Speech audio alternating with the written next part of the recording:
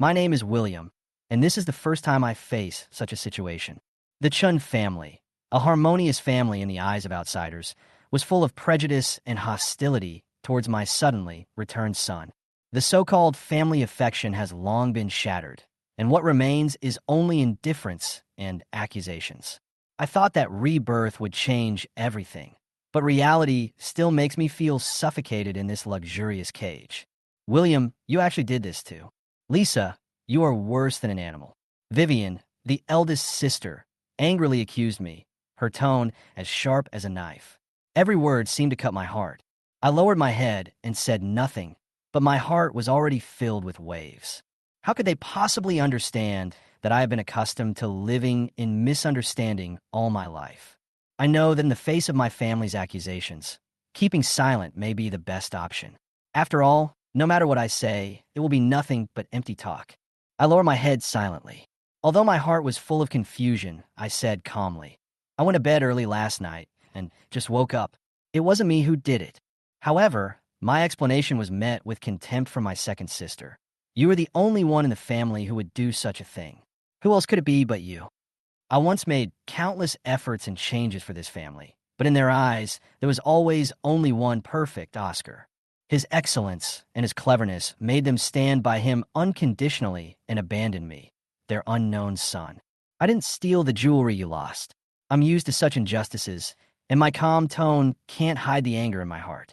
You dare to quibble? The third sister's sneer made my heart tighten. She threw the pendant in her hand and hit me hard.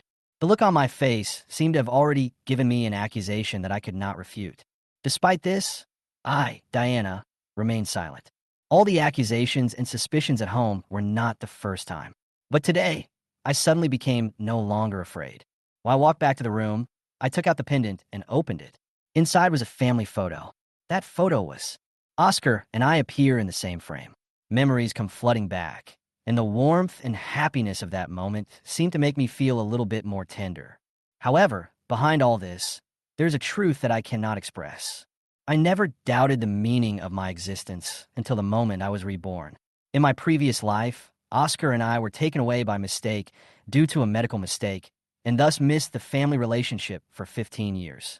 I was raised by a strange couple of elderly people until Oscar needed me because of kidney problems, and then we met again. Oscar bribed the doctor, faked a medical accident, deliberately let me die, and took away everything that belonged to me. And I didn't realize until today that all this was premeditated from the beginning. When my life on Earth came to an end, I felt an inexplicable emptiness, and somehow I was reborn back to the blue planet. It was a month before my 18th birthday. Looking back on my past life, I wished countless times that my parents would treat me like their own son, just like they treated Oscar, and give me the love I longed for. At that time, I always fantasized that my sister would be like a gentle angel, saying to me in a soft voice, "My dear brother, I love you the most." On my birthday, I would have my parents by my side, surrounding me, making wishes, blowing out candles, and giving me gifts that they had prepared with care. These should be simple wishes. Why are they always so difficult to achieve? At that time, I was full of resentment, and my only hope was that my parents could share some of the love that Oscar got. Even if it was just a little bit, I would feel satisfied. Just as I was immersed in these memories, I suddenly heard my father Richard's angry voice from downstairs. "Get down here, you little bastard." His anger seemed to shake the entire roof down. "Old Fong, hurry up and drag that rebellious son down." I didn't respond immediately, but listened quietly, until Richard slapped the coffee table again, his voice even heavier. "Little beast, things have come to this point. How are you going to solve it?" "I've already said it wasn't me. So how do you solve it?" I responded calmly and coldly, feeling helpless. Vivian couldn't help but interrupt. "It wasn't you who did it. Could someone have deliberately stolen your pendant and put it on Lisa's bed to frame you?" I glanced coldly at Oscar, who was leaning against Grace, and asked calmly, "Brother, do you really think I did it?" Oscar's expression suddenly turned into shock, his eyes full of disbelief. "I know you don't like me, but no matter how much you target me, I won't do such a thing. You also know that I—" As he spoke, his eyes gradually became moist, tears welling up in his eyes. Grace looked at the scene and said distressedly, "William, how could you become like this?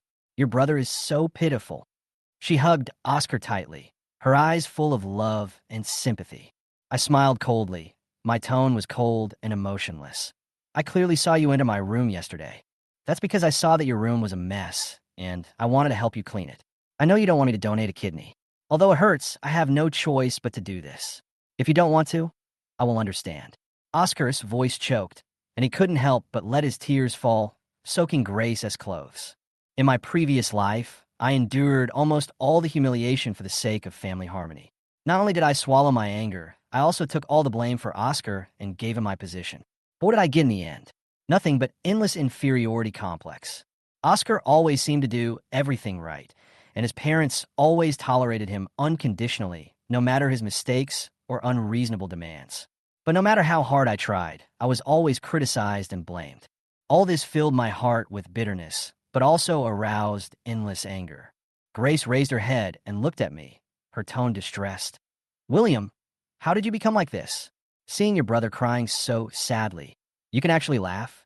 I smiled gently, my tone calm but cold. "Thank you, Mother. Since you have made up your mind, then go and die." Pa! Grace was stunned for a moment, then suddenly stood up and slapped me in the face. "I'm sorry, William. I'm sorry." She was stunned for a few seconds. Tears couldn't help but flow out, and she was obviously regretful.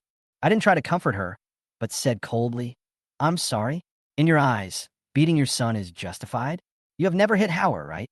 She was stunned and returned to the sofa, her eyes tired, as if she had lost all her strength. "Shut up. Do you think you're right to do this?" Richard roared and kicked over the trash next to him. "It wasn't me. You can call the police." I responded calmly, knowing that this would mean nothing to me. Call the police? If the scandal gets out, how will our Chun family save face? The eldest sister, Vivian, hurriedly defended the family's reputation, impatiently. "You knew Oscar was engaged to the Chin family, but you made such a big fuss on purpose and threw dirty water on him. How could you be so mean?" Nina stood aside, her tone full of disdain. I sneered. "You have always considered things from your own perspective and never cared about me." Then my father kicked me angrily with such force that I almost fell down. "How can you talk like that? Howard is 100 times better than you." Richard was furious and almost out of control. I held onto the rattan tightly and resisted his attack. "Your precious son is a beast." Snap! The rattan was swung at me again, and my arm was severely whipped, leaving a bloody mess.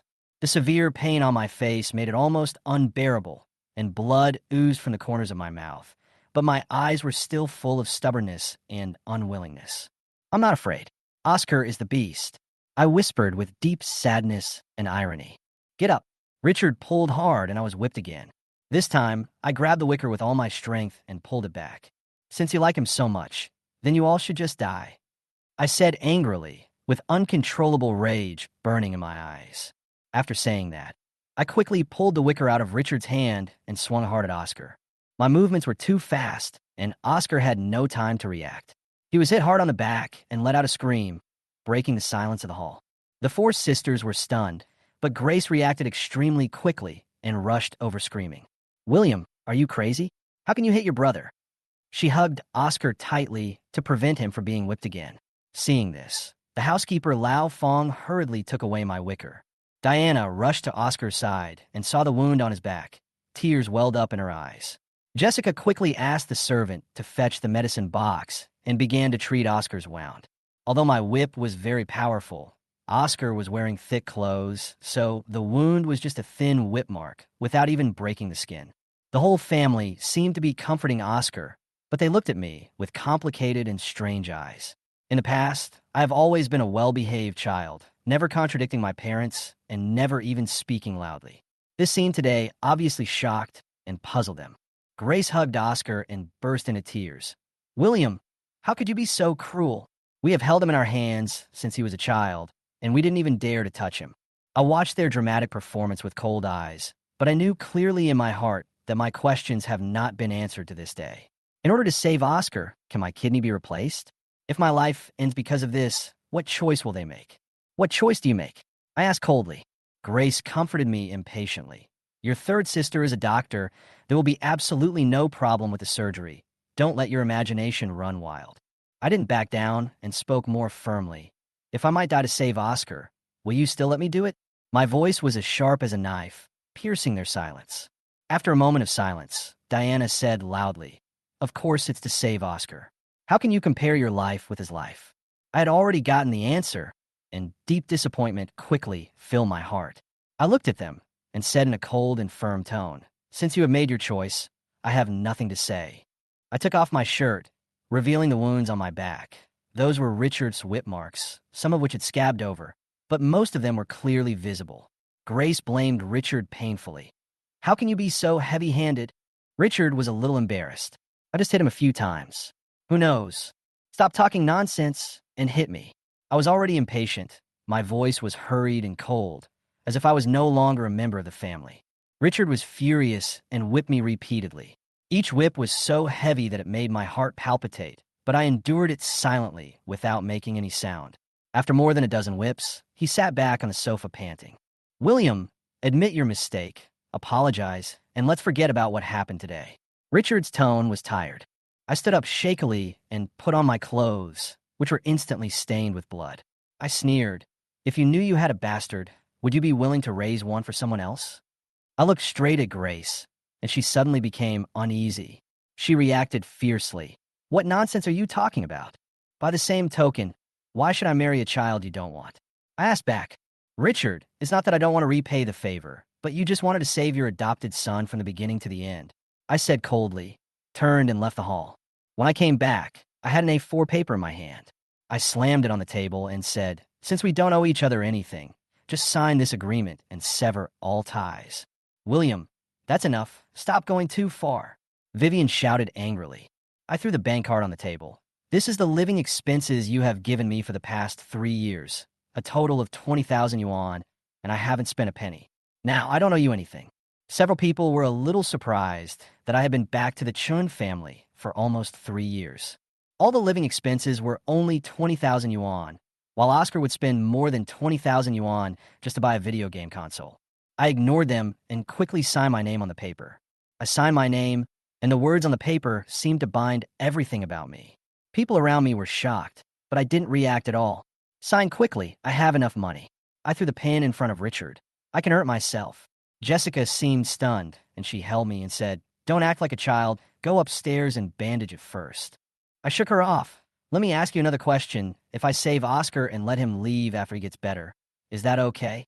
Before Richard could speak, Diana shouted, "Dream on. Oscar will never leave the Chun family." Grace tearfully said, "You are all my dearest ones. Why do you make me choose? Mom is in so much pain." Oscar whispered, "I am willing to leave. I don't want my brother's kidney. I am willing to do anything as long as my brother is happy." Oscar glanced at me secretly. "I packed my luggage last night and prepared to leave. I just hope you won't blame me." Grace cried even harder. "Howard, you can't leave. You are my baby," Diana said in dissatisfaction. "William, can't you give in to your brother? He is younger than you. Can't you give in to him?" I watched this farce quietly. Oscar was so into the role that he kept pulling Grace towards the door. Richard slammed the table and said, "Even if he has to leave, he should leave." After that, he signed. "Since we have nothing to do with each other, why should I give you a kidney?" "William, how can you just stand by and watch someone die?"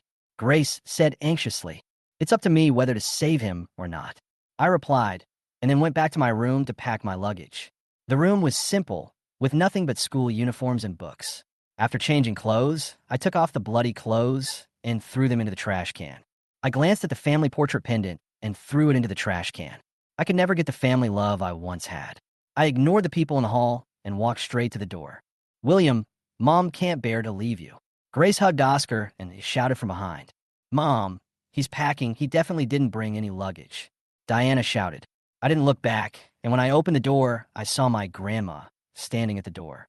She was sitting in a wheelchair with an 4 drip hanging on her body, looking very weak. I was a little stunned. Grandma was the only family member who was kind to me. She was in the hospital all year round and rarely went home. "Grandma." I squatted down and called softly, "Silly child, have you been wrong?" Grandma touched my head, her eyes full of heartache. "It's okay, Grandma. I'm very happy at home." I smiled. Grandma looked at the wound on my arm and tears welled up in her eyes. "You guys bullied him to this extent. How could I not come back?" Richard came over in the hall and frowned when he saw Grandma. "Why did you come back when you were not recuperating in a hospital?" Grandma glared at Richard and said, "If you don't come back, you will bully my precious grandson." "We didn't bully him. He was the one who violated Lisa and refused to admit it. He also hit Oscar, Diana said, as she prepared to turn over Oscar's clothes to show her grandmother. Diana, come here, Grandma whispered. Diana ran over happily and squatted beside the wheelchair. Grandma, I miss you so much. Diana, without hesitation. Do you have the right to speak here? Diana's face was red and swollen. Tears welled up in her eyes, and she started to cry loudly. Vivian hurriedly grabbed her and tried to comfort her. Richard said distressfully, Mom, this time it is really the fault of the rebellious son. Don't blame Diana. Grandma snorted coldly. Don't blame him, blame you. How did you treat your son? Oscar saw this and quickly said, Grandma, it's all my fault. My brother is angry. In this case, I'd better leave. Grace quickly stepped forward and held him back. Mom, this has nothing to do with Howard. William does have a bad temper. We will educate him well. Grandma rolled her eyes and looked at Oscar. Come on, lower your head. Oscar bent down and lowered his head. Okay, Milk? Pa! Grandma slapped him again. You are just a bastard. How can you have the right to speak? Grandma was panting. Grace and the others watched Oscar fall to the ground in amazement. No one dared to help him. Grandma coldly ordered. Whoever dares to help him will never enter the Chin family again. She turned to Richard. Go clean it up and get that bastard out. Richard and Grace were obviously unwilling, but Grandma was firm. Either he leaves, or William and I leave the Chun family. Grandma, I'm really tired. Please let me go. I said softly, looking at my grandma. Grandma's eyes gradually turned red, and she couldn't help but shed tears. She hugged me tightly and said, Silly child, why didn't you tell me earlier? Grandma didn't know you were suffering so much. She sighed and said, Go, Grandma supports you. Grandma, you should go back to the hospital. You are not in good health. After I said that, I knelt down, kowtowed heavily, then turned and left. As I walked out of Chin's house, Grace's crying gradually faded away, but my heart remained calm. In my previous life, I might have been moved, but in this life, I no longer care. Walking aimlessly on the street, I unknowingly came to the moat. I lay on the green belt, looking at the starry sky, and felt an inexplicable tiredness. I closed my eyes and fell into a deep sleep. I was really tired.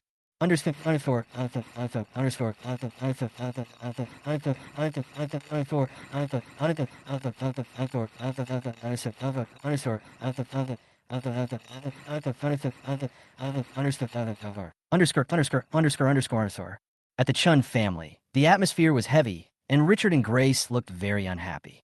Before leaving, Grandma scolded them harshly and threatened to cut off relations with them. Richard said in a deep voice, Dad, it's all my fault. If it weren't for me, my brother wouldn't have left. Oscar lowered his head and said, I'd better leave. Howard, don't say that. Grace looked at him distressfully. William is important, and you are important too. Mommy can't bear to let go. Oscar added, If I don't donate my kidney, I won't live long. He stood up to get his luggage. Stop, Richard said. Don't worry about the kidney problem. If he can't survive, he will come back naturally. He looked at Jessica. Give Lisa some money and send her away. Oscar said confidently, Lisa is not injured. Vivian frowned slightly. How do you know Lisa is not hurt? Oscar lowered his head and stammered, I guessed. I don't think it needs to be checked. I've just been hurt. Well, just listen to Oscar. Jessica looked at Oscar strangely. In fact, it is not difficult to find out the truth.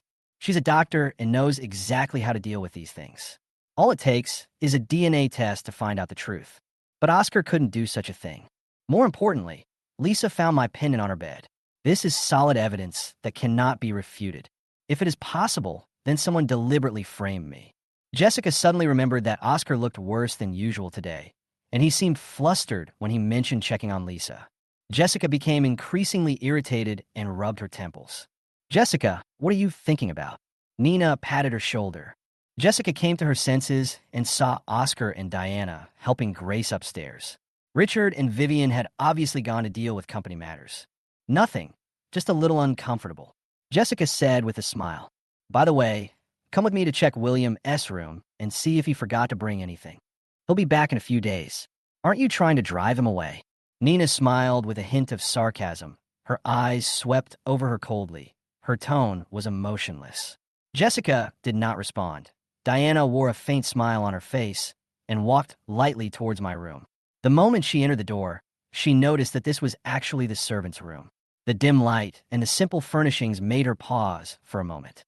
3 years ago, when I first arrived here, I also temporarily lived in this room. Gradually, everyone seemed to have forgotten about it, and the room became as if it had never belonged to me.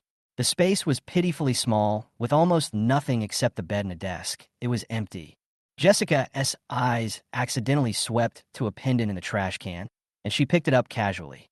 There was a photo in the pendant, which was the photo of our family at that time.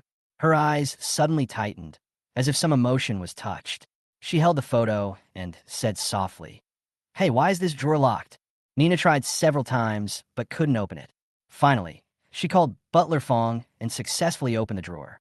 Inside was a yellow diary. Nina flipped through a few pages casually and said disappointedly, "It turned out to be a diary." Jessica hurriedly took the diary, her face slightly solemn. "Diary is other people's privacy. You can't flip through it." She gently closed the diary and whispered, "I'll take it to William another day." Nina looked at me in confusion, frowning slightly. "Jessica, why do you suddenly care about him so much?" I lowered my head and was silent for a while, then slowly spoke. "Maybe we care too little about him." Jessica's eyes were a little deep. She lowered her head and stared at the diary, and fell into a long contemplation. At night, the cool breeze from the moat blew by. I turned over and felt a little cold. I couldn't help curling up. Suddenly, a familiar fragrance came over me. This smell was very special. It was not the smell of perfume, but a fresh soap fragrance. That fragrance made me feel as if I had returned to the past, but I couldn't explain why. I sat up suddenly, my heartbeat quickened. "Are you awake?" A familiar voice sounded. I turned around and saw her sitting next to me, wearing thin clothes and trembling slightly. "Sister Angelia, why are you here?" I asked in surprise. She smiled at me, her eyes full of tenderness and love. She sneezed, "Achoo." The sound was soft and fragile. I hurriedly put my coat on her, feeling guilty. "I'm not cold. You put it on first. Be careful not to catch a cold." But she put her coat back on me and then hugged me tightly. "Have you been treated unfairly at home?" I'm living well at home, and they all love me very much. But I didn't say it firmly enough, and a complicated emotion surged in my heart. Angelia brought me home. I realized that her family was in a very difficult situation. She had to work overtime every night and could not go home until the early morning. Seeing her working so hard, I felt guilty. I thought about dropping out of school and working to help her share the burden, but she always stopped me. In order to please my father, I haven't visited her for a long time, and I always feel a little guilty towards her. When you're in a bad mood before, you like to go to the river to enjoy the breeze. Angelia said softly. I didn't respond, but just hugged her tightly, leaned my head on her shoulder, closed my eyes, and enjoyed the warmth. Angelia's words until I suddenly heard a familiar voice. "Nyin, go get some barbecue for your brother, and remember to bring some Wanglaji." I turned around and saw Penny next to me. She was a few months younger than me, but she was already familiar with the hustle and bustle of this world. "Why go to school?" Penny pouted and continued. "When my sister heard that something happened to you, she abandoned her stall and took me to look for you everywhere." She pouted and complained. "We went to the orphanage, school, and even the places you had been to. Finally, we found you in this mode." Penny's tone was a little blaming. "You're such a worry." I scratched my head embarrassedly, feeling full of guilt. "Okay, little chatterbox, go get some barbecue for your brother." Angelia suddenly interrupted Penny, her tone a little anxious. "Your brother is hungry." Penny muttered reluctantly, turned around, and disappeared into the night. Not long after, Penny came back with 2 bags of barbecue, still with a dissatisfied expression. "William, no matter what happens, eat your fill tonight." Angelia handed me a bunch of roasted ginkgo nuts, and her gentle smile made me feel warm in my heart. "Well, at times like this, it's more fun to eat barbecue and drink." Penny complained. "Sister Angelia, why didn't you buy some wine? They're just kids. Why should they drink wine?" Angelia replied with a stern tone that brooked no room for rebuttal. I flicked Penny's forehead gently. "Wow, that hurts, you bastard." She immediately jumped on me and started to play with me. The wound on my back was in great pain because of her movements, and I couldn't help but scream. "What happened to you?" Angelia immediately noticed something was wrong, quickly pulled Penny away, and looked at me worriedly. Her eyes suddenly became cold, and she quickly rolled up my clothes. When she looked at the scars on my back and arms, her eyes suddenly became cold. "Who did it?" Her voice trembled slightly. full of anger and confusion. Penny was stunned. She had never seen her sister express such strong emotions. When she saw the scars on my body, her tears welled up instantly.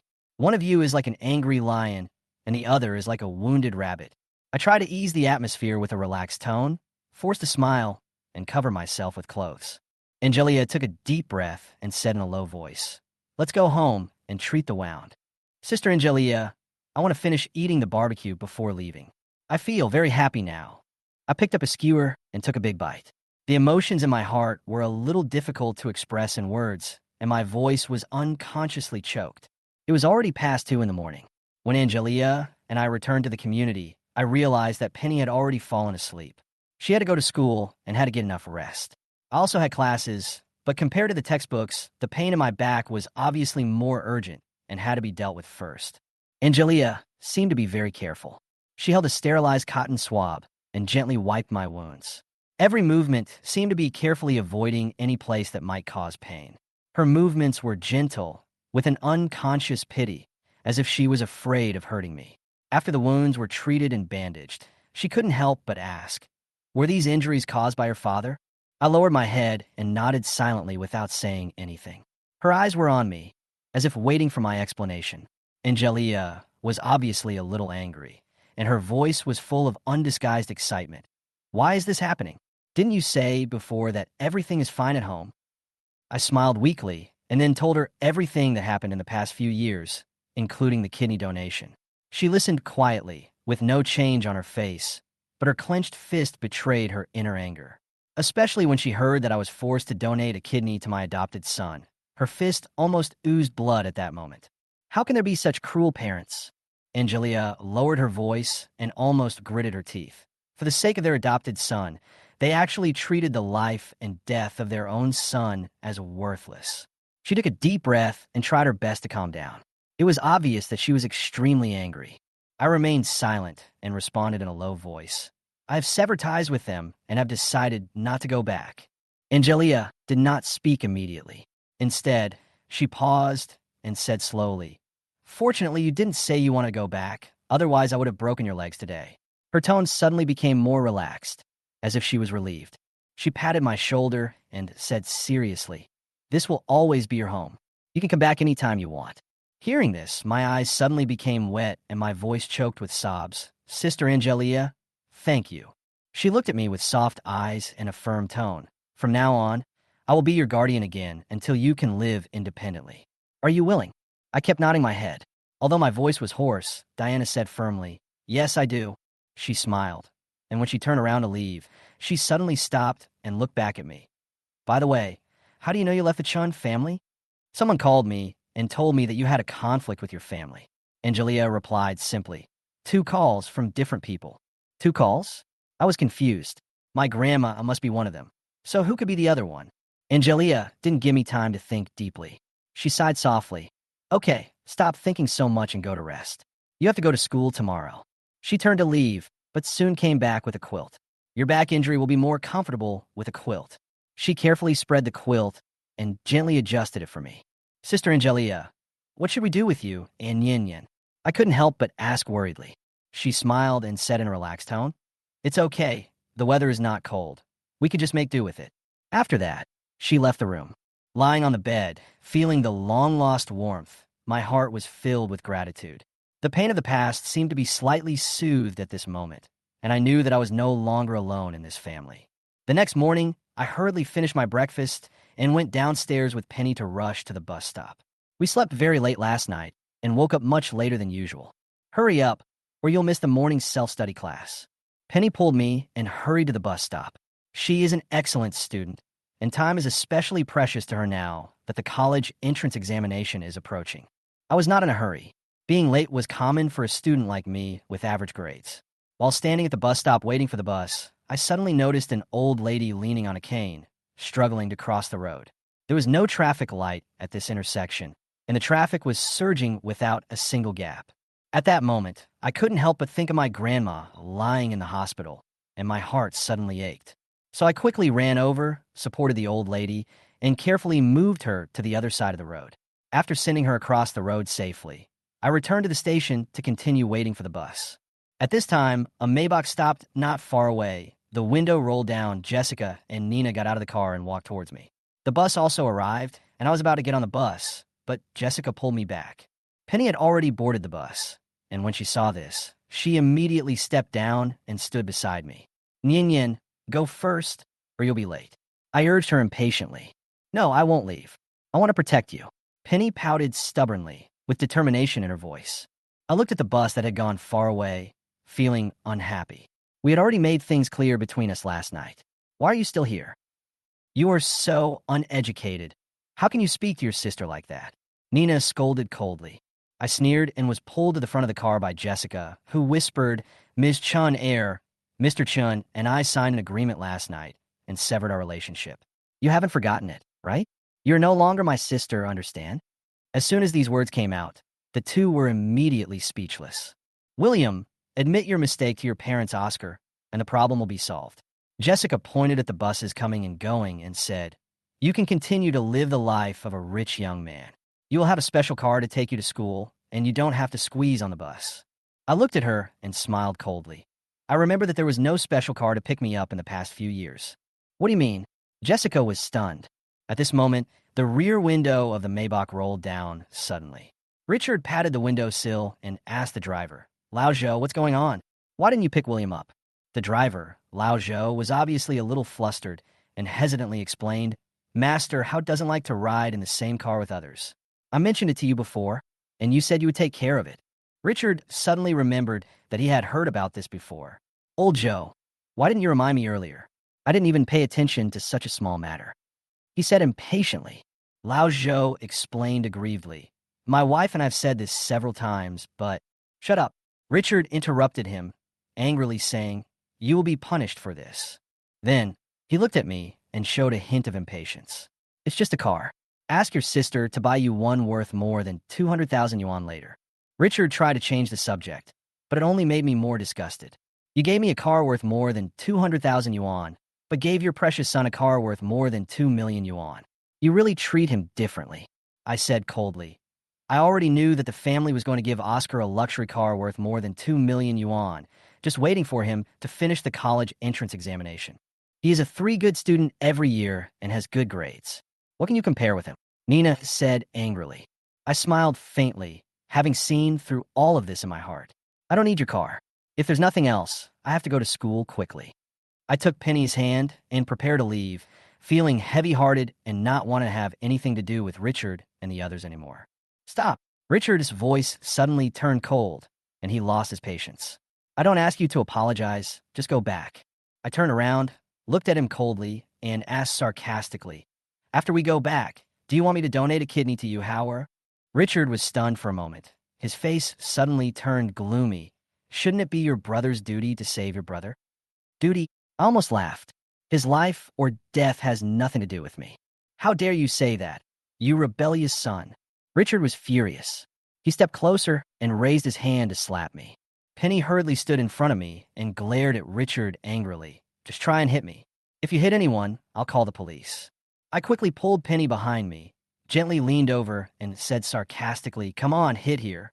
I slapped my face. After the fight, can you please let me go, Mr. Chun, and don't bother me again, okay? Richard, his hands froze in the air and finally fell down helplessly. If you don't fight, I'll leave, I added coldly. At this time, a new bus arrived at the station. I took Penny's hand and quickly got on the bus. When the door was about to close, I couldn't help but look back and said coldly to Richard and the others, have you ever thought about why Oscar and I have such a high kidney match? How could I give birth to such a rebellious son? Richard said angrily. He obviously felt that he was not wrong. Maybe he was a little strict with me, but he always thought it was for my own good. He was convinced that if I didn't correct my behavior, I would get into big trouble sooner or later. What he cared about most was my jealousy and targeting of Oscar. I knew in my heart that I had finally found my home. But what about Oscar? He didn't even know who his biological parents were, which was really pitiful. Especially in the matter of donating a kidney, he said that I would only lose a kidney, but Oscar might lose his life. Richard couldn't understand why I could be so cold-blooded and make such a hard-hearted decision. He had tried his best to beg me humbly today, but I didn't appreciate it at all. After saying that, he kicked the back of the front seat angrily. The atmosphere in the car suddenly became dull. and Lao Zhou almost turned the steering wheel crookedly. Nina hurriedly comforted him. Dad, don't worry about him anymore. Let him suffer more outside. He will come back sooner or later.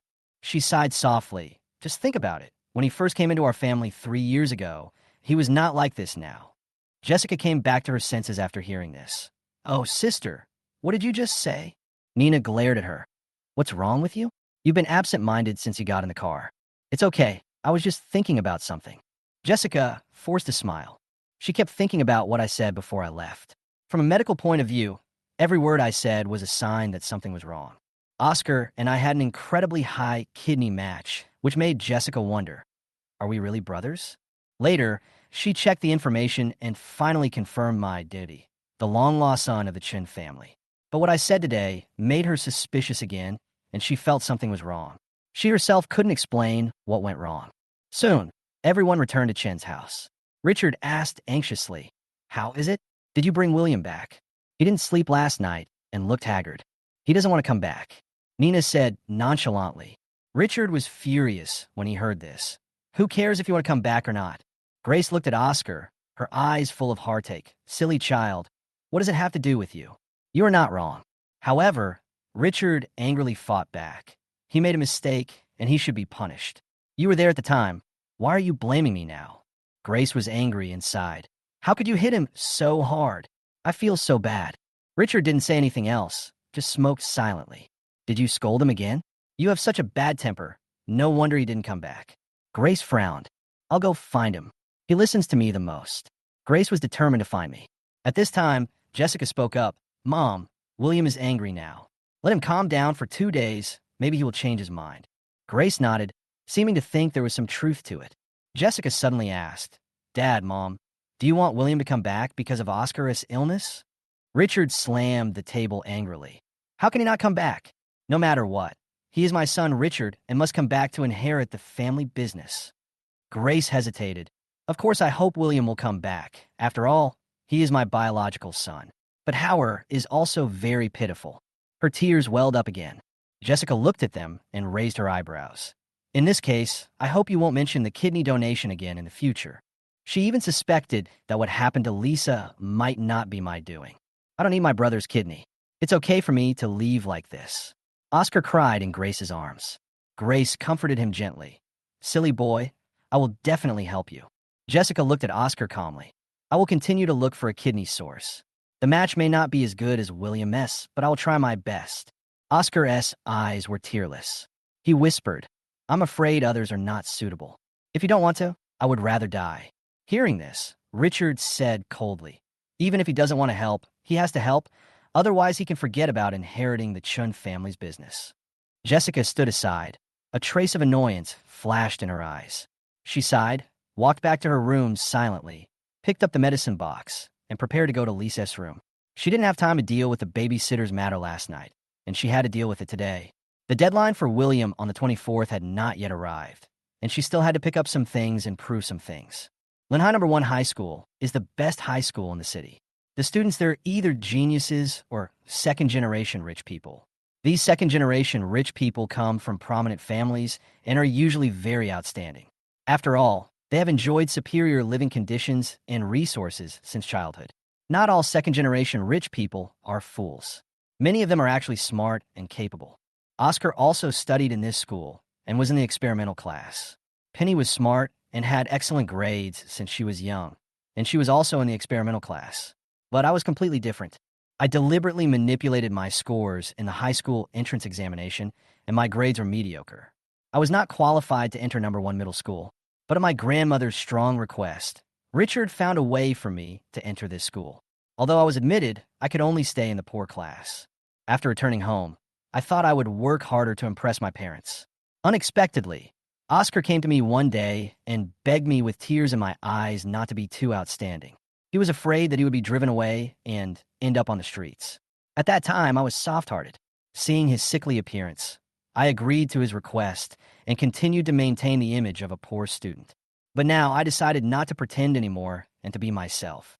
When the school bell rang, I went to the senior high school experimental class and prepared to go home with Penny. When I arrived at the experimental class, I found that all the students were looking down and studying hard. After all, Those who could enter the experimental class were students who work hard for Tsinghua University and Peking University. While most people in the poor class, I was an only wanted to get into a 211 university and had no ambitions. Before the bell rang, their school bags were neatly packed. I looked for Penny for a long time, but couldn't find her. After I walked into the classroom, I saw them discussing a math problem. I looked closer and found that Penny was among them. In addition to her, there was another person I didn't want to see. Eva, the school beauty of number 1 middle school and Oscar's fiancée. It turned out that they were discussing a math problem. This problem was not difficult for me at all, but I didn't expect them to discuss it for so long.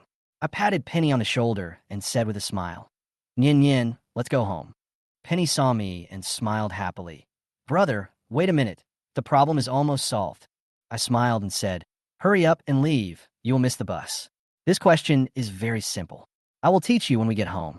The students in the experimental class were a little surprised and looked up at me. They didn't expect me to be so confident.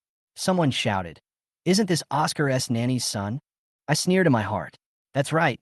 In order to keep Oscar S. engagement, the Chun family has always claimed that I am their nanny's son. You are a student in a poor class, and you dare to say that this question is easy? You are such a boast. They began to laugh at me wantonly, with contempt in their words. Eva heard them mention the Chun family. She looked up at me, then lowered her head and continued to solve the problem.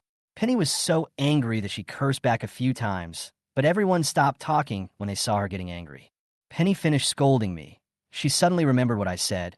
Her cheeks turned red, and she pulled me out. But I was no longer the William who was bullied by others. I pushed through the crowd and snatched the pen from Eva. I wrote quickly on the paper. 5 minutes later, the blank paper was full. Then, I threw the pen on the table and said coldly, "I am not the son of the Chun family's nanny. The Chun family is shit." After saying that, I took Penny and left in style, leaving behind my classmates with shocked faces. After returning home, Penny couldn't wait to tell Angelia about what happened today. "Sister, brother actually dared to say that the difficult question was easy. He really acted like a big shot." Angelia was cooking and ignored her. Penny continued to walk back and forth between the kitchen and the living room, complaining, "The most annoying thing is that he obviously couldn't figure it out, but he pretended to have figured it out. It's really annoying." Angelia finally stopped what she was doing and looked at Penny with a smile. "How do you know that the answer he wrote down is wrong?" Penny was stunned, then picked up the phone and called Eva. A few minutes later, Penny seemed to be in a trance, muttering to herself. Brother actually solved that problem and used 3 different methods. It's incredible. She looked at Angelia, expecting to see a surprised expression on her face, but Angelia remained calm. "Sister, aren't you surprised?" Angelia smiled and said, "Your brother has always had this ability, but he just pretended not to care before. He deliberately controlled his grades just to go out and work early. It would be easy for him to get into Peking University or Tsinghua University." Penny suddenly realized. "So you let him keep reading?" Angelia nodded. "As long as he is serious, I don't care about the rest." Angelia, seriously. "Sister Angelia, I was ignorant before and didn't study hard. From now on, I decided to study hard and try to get into a 985 university." I spoke carefully, afraid that she would think I was bragging. But Angelia seemed to have seen through it all and responded easily. "As long as you work hard, 985 will be no problem." Penny asked in confusion, "Brother, do you really just want to get into an ordinary 985 university? Don't you want to challenge Peking University or Tsinghua University?" I scratched my head and said casually, "Well, Tsinghua and Peking University are a bit difficult. 985 is pretty good." Halfway through the meal, Penny suddenly yelled, and I was startled by her. Angelia frowned and looked at her, her tone unhappy. "Sure, why are you yelling?" "Sister, the Chun family came to see me again this morning," Penny said anxiously. She almost forgot about it and quickly added, "They almost beat me up, but luckily I stopped them." Angelia heard this. The chopsticks in her hand suddenly stopped and then slammed on the table. "Chun family, this is really the end of fun, right?" Her tone made the whole atmosphere tense. Penny and I were terrified and quickly comforted her. "Sister Angelia, don't be angry. They won't dare to do anything to me. If they dare to mess with me again, I'll slap them," I added, trying to calm her down. Angelia took a deep breath and picked up the chopsticks again. "You'd better keep your word." The Chin family's house, in Jessica's room, the atmosphere was also extremely tense. "Jessica, what's the matter with you calling us here?" Vivian asked. "Third sister, hurry up and tell me, Don't waste time. I have to go back to finish the manuscript. The readers are urging me to finish it, Nina said while holding her mobile phone, seemingly handling work. Diana also frowned. Third sister, hurry up. I still have to take care of Oscar. Jessica glanced at a few people and said lightly, Today, I gave Lisa some money and sent her away. Everyone was stunned for a moment, and Vivian nodded. Yes, it should be so. The Chin family is sorry for her. It has nothing to do with us. It was all done by that bastard William. He should pay for it. Diana was indignant and obviously dissatisfied. In any case, we didn't take good care of him. I think we're also responsible. Nina softened her tone. Jessica continued. Actually, I called you here today because there's something more important. After hearing this, everyone fell silent. Vivian looked at her in confusion. What's the matter? Hasn't it been resolved yet? Jessica picked up a transparent bag from the table, which contained a piece of gauze. Before Lisa left, I examined her and took some of her internal fluids. She shook the bag. This is the sterile gauze of Lisa's internal fluids.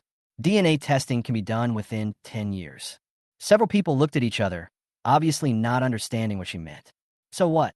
Vivian still didn't understand. I plan to take this for a DNA test. Jessica finally expressed her plan. Diana snorted coldly. What kind of test? Wasn't this done by William? Nina's eyes lit up, and she suddenly understood. Jessica, do you want to use this test to prove William's crime and make him come back to explain? Diana also became excited. Her eyes lit up. Third sister, this is a good idea. Let's do the test quickly, and then we'll see what that beast has to say.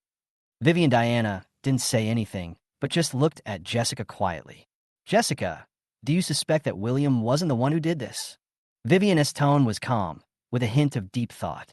Jessica nodded slightly, indicating that she agreed with Vivian's guess. Diana exploded.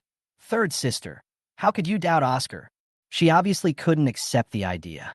Yeah, third sister, why would you doubt Oscar? Nina also seemed a little puzzled and became nervous. How could he do such a thing? Besides, with the pendant as evidence, how could Oscar frame William?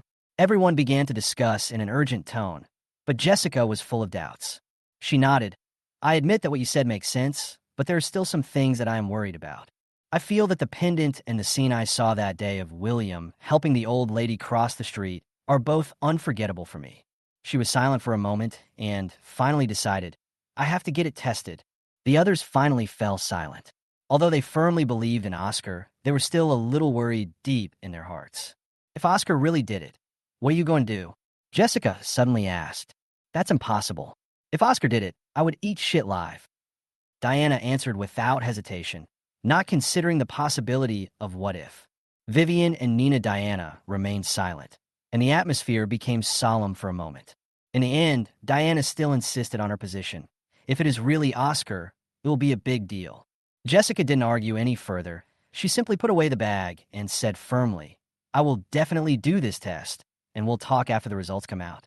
In the end, they didn't say anything else, and the atmosphere remained depressing. I lay on the table, feeling a little heavy, thinking back to the past years. I once watched a web drama called The True and False Young Master, and the plot made me think deeply. The real young master in the drama donated a kidney to the fake young master, but died tragically, and the fake young master eventually betrayed everyone and seized the family's property. After my rebirth, I found that Oscar and Grace were somewhat similar, and I even began to suspect that Oscar was Grace's biological son. However, Diana, could not figure out what the relationship between Oscar and me was. It didn't matter to me to figure out these questions, so I closed my eyes and prepared to take a nap. At this moment, I felt someone tapping my shoulder. I looked up and saw that it was Eva. Her beauty did not interest me, so I asked her coldly, What's up? Eva was obviously surprised by my attitude. Usually, no matter where she was, boys would be enthusiastic when they saw her, but I was so cold. She smiled and said, Sister Jessica is looking for you. I didn't want to pay attention and said directly, Tell her that I'm going to sleep and I'm busy. However, Eva did not leave, but continued. Sister Jessica said she has something to return to you, and she has to ask you to go out. I sighed, got up reluctantly, and walked towards the school gate. There was a Maserati parked outside, and Jessica was leaning against the front of the car, seemingly waiting for me. I walked over and asked impatiently, What on earth do you want to give me? She said in a somewhat dissatisfied tone, William, no matter what, I am also your sister. Why are you like this? I replied coldly, That's all in the past. I only have one sister now, and that's Angelia. Jessica was obviously a little angry, but Diana said unwillingly, "You have lived with Angelia for 4 years, and with us for 3 years. Isn't our relationship more important than hers?" I sneered and said firmly, "Although we are not related by blood, Angelia treats me like a family member. What about you? I have been in the Chun family for 3 years. On my birthday, you asked me to sign a kidney donation agreement. When I was sick, you only cared about Oscar's birthday party and left me aside. I was so angry that I almost lost control. What kind of relatives are you?" Jessica didn't answer, but just lowered her head. I turned around and prepared to leave, and she suddenly called me. "William, come back and apologize to your parents. Oscar will definitely not hold it against you." I turned around and yelled, "Fuck your apology. I did nothing wrong. Get lost." She handed me a diary and a pendant, which were my most precious things. Once upon a time, I was like a pitiful licking dog, trying hard to please the Chun family and get their attention. But now, I no longer degrade myself. I sneered, snatched the two things from her hands, and threw them into the trash can without hesitation. What a piece of junk, it's an eyesore. Jessica watched me leave, feeling powerless, and leaned against the car until I disappeared completely. She picked up the diary and pinned it on the ground, looking heavy. When Jessica returned home, she saw the whole family gathered together happily, and Diana was also smiling happily. Seeing that she looked depressed, Vivian asked with concern, "Jessica, what's wrong with you?" She forced a smile and didn't answer, but asked back, "What are you talking about so happily?" Grace smiled and replied, "Oscar's birthday is coming soon, and we're discussing what to do." Diana asked excitedly, "Third sister, what gift are you going to give Oscar?" Jessica smiled and looked at Oscar. "Oscar, tell me what you want and I'll buy it for you." Oscar's eyes suddenly moistened, and he said, "I don't want anything. The most important thing is that my brother can come back." Everyone was stunned. They didn't expect Oscar's gift to be this. Grace immediately hugged Oscar and said, "Good boy. Mom will go find William right away." Richard also sighed. "If that rebellious son was half as sensible as Howard, I wouldn't have to worry so much." "Why do you still care about him when he treats you like that?" Diana snorted. "If he comes back again, he should be taught a lesson," Nina agreed. Vivian asked, "Jessica, is there any progress in finding a new kidney for Oscar?" "Well, the match is 4 points, which is pretty good." Jessica replied, "Only 4 points, isn't that too low?" Grace frowned. "William's kidney match is 8 points. It's not that dangerous, but there will be more rejection, which won't have much impact on your normal life," Jessica explained.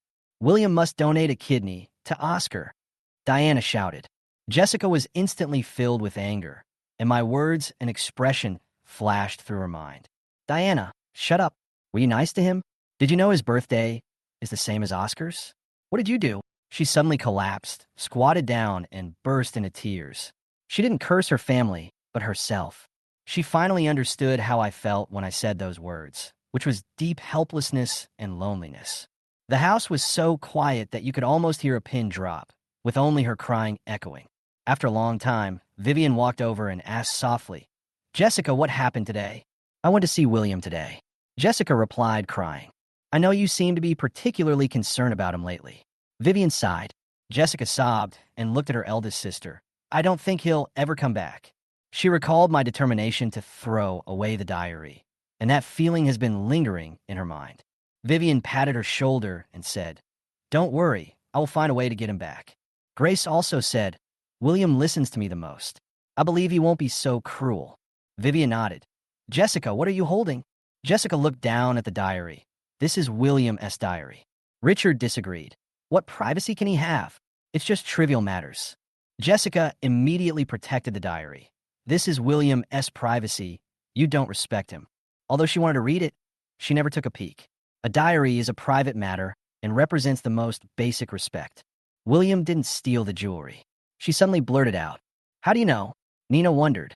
"I don't know. Anyway, William wouldn't do such a thing." Jessica firmly believes that I am not that kind of person. The only thing I am looking forward to now is the DNA test results of Lisa's body fluids. If William hadn't stolen it, who else in the family would do such a thing? Jessica sneered, knowing that this was not groundless. Every time something was lost in the house, it was related to William's appearance. Jessica didn't answer, but lowered her eyes with a complicated expression. She was probably struggling in her heart, wanting to believe me, but not daring to completely let go of her doubts about Oscar. "You're not doubting Oscar, are you?" Nina asked directly with a heavy tone. Jessica shook her head, feeling uncertain. Compared to William, Oscar had no motivation to do these things. Moreover, since William entered this family, valuables have always disappeared mysteriously. "Isn't this a coincidence?" "Shut up." Diana's voice was full of anger. "You are all blind. How dare you doubt my brother?" The atmosphere at home suddenly became solemn, and Richard slammed the table angrily. "How could you have such an idea, Jessica? You are too much." Jessica lowered her head and stopped talking, silent as a cold stone. Suddenly, Diana's voice came again. "Not only that, the third sister also took Lisa's body fluids and sent them for testing." This sentence was like a bomb that exploded. Richard and Grace's faces turned pale in an instant. "Jessica, why do you have such an idea to doubt Howard?" Grace's tears had already begun to well up in her eyes. She unconsciously covered Oscar with her hands. "You guys forced William to leave. Are you going to drive Howard away too?" My heart ached as I saw them arguing so fiercely. I suddenly understood why I was so angry. "Jessica, go and apologize to Oscar." Richard's tone was stern and cold. Jessica lowered her head, her mind full of confusion, and slowly said, "I'm sorry, Howard, I didn't mean that." Oscar didn't seem to fully understand all this. He just stood there blankly with empty eyes, looking lost in his own world. Jessica turned and left, feeling heavy-hearted. All the arguments and doubts seemed insignificant. "William, come back soon." Mother Grace crying echoed in my ears, but I could never go back. As night fell and the school bell rang, I quickly put on my backpack and walked quickly to the stairs. After waiting for a few seconds, Penny ran down from upstairs and rushed to my side screaming. We looked at each other and immediately ran towards the school gate. If the teacher can finish class on time, we can catch the next bus and go home half a William earlier to prepare dinner for Angelia, so that she doesn't have to rush to cook after work. For me, this is not only to save time, but also to relieve Angelia's stress.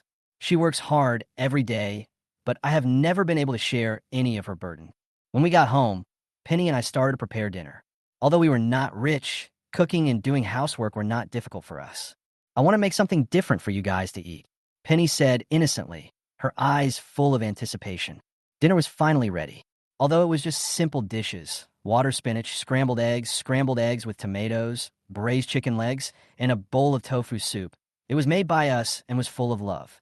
Angelia came home, took off her coat tiredly, and when she saw the dinner we had prepared, she smiled for the first time in a long time. I looked at Angelia and felt guilty. She worked so hard, but I was always helpless. During the meal, the topic turned to tonight's chicken drumsticks, but there were only 2 drumsticks for 3 people. I quickly put a drumstick into Angelia's bowl. She also reached out and put the other drumstick into my bowl almost at the same time. We smiled at each other, as if we were in sync. "Sister Angelia, eat one first. You still have to go out and set up a stall in the evening." I said seriously. "You and Penny are in the growing stage. You guys eat." She insisted. Penny reached out and grabbed my chicken leg and started eating it. "Sister is the adult. The chicken leg is for you, brother, and I can eat it." The 3 of us continued eating with smiles on our faces. Although we were not rich, these simple moments were the most precious to us. As I was eating, I suddenly realized that I had to do something and I couldn't let Angelia suffer like this any longer. I couldn't keep dragging her down. It was time to take responsibility and make some changes. A gleam of determination flashed in my eyes. I decided that I had to find a way to make money. After dinner, Angelia went out to set up a stall, while Penny was busy doing her homework. I turned on my phone and started browsing the news and studying the economic development of this country. I couldn't help but get excited. It turns out that the historical development trajectory of Blue Planet is extremely similar to that of the Earth in my previous life, with almost 90% similarity. In other words, Blue Planet and Earth are actually 2 parallel worlds. This discovery made me very excited. Although the events in the 2 worlds were different, the general main line did not change. In other words, the major events that occurred in history were the same, such as which countries perished in what time period, where major earthquakes occurred, and even some catastrophic events. But in terms of details, things like buying lottery tickets and stock trading are basically the same as everyone else, relying on luck. I quickly turned my attention to real estate. Through analysis, I found that the current housing prices were not high, and if the historical development trajectory did not change, the housing prices this year would definitely soar. Therefore, if you want to make money lying down in this world, you have to buy houses like crazy. But here comes the problem. It is easy to buy a house, but where does the money come from? I don't have a penny and can't pay such a large amount of money for buying a house. Thinking of this, I had to rub my forehead and fell into deep thought. Just as I was thinking about how to raise funds, Penny suddenly walked in, hugged my neck without warning, rested her head on my shoulder, and said in a sweet voice, "Brother, I want to sleep with you tonight." I was startled and quickly pushed her away. "Nyin, we can't sleep together." "Why? Didn't we always sleep together before? Why not now?" She obviously didn't understand my refusal. My head ached, and I had to explain patiently. "Nyin, we are all grown up now. It's not appropriate for us to sleep together casually." Penny frowned in confusion. "Are you dissatisfied with my sleeping posture and don't want to sleep with me?" I was speechless for a moment and didn't know how to explain. "I don't care. I'm going to sleep in your room tonight." Faced with her persistence, I was completely helpless. It was already 1 in the morning when Angelia came back late at night. She saw that Penny was not in bed, so she went straight to my room. When she saw the scene on the bed, Angelia almost laughed out loud. It turned out that Penny and I were lying on the bed like two lazy cats. Penny hugged my thighs, and I pushed her feet with my nose. The way we looked was really hilarious. Angelia sighed helplessly, covered both of us with the quilt again, and quietly left the room. The next morning, William woke up a little late. As soon as I opened my eyes, I found my mouth was a little salty. I looked down and saw that Penny's feet had been inserted into my mouth. I pushed her away with disgust and tried not to make any sound. Although it was a bit embarrassing, I didn't plan to wake her up and went to wash up by myself. At this time, Angelia has already gone to work. She works all year round and is always busy. Looking at the breakfast prepared by Angelia on the table, my determination to make money became stronger. Suddenly, there was a knock on the door. I opened the door and saw Eva standing at the door. "Are you here to see Yin Yin?" I was a little surprised. I didn't expect her to come at this time. Eva was slightly startled, and when she saw me, she showed a puzzled expression. Then she bent down and bowed and said, "Yes, I'm here to see Yin Yin." I nodded and let her in. Then I walked to my room and kicked Penny awake. Penny came out with disheveled hair and traces of saliva at the corners of her mouth, looking like she had not woken up yet. She muttered, "Brother, why did you bite my feet again when I was sleeping last night?" Her voice was so loud that it almost embarrassed me, but she didn't seem to realize that Eva on the sofa had heard it.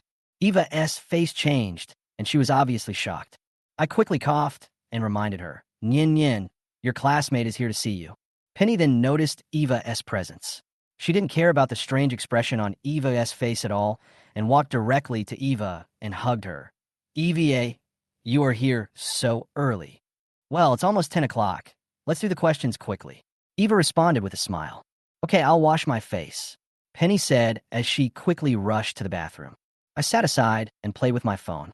When the two of them were working hard on the questions, Penny would ask me for help from time to time, and I would always provide her with several solutions and patiently explain each question.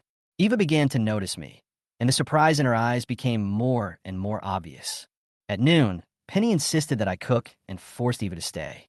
"Eva, try the scrambled eggs with tomatoes and onions made by my brother. By the way, this seaweed egg soup is also delicious." Penny was picking up food for her. She enthusiastically introduced the dishes I made. Eva looked at me and suddenly asked, "Your brother seems to like eggs very much?" I lowered my head in embarrassment and ate in silence. There were only eggs left at home. I had planned to go shopping for groceries today, but I forgot the time. "Yes, there are only eggs left at home," Penny replied nonchalantly. Eva nodded and gave an awkward smile. The atmosphere became a little quiet for a while. Suddenly, Penny asked, "Brother, I just saw you looking at a house. Do you want to buy one?" I didn't argue, and just said casually, "Yes, it's a pity that I'm poor and have no money. Why buy a house? It costs so much money.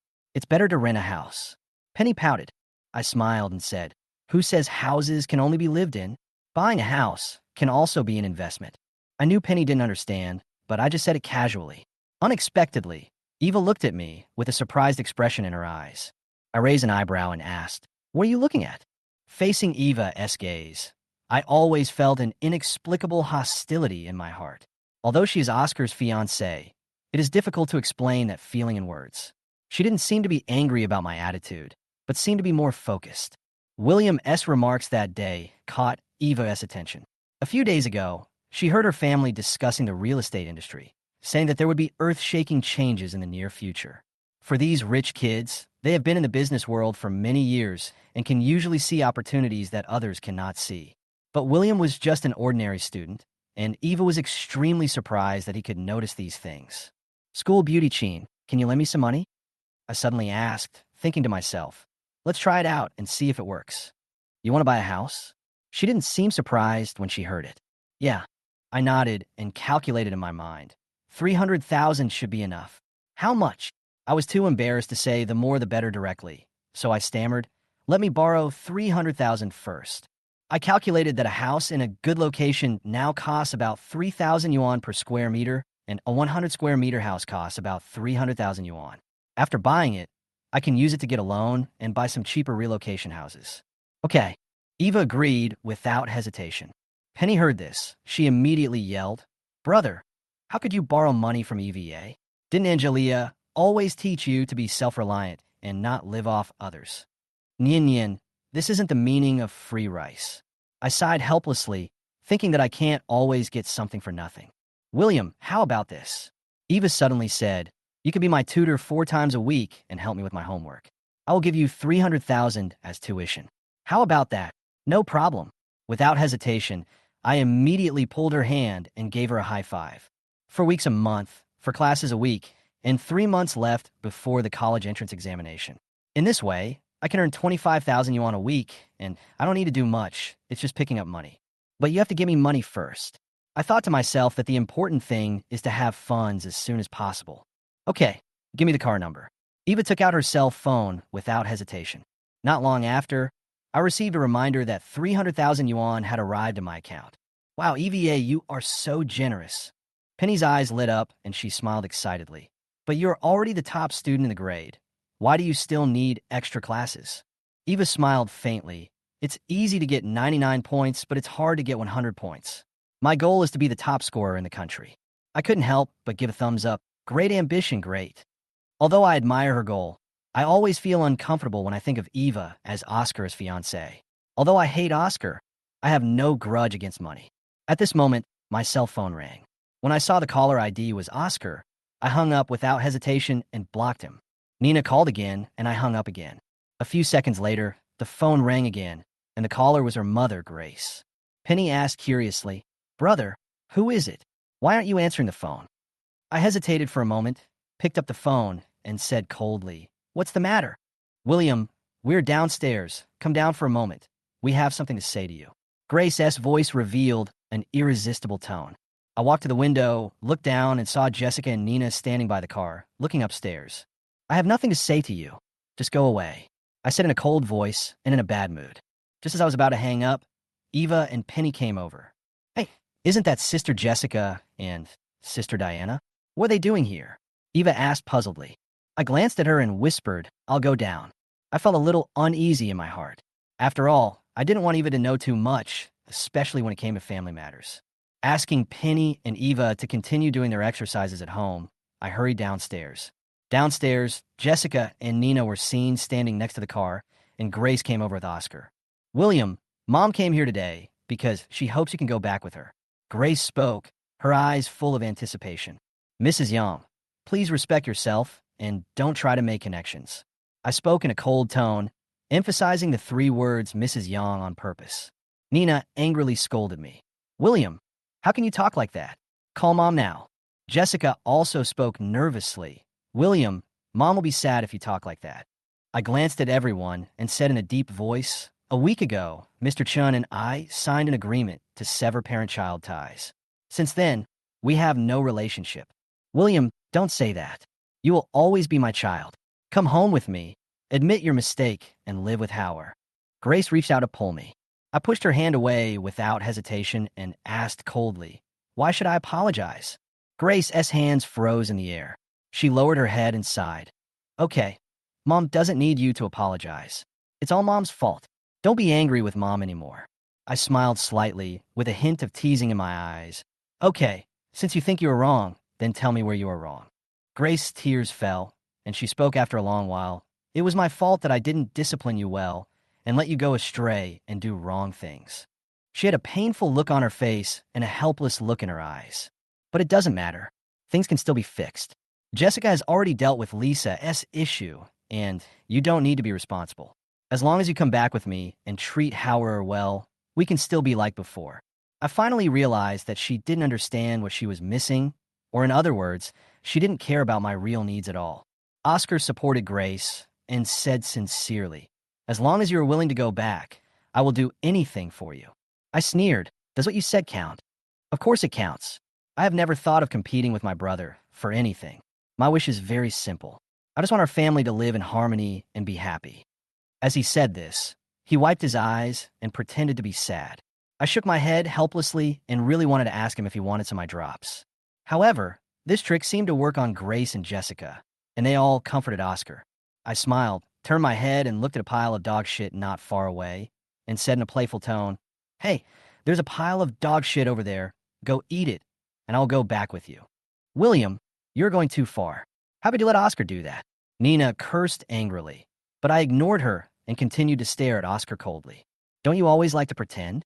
You say you'd die for your family, but now that the moment has come, you act like a cowardly loser." William sneered in his heart, looking at Oscar standing there in a daze, hesitant.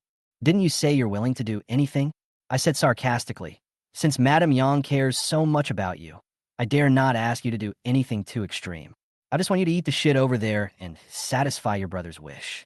You wouldn't even refuse to agree to this request, right?" Oscar hesitated, took a step forward, but then stepped back, looking at Grace with a face full of grievance.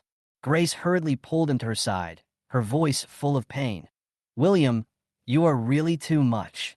Oscar is so good to you. How can you force him to do such a thing? He always thinks about you, but you always target him. Mom really misjudged you." I almost laughed out loud and said disdainfully, "You've never paid attention to me. How can you be wrong?" Grace was a little stunned, but she still disagreed with what I said. "William, you are my son. How can I not care about you? How can you say such things? I am really sad." She probably didn't understand that she didn't care about what I went through. Her guilt had long been overwhelmed by her so-called concern. I couldn't help but sneer. "Since you care about me so much, let me ask you, what do I like, what do I hate, and what are my hobbies? Can you tell me?" Grace was stunned, frowning, obviously trying to recall. But she was still confused and had no impression at all. If it was Oscar, she would have blurted it out long ago. I turned to look at Nina and Jessica and continued to ask, "What about you? Do you know what I like?" Nina snorted, not caring at all. "How would I know what you like?" Jessica lowered her head, not daring to look me in the eye. "You don't know my preferences, but I know you very well." I looked at Nina. "Ms. Chen-er, you like sour food. Every time before writing a manuscript, you will eat a lemon because it can inspire inspiration." Then I looked at Jessica, "And you, Miss Chun-san, happen to be allergic to lemons. If you eat just a little bit, you'll get a rash." Jessica's face turned pale, and she was so shocked that she could hardly speak. How could it be possible? No one knew about this except her parents. At this time, Jessica remembered that she had accidentally used the plate that Nina had used to hold lemons, but the amount was very small and did not cause a serious reaction. Unexpectedly, I noticed this detail. I continued to look at Grace. "Mrs. Yang, you like dancing. Everyone should know this, right?" This sentence made Nina and Jessica look up at the same time and look at Grace in surprise. They had no idea that their mother actually had this hobby. Grace herself was surprised, having apparently forgotten that she loved dancing when she was young. She had almost given up this hobby since marrying into the Chun family. "William, Mom never told you about this. How did you know?" "How do you know?" "Because I tried my best," I said calmly, with a cold look in my eyes. Grace couldn't help but shed tears. Her body trembled, and she wanted to pull me, but I dodged her hand without hesitation. At this time, Nina and Jessica lowered their heads and remained silent. My last look fell on Oscar. "Well, you got your chance. Since your Howard doesn't want to eat shit, you should leave now." Grace couldn't hold back her tears anymore. She rushed to me and hugged me tightly. She said urgently, "William, please come home with me. I can't bear to leave you." Suddenly, Penny's voice broke the silence. "Auntie, let him go." Grace was stunned for a moment and was instantly blocked by Penny. I took this opportunity to quickly break free from her arms and took a few steps back. "Nyin Nyin, What are you doing here? I helplessly looked at Penny and Eva, who suddenly appeared. Penny stood in front of me and opened her arms without hesitation, protecting me from behind. Brother, don't be afraid. I will protect you. Eva greeted them with a smile. Aunt Yang, Sister Nina, Sister Jessica, Oscar. Seeing Eva's appearance, everyone's expressions became surprised, especially Oscar. His face was pale, and he was obviously a little overwhelmed. Eva, why are you here? Oscar asked with a hint of doubt in his tone. Grace also hurriedly asked, Eva, why are you here? Her worries were obvious. She was afraid that William's identity would be discovered by the Chin family, and if so, Oscar and Eva's engagement would definitely be ruined. I came to my classmate's house to do homework. Eva explained with a smile, turning to look at Penny. By the way, Aunt Yang, what do you want to talk to William about? Eva's question made everyone feel relieved. Obviously, she was unaware of the truth of the matter. Several people hesitated and could not answer. Obviously, they did not dare to answer too much, for fear of angering me and causing me to expose all the truth. Looking at their panic-stricken appearance, I couldn't help but laugh, but this smile seemed particularly sad. I'm the son of their nanny. I used to work here, but their family is too bad. Now I don't want to do it anymore and want to leave. I said indifferently, with a relaxed tone. After hearing what I said, several people breathed a sigh of relief. Finally, they no longer had to worry about the truth being revealed. Oscar's complexion improved a lot, and he smiled and said to Eva, Eva, I haven't been feeling well recently, so I asked for sick leave. We haven't seen each other for several days. Do you want to go to the movies together tonight? Eva declined. No, since you were sick, you should rest at home. I need to study. Grace quickly pulled Oscar away, fearing that something unexpected might happen if they stayed any longer. She also didn't dare look at me again, fearing that Eva would notice something was wrong. Jessica, let's go. Nina pulled the dazed Jessica. Jessica seemed to finally come back to her senses, but her eyes were red and swollen. Obviously, she had just cried. Before leaving, she turned to me and said, William, will you come home with us? This sentence undoubtedly ignited the anger that had been pent up in my heart for a long time. Miss Chin-san, are you annoying or not? You're clinging to me like a dog-skin plaster all day long. Didn't I slap you yesterday? Are you here to get slapped today? Get out of here now. I almost yelled the last sentence, anger filling the air. In the car, I looked at Oscar's face, which was obviously disappointed by Eva's rejection. I knew that he must be unhappy because I didn't go back with them. Grace saw this scene, put her arm around Oscar's shoulders and patted him, as if to comfort him. Oscar, don't be sad. One day, your brother will come back. Oscar pretended to be sad and whispered, Well, I will continue to work hard and do better to make you understand my feelings. Silly boy. Grace smiled with satisfaction, feeling very happy. Although I was not a good person, she was very pleased with Oscar's understanding. By the way, didn't you just say you wanted to watch a movie? Let your sister take you there in the evening, Grace suggested. Oscar was a little reluctant at first. He wanted to take this opportunity to find an excuse to date Eva alone instead of going to the movies, but he still nodded and agreed. Okay, Mom, I got it. Grace looked at him and continued. Okay, Mom knows you're sensible, but you can't stay in the house studying all day, or you'll become a nerd. It is necessary to relax occasionally. Oscar nodded in agreement. Okay, I'll listen to you. Oscar, I have to finish my manuscript tonight, and my readers are asking me to finish it, so I really can't go with you tonight. Nina is busy writing her novel and has recently reached the climax. If she stops updating, the readers will riot, and she doesn't dare to take that risk. It's okay. Your eldest sister and Diana are at home today. Let them accompany you in the evening. Grace comforted. After Grace and her group left, Penny and I continued studying at home, and Eva didn't ask any more questions. In the afternoon, I took some time to buy some food. When Angelia got home from work, I had just finished cooking, and the four of us had dinner happily. Penny didn't tell Angelia about Grace and her group because I didn't want her to worry. After dinner, Angelia went to the stall, and Penny suggested we go to the movies. Actually, I was a little tired and didn't want to go out, but when I saw Penny's excitement, I softened my heart and agreed. Okay, let's go. Eva, do you want to go to the movies with us? Penny asked. I thought Eva would refuse. After all, she just said she was going to study at noon and she wouldn't come out at night. But to my surprise, she didn't hesitate and directly said she wanted to go with me. Didn't you say at noon that you would study in the evening? I asked puzzledly. Eva smiled and replied, I said it at noon. What does it have to do with the evening now? I suddenly changed my mind now. I shook my head and sighed in my heart. Women are indeed fickle, and what they say cannot be taken seriously. We didn't choose to take a taxi, but squeezed onto the bus.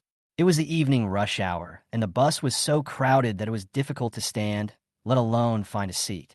In order to prevent the two girls from encountering inappropriate behavior, I put my arm around Penny with one hand and Eva with the other, try to protect them. When we finally got off the car, I noticed that both of their cheeks were a little red, probably because they had been stuck in the car for too long. When the three of us arrived at the cinema, the movie was about to start. After checking our tickets, we headed straight to the screening room. After the movie ended, Vivian, Diana, and Oscar walked out of the lounge area of the cinema. I had no intention of saying hello to them, but I saw Oscar's eyes locked on me. It was obvious that he didn't want me to get too close to Eva. Vivian and Diana already knew about today's events from Nina, and also knew about the interaction between Eva and me, but they were a little surprised by Diana's chance encounter in the cinema. Seeing Eva and I walking together, Oscar's face flashed a hint of viciousness, but he quickly concealed it and forced a smile to greet me. "Eva, didn't you say you wanted to study? Why did you come out to watch a movie?" Eva replied casually, "I'm tired from studying and want to come out and relax." But I could sense that Oscar was already feeling uneasy. When he saw Eva and I talking and laughing, he had a strong sense of crisis in his heart. "Eva is my goddess, and I will never allow her to be taken away by others, especially William." Oscar swore secretly in his heart, with a forced smile on his face. Vivian watched all this, and although she looked calm on the surface, I knew she felt uncomfortable. She turned to me and said softly, "William, do you want to go back to Chen's house with me?" Because Eva was present, Vivian did not directly ask me to go back, but asked in a tactful tone. I was in an irritable mood and couldn't help asking back, "Your mother has already come to me today. Did you know that?" Hearing me calling Grace by her name, Vivian frowned slightly, obviously feeling a little dissatisfied. "If you knew, you would understand that I am just the nanny's son. Since I am just a servant, why do you care so much? Just let me fend for myself." I deliberately emphasized the word servants to remind them not to reveal any flaws in front of Eva. Vivian heard these words. She felt complicated and an indescribable sadness appeared on her face. She didn't know why she suddenly felt uncomfortable. Diana was very much like Richard, with a hot temper that made her yell.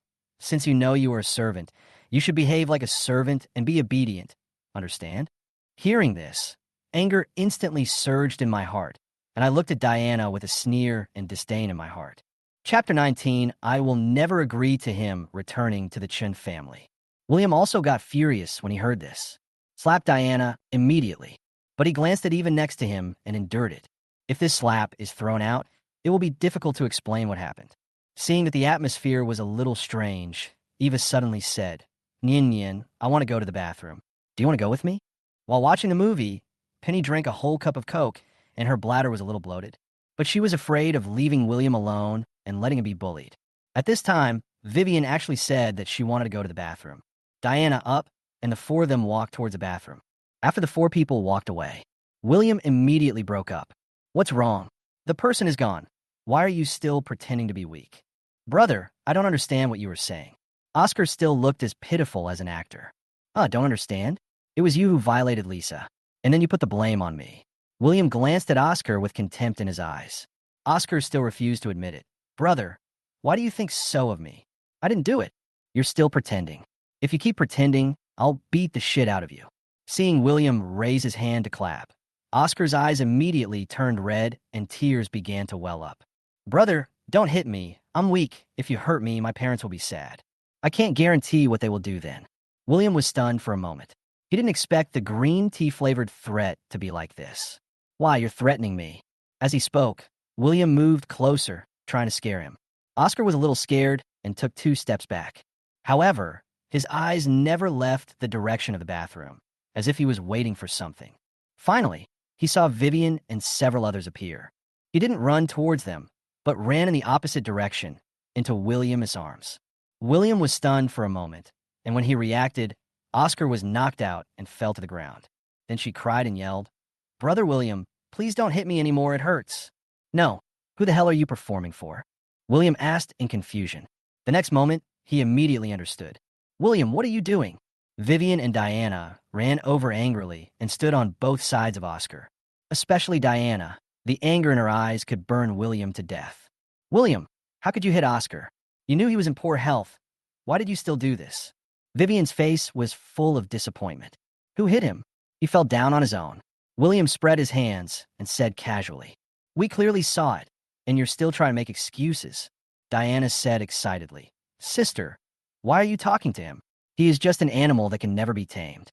As she said this, she squatted down and examined Oscar's body with a distressed look on her face. "Big sister, fourth sister, don't blame Brother William. He didn't mean it. If you want to blame someone, blame me. I was too weak and fell down with just one push." Oscar said. The tears that were still rolling in his eyes finally fell, and they were like raindrops. At this time, Eva and Penny also rushed over. Penny was fine. He knew about William and the Chin family. Eva was a little shocked. She didn't quite understand the reason, but she always felt that there was something wrong with the relationship between William and the Chin family. "William, I'm going to make this clear today. You'll never be able to return to the Chin family in this lifetime." Diana was so angry that she completely forgot about Eva's existence. It wasn't until Vivian kicked her that she reacted. "Fourth sister, don't say that. Although Brother William violated Lisa, he stayed in our house for so long after all. It would be cruel to send him away like this." Oscar glanced at Eva secretly after saying this. Sure enough, Eva's eyes suddenly widened and she stared at William in shock. He deliberately revealed Lisa's affairs in order to completely destroy William's position in Eva's heart. In this way, he wouldn't be afraid that Eva would be taken away by William. Vivian looked at Oscar lying on the ground in surprise. She didn't understand why Oscar would bring this up. If Lisa's affair were to come to light, William's reputation would be completely ruined. Even if his identity is revealed in the future, he will only become a joke among the wealthy families. William will be labeled a rapist for the rest of his life and will never be able to clear his name. This is really too vicious. Oscar going to destroy William? Vivian couldn't believe that her cute and well-behaved brother, whom she had grown up with, could be so vicious. He definitely didn't mean it. He must have said it unintentionally in a moment of anxiety after being beaten by William. When it comes to treating animals, why should we care whether they are cruel or not? Oscar, you're bullied by him because you are too kind. You are not allowed to speak for him again. Diana yelled at Oscar. Penny was shaking with anger as he listened to the two people unscrupulously accusing his brother. Her fair face had already turned red, and her little fists were clenched so tightly that they made a squeaking sound. "Don't you dare say bad things about my brother again." Penny shouted with all her might. The sound was so loud that everyone in the lounge area turned to look over. William and others were also frightened by Penny. He didn't expect that this girl had such a bad temper and such a strong lung capacity. William didn't feel much about what Diana and Oscar said. As for what Eva thinks of him after hearing about Lisa, he doesn't care. As long as Angelia and Penny believed in him, that was enough. Who said anything bad about him? There are witnesses and evidence, but he still refuses to admit it. Diana showed no sign of weakness and stood up to confront Penny. "You are the ones who wronged him. My brother would never do such a thing." Penny retorted angrily, like an inflated puffer fish. Oscar coughed twice while lying on the ground and weakly defended William. "I believe that Brother William definitely did not do it on purpose. After this, Brother William will definitely realize his mistake and repent. Fourth sister, we should give Brother William a chance to correct his mistakes." Oscar seemed to be speaking for William, but in fact, every word he said confirmed William's guilt. This is a great trick. William tilted his head, said nothing, and watched Oscar's performance quietly. He had seen green tea watches before, but this was the first time he had seen a green tea man. "It's really interesting. Oscar, stop trying to persuade me. I will never agree to him returning to the Chun family." Diana refused sternly. Then he looked at Penny and said sarcastically, "Able-bodied criminals should live with." "Diana, shut up." Diana said this. Vivian immediately yelled at her sister. At this moment, Vivian noticed that William's face looked very strange, and his eyes looked like he wanted to kill someone. But before she could react, bang! William slapped Diana. The slap was so powerful that Chun Iran turned 360 degrees on the spot. "Fuck you, you're the jerk." Before everyone could recover from the shock, William took 2 steps to Oscar and kicked him in the face. Chapter 20. You forced me to do it. Don't you like pretending? I'll let you pretend for fun. William put his foot on Oscar's face, and instead of taking it away immediately, he crushed it twice. Ah! Oscar howled in pain. William then moved his feet away with satisfaction. Suddenly, a deep footprint appeared on Oscar's big face. From slapping Diana to stepping on Oscar, it all happened so suddenly. Moreover, William's movements were very smooth and completed in one go without any delay. By the time Vivian reacted, William had already returned to where he was. William, you've come to the conclusion. Are you really planning to break up with the Chun family? Vivian yelled. She ignored Diana and checked on Oscar first. After all, Oscar's health was not good, and he looked much weaker than Diana. And William's kick just now seemed quite heavy. Hasn't the split already taken place? Could it be that the split that day wasn't severe enough? William said disapprovingly. Diana is fine, but don't you know how Oscar is doing? How could you bear to treat him so harshly? Vivian didn't understand why William suddenly became like this. In the past, I would never say a single dirty word to them, let alone hit them. Humble like a little lamb. Now, not only does he swear, he even dares to hit his own sister and brother. This would have been unimaginable in the past. If I wasn't afraid of going to jail, I would have unloaded him. Do you believe it?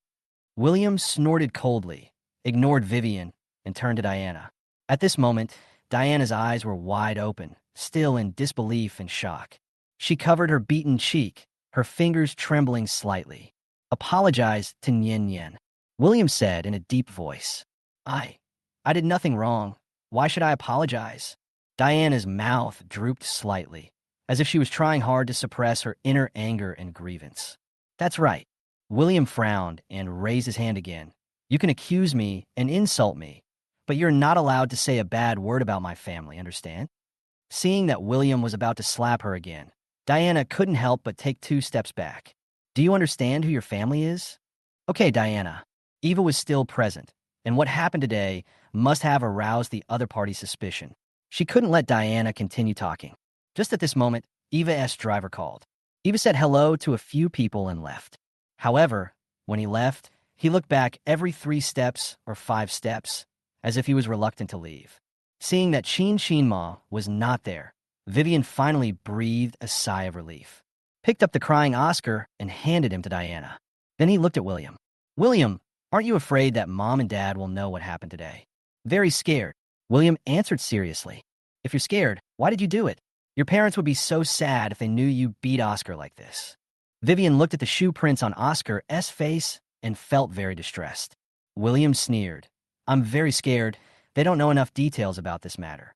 If only I had recorded the video of me kicking this bastard just now and showed it to them. This way, once they get angry, they won't bother me anymore. Vivian sighed. William, how did you become like this? You disappoint me.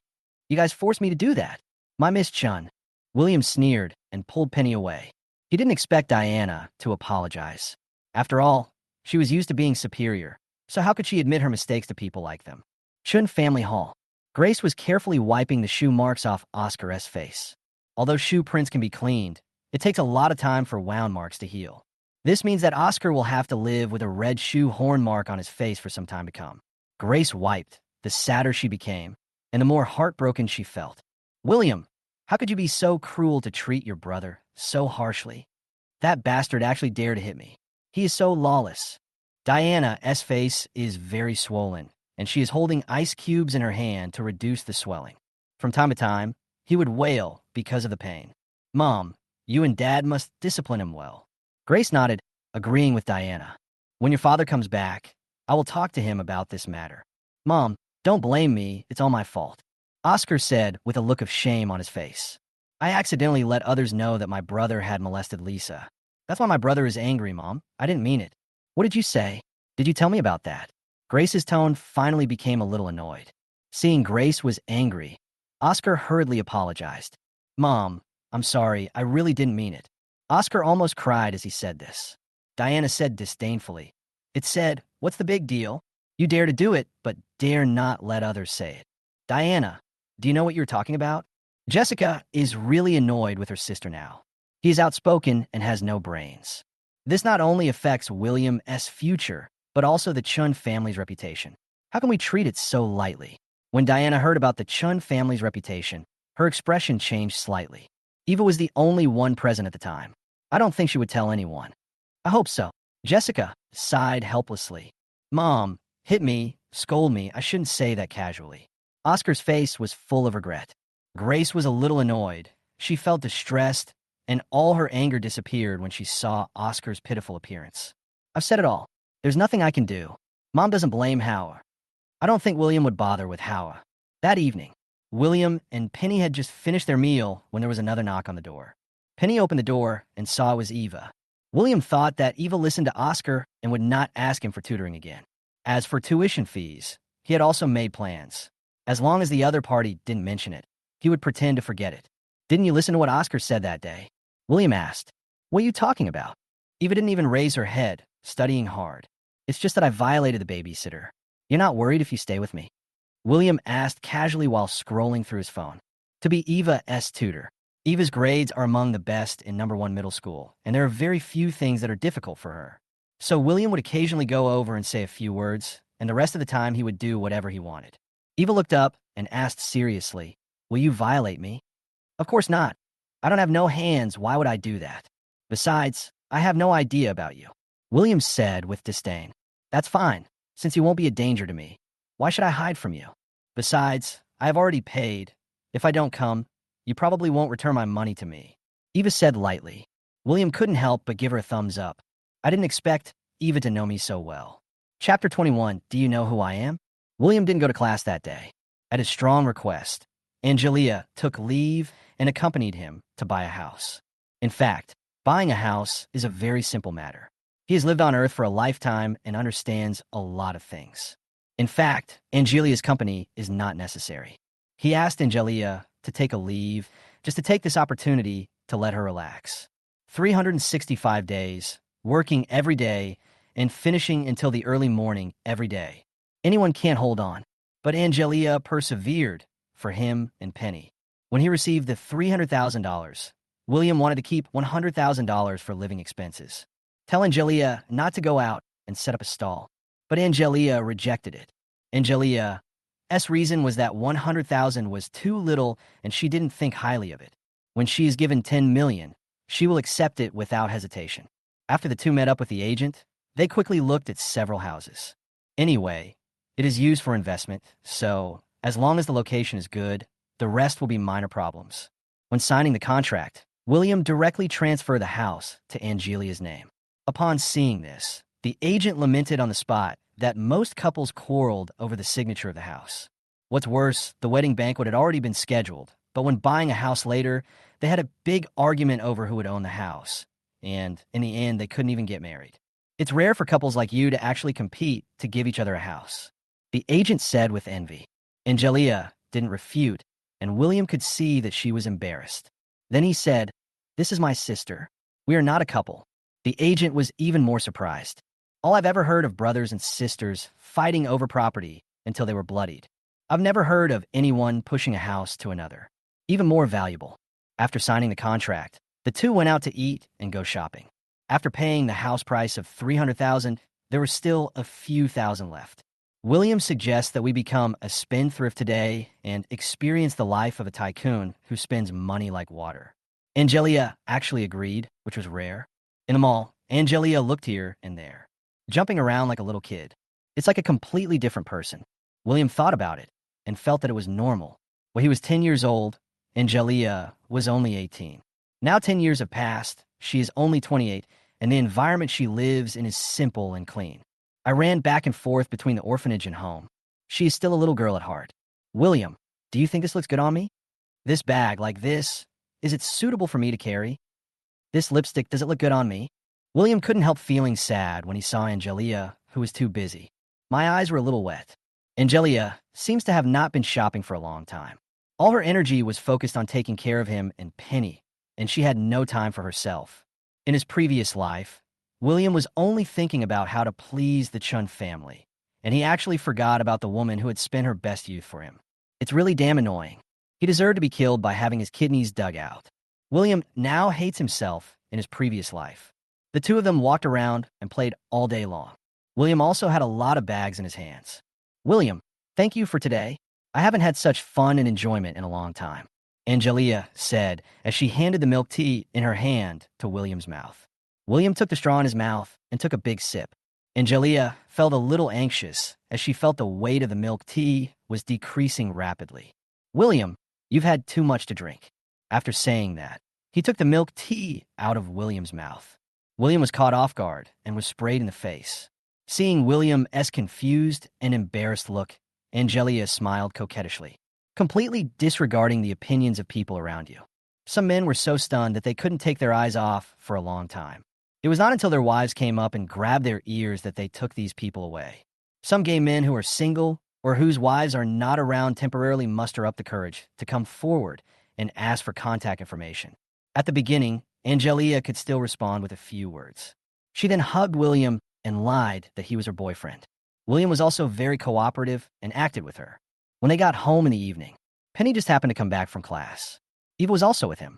When she learned that William and his partner had abandoned her and spent the whole day hanging out outside, she became completely unhappy, forced Angelia to take her out for dinner in the evening. The two were very tired after a day's work and were too lazy to move. But I couldn't resist the little girl's persistence, so I had to agree. Eva, the follower, naturally went to the restaurant with the three of them. They came to a fly restaurant not far away. The food in this restaurant tastes good, but it's a bit dirty and the hygiene conditions are poor. The customers are a mixed bunch, and it's common to see people drinking and playing rock, paper, scissors with their shirts off at night. As long as people are not too drunk or have a bad temper, there will generally be no trouble. As soon as he arrived at the store, William saw a table of shirtless young men drinking beer and bragging in high spirits. When they noticed William, Angelia, and other beauties coming in, they immediately whistled provocatively. The store was already full at this time, but they were lucky because a table of customers was just checking out and leaving. After sitting down, William started ordering food on his own. He knew Angelia and Penny's preferences, but as for whether Eva had any food taboos, William didn't bother to care. The things here are probably not palatable for a rich lady like Eva. But surprisingly, when the dishes came, Eva not only did not dislike them, but ate them more happily than anyone else. Her posture and movements while eating were still elegant, and she retained her demeanor as a lady. Unlike Penny, who eats like a wretch. However, the frequency with which he picked up the food was somewhat shocking. William can only pick up a dish once, while Eva can do it 3 or 4 times. Because she couldn't swallow fast enough, her mouth was full of stuff. The contrast with her cold eyes was huge. Unexpectedly, it gives people a weird and cute feeling. EVA, eat slowly. Order more if it's not enough. Angelia said with a smile. Oh, okay, Sister Angelia. Eva didn't look up and continued eating. Penny couldn't help but grumble. EVA, you eat too fast. I don't have any to eat. William looked at the two gluttons and finally understood why these two girls with completely different personalities would play together. At this time, William saw a bald man among the shirtless young men at the table stand up and walk towards him unsteadily. The bald man pulled over a chair and sat down next to Angelia. Ladies, please give me your contact information. Angelia and the others looked up at the bald man, frowned slightly, and ignored him. All three of them are top-notch beauties, and it is common for them to be approached. So it's nothing new. The bald man became a little angry when he saw that the others were cold and ignored him. Do you know who I am? I'm a famous Kunshin Longa. Chapter 22, the test results are out. I know. Brother Long? I've heard of it. William immediately smiled and said, it's better to avoid gangsters and drunkards if possible. Who knows what these people will do after being provoked? He was not afraid. After all, he had learned some boxing in his previous life. Even if you can't beat them, you can still run away. What he was worried about was that it would affect Angelia and the others. So, it is better to value harmony. You are really knowledgeable, kid. The bald man smiled and patted William's shoulder, revealing a mouthful of big yellow teeth. Now that you know, give me your contact information. Angelia and the others with a dazed look in his eyes. Brother, I have their numbers. I'll tell you. To prevent the bald man from making advances, William put his arm around his shoulders and pulled him towards himself. William gave his own number and also gave Oscar's phone number to the bald man. The bald man carefully entered the number into his mobile phone and dialed it. William's cell phone rang. He immediately pushed the phone in front of Angelia. Indicates that this is Angelia's phone number. The drunk bald man didn't think much about it and continued to enter Oscar's number. After a few beeps, the call was actually connected. Oscar's voice came from the other end of the phone, with some anger in his voice. Wait for me to notify you of the specific time. Don't call me if you don't have anything else. After saying that, he hung up the phone. Everyone was confused, and the bald man was also confused. Then, the bald man looked at William, ready to get angry. At this time, Eva handed over the phone. Here's my number. Getting Eva's call, the bald man returned to his seat with satisfaction. As the meal was coming to an end, William and his friends were preparing to pay the bill and leave. A little yellow-haired boy from the bald man's table came over. A few beauties, our boss wants you to come over and have a few drinks with us. Angelia refused directly. Sorry, we are ready to leave. Seeing Angelia's cold attitude, the little yellow-haired boy became unhappy and threw out 200 yuan. Hurry up. If you perform well, I'll give you another 200 yuan. Angelia's eyes suddenly became sharp, and she said coldly, Get lost. The little yellow-haired boy immediately got angry, took a step forward and slapped Angelia in the face. Fuck, I gave you face, didn't I? Before the yellow-haired boy's palm touched Angelia, William grabbed her wrist. Then he slapped the little yellow-haired boy away with his backhand. William hates these drunkards the most. Once they get drunk, they think of themselves as emperors and have no idea of their own limitations.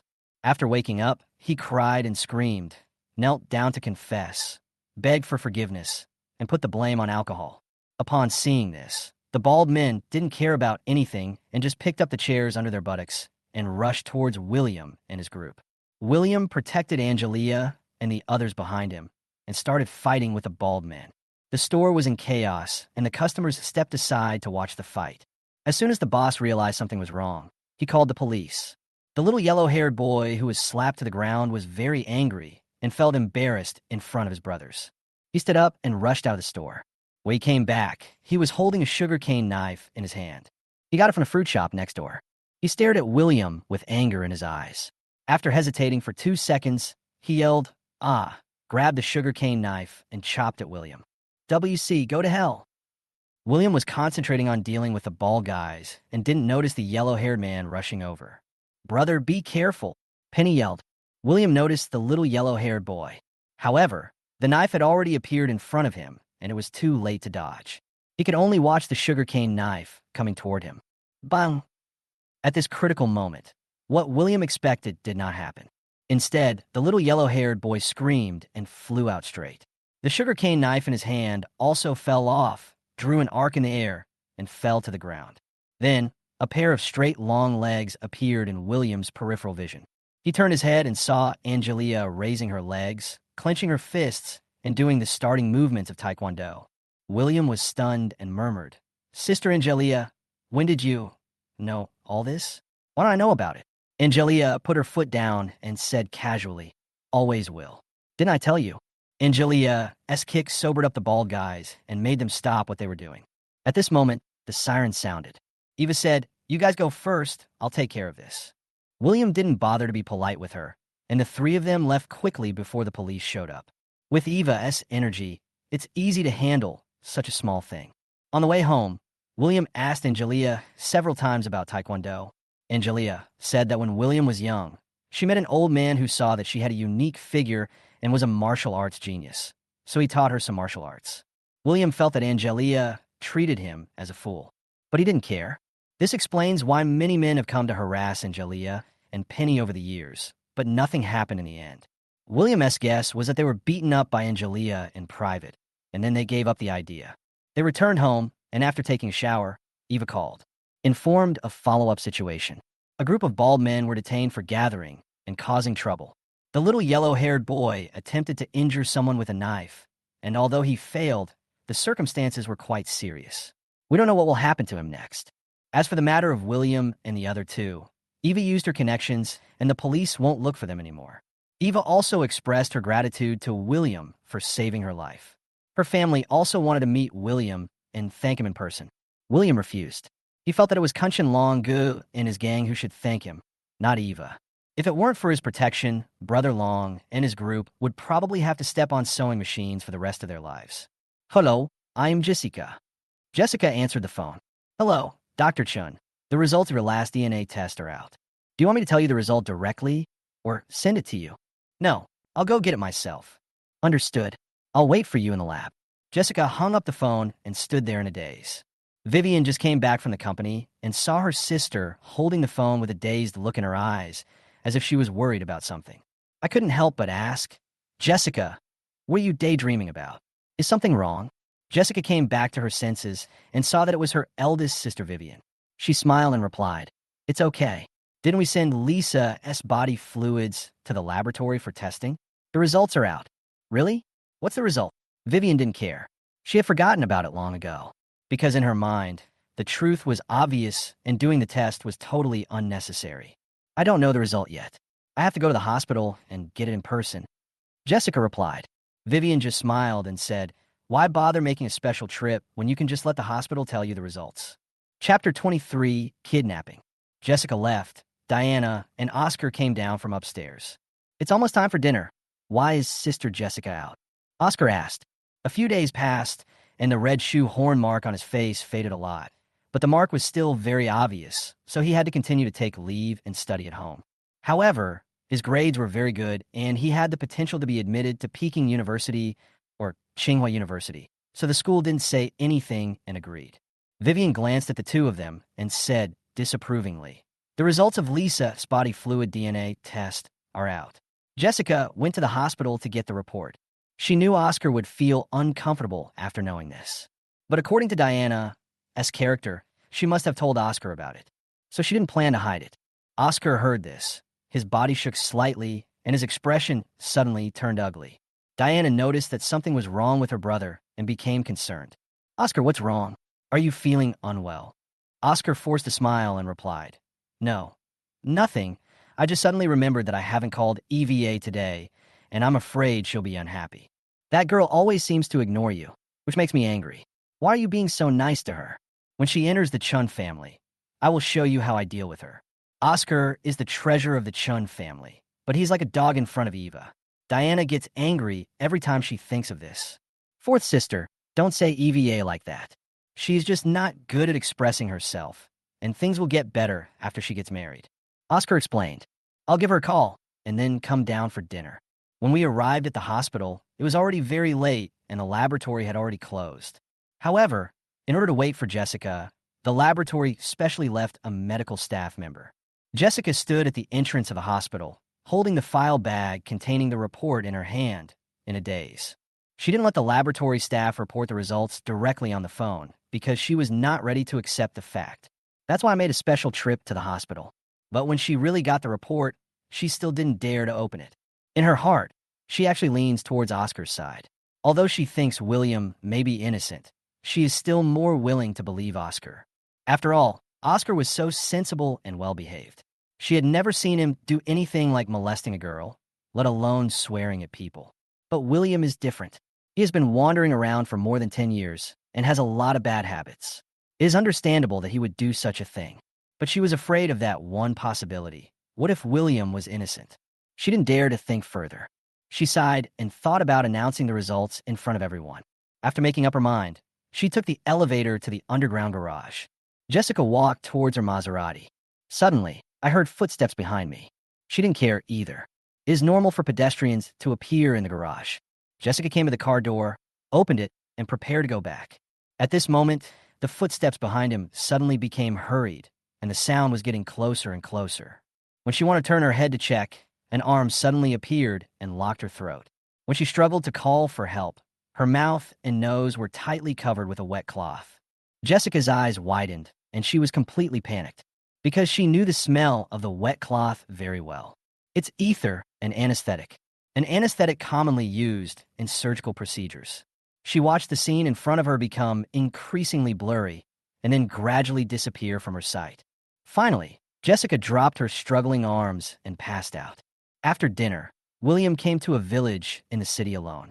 According to his memories of his previous life, this place will be demolished soon. He thought of buying some houses here at a low price and making a fortune when they were demolished. As I was walking, I suddenly saw some familiar faces at the entrance of the village. It's Kunshin Long-gu and his group. Several people gathered together and seemed to be discussing something seriously. Maybe it's because I'm too involved. Even when William approached, they didn't notice. William didn't want to get involved and wanted to leave immediately. At this time, Brother Long's phone rang. Hey, have you caught the female doctor named Chun? Okay, Let's take you to village. There happens to be a river here. Brother Long's voice was not loud, but William heard it clearly. This conversation sounded like a kidnapping. William was shocked and quickly found a stone pillar to hide. After waiting for half an hour, a van appeared at the entrance of the village. Several people came down from above, one of whom was the little yellow-haired guy who had tried to chop William with a sugarcane knife. Then they opened the trunk. William's sight was right at the trunk of the van. He saw a large sack in the trunk. The sack seemed to contain something alive, struggling and twisting violently. This is kidnapping. Based on the conversation just now, William can be sure. I just don't know who they kidnapped. I just heard from the bald guy on the phone that it seemed like it was a female doctor, and her last name was Chun. At this moment, Jessica's figure flashed through William's mind. William immediately denied it and shook his head. Jessica had no grudges against anyone and didn't have any enemies, so why would the bald men tie her up? Even if it's blackmail, they would kidnap Oscar. He originally thought that the bald gang were just ordinary thugs, but he didn't expect them to be desperate criminals. "Boss, what should we do with this woman?" asked the little yellow-haired boy. The bald man's eyes were fierce, and he made a gesture of wiping his neck. Seeing the bald man's actions, the expressions of several people suddenly became complicated and a little worried. "It's just a kidnapping. Why does it mean killing people?" Seeing that they were hesitant, the bald man said, "This is what the employer wants. After we finish the work, each of us will be paid tens of thousands of dollars." Hearing that there was a huge sum of tens of thousands of dollars, the younger brothers suddenly became excited. The few of them talked for a few more words, then got on the van and left the village. William heard clearly what the bald man said. When he learned that they were willing to kill someone for tens of thousands of dollars, he was shocked. This is a real life. Thinking about it, he decided to call the police. But after searching for a long time, I realized that I had forgotten to bring my cell phone. Keys, mobile phone, wallet, these are the 3 essential items when going out. He had never forgotten it. So why did he forget it today? This is such a cliché TV plot. There are always unexpected events at critical moments. It was such an urgent situation that by the time he found the phone to call the police, it was too late. William didn't hesitate and immediately pedaled towards the van. But the other person has 4 wheels, and he only has 2, and they are human-powered, so how can he catch up? At this moment, he remembered that the bald man seemed to have mentioned the river in his phone call. Could it be that the bald guys were going to drown that unlucky guy in the river? He remembered that when he came here just now, he happened to pass by a river. It would take about 10 minutes by bike and less than 5 minutes by van. William could only pray that the man was lucky enough to be rescued by him. Chapter 24, your legs are gone too, right? Jessica was so scared at this time that her whole body was shaking. She woke up when she was taken to the village entrance. The conversation between the bald men could also be heard clearly. If it was just an ordinary kidnapping, it would be fine. At most, the Chin family would have to pay a ransom, and at least their lives could be saved. But these people obviously wanted to kill her. How could she calm down? She had been pampered since she was a child and had never experienced anything like this. She couldn't figure out who wanted to kill her. Although she is the eldest daughter of the Chun family and comes from a wealthy family, she is always kind to people outside and does not remember offending anyone. She could feel the vehicle moving, but she didn't know where it was taking her. This made her even more anxious, and she could only twist her body and bang against the trunk, hoping to make some noise and attract the attention of passersby. But she didn't know that the place where the vehicle was driving was deserted and there was no one in sight. The bald men ignored Jessica and let her struggle. Soon they reached the river. "Boss, is it just going to sink like that?" the yellow-haired man asked. "What else?" The bald man glanced at his younger brother, who looked reluctant, and asked back. "I think this girl is very pretty, but it's a pity that she died like this." The bald man immediately gave the yellow-haired man a big pot cover. "Why are you wasting your time on something that could be solved with a few $100s?" the bald man shouted. "Don't do anything stupid to me. Just get to work." After being scolded by the bald man, the yellow-haired man had no choice but to command the others to carry Jessica out of the trunk. Then he found a large stone nearby and tied it to the sack. After checking and confirming that there was no problem, they shouted slogans together, 1, 2, 3, and then threw Jessica into the river. They rested there for a while and then drove away in the van. As the weather was good today and there was plenty of moonlight, William followed the tracks of the van and finally found the scene of the incident. But a lot of time was wasted in the process. Through the messy footprints on the riverbank, William basically determined the specific location. "I don't know if it's too late. I hope I'm not dead yet." He thought to himself, Without hesitation, he took off his coat and jumped into the river. The moment she was thrown into the river, Jessica was completely desperate. As the cold river water covered my entire body, I couldn't help but tremble and my limbs became heavier and heavier. She struggled frantically, trying to swim upwards, but the heavy stone dragged her and slowly sank to the bottom of the river. The feeling of suffocation became more and more intense, as if a stone was pressing on my chest, and I couldn't breathe. The panic in her heart surged like a tide, making her completely desperate. Slowly, the scene in front of my eyes began to become distorted, and a buzzing sound began to sound in my ears. She knew that this was the countdown of life and the sound of approaching death. In this desperate moment, her life played out in her mind like a revolving lantern. In this picture of life, she saw her parents and her sisters, and that cute little brother, Oscar. Oh, by the way, there's also the untalented younger brother who was wandering outside and was later taken home. But the image of this younger brother in her mind was so small that it could almost be ignored. But what's strange is that while others only have pictures, her brother has sound. She didn't understand and couldn't figure out. She just felt very tired, her eyelids were heavy, and she wanted to sleep very much. Since you're sleepy, go to sleep. William took great pains to finally drag the big sack out of the river. He didn't have time to open it and collapsed to the ground exhausted. After taking 2 breaths, he immediately untied the bag. Anyway, he has tried his best to save her. As for whether she's still breathing, that is not something he can decide. When he dragged the person out of the sack, he was stunned. How could it be Jessica? Although he hated the Chun family, except for Oscar, he didn't hate them to the point of wanting them dead. He patted Jessica's cheek and called her twice, but there was no response. An ominous feeling came over me. I immediately checked Jessica's breathing. None. William didn't hesitate, turning Jessica's head to the side and letting her lean back. He then unbuttoned Chun Manching's clothes, folded his hands on his chest, and began to perform cardiopulmonary resuscitation. When it came time to perform artificial respiration, William hesitated and sighed helplessly. He pinched Jessica's nose and started blowing air. 5 minutes later, with Jessica coughing, William finally breathed a sigh of relief. Then he lay flat on the ground and fell asleep. Jessica opened her eyes and looked blankly at the starry sky in the night. She stretched out her arms and waved them in front of her eyes to make sure she was not dreaming. Am I not dead? Jessica was confused. All she knew was that after she sank into the water, she felt very tired and then fell asleep. As for what happened later and why I am here, she doesn't know.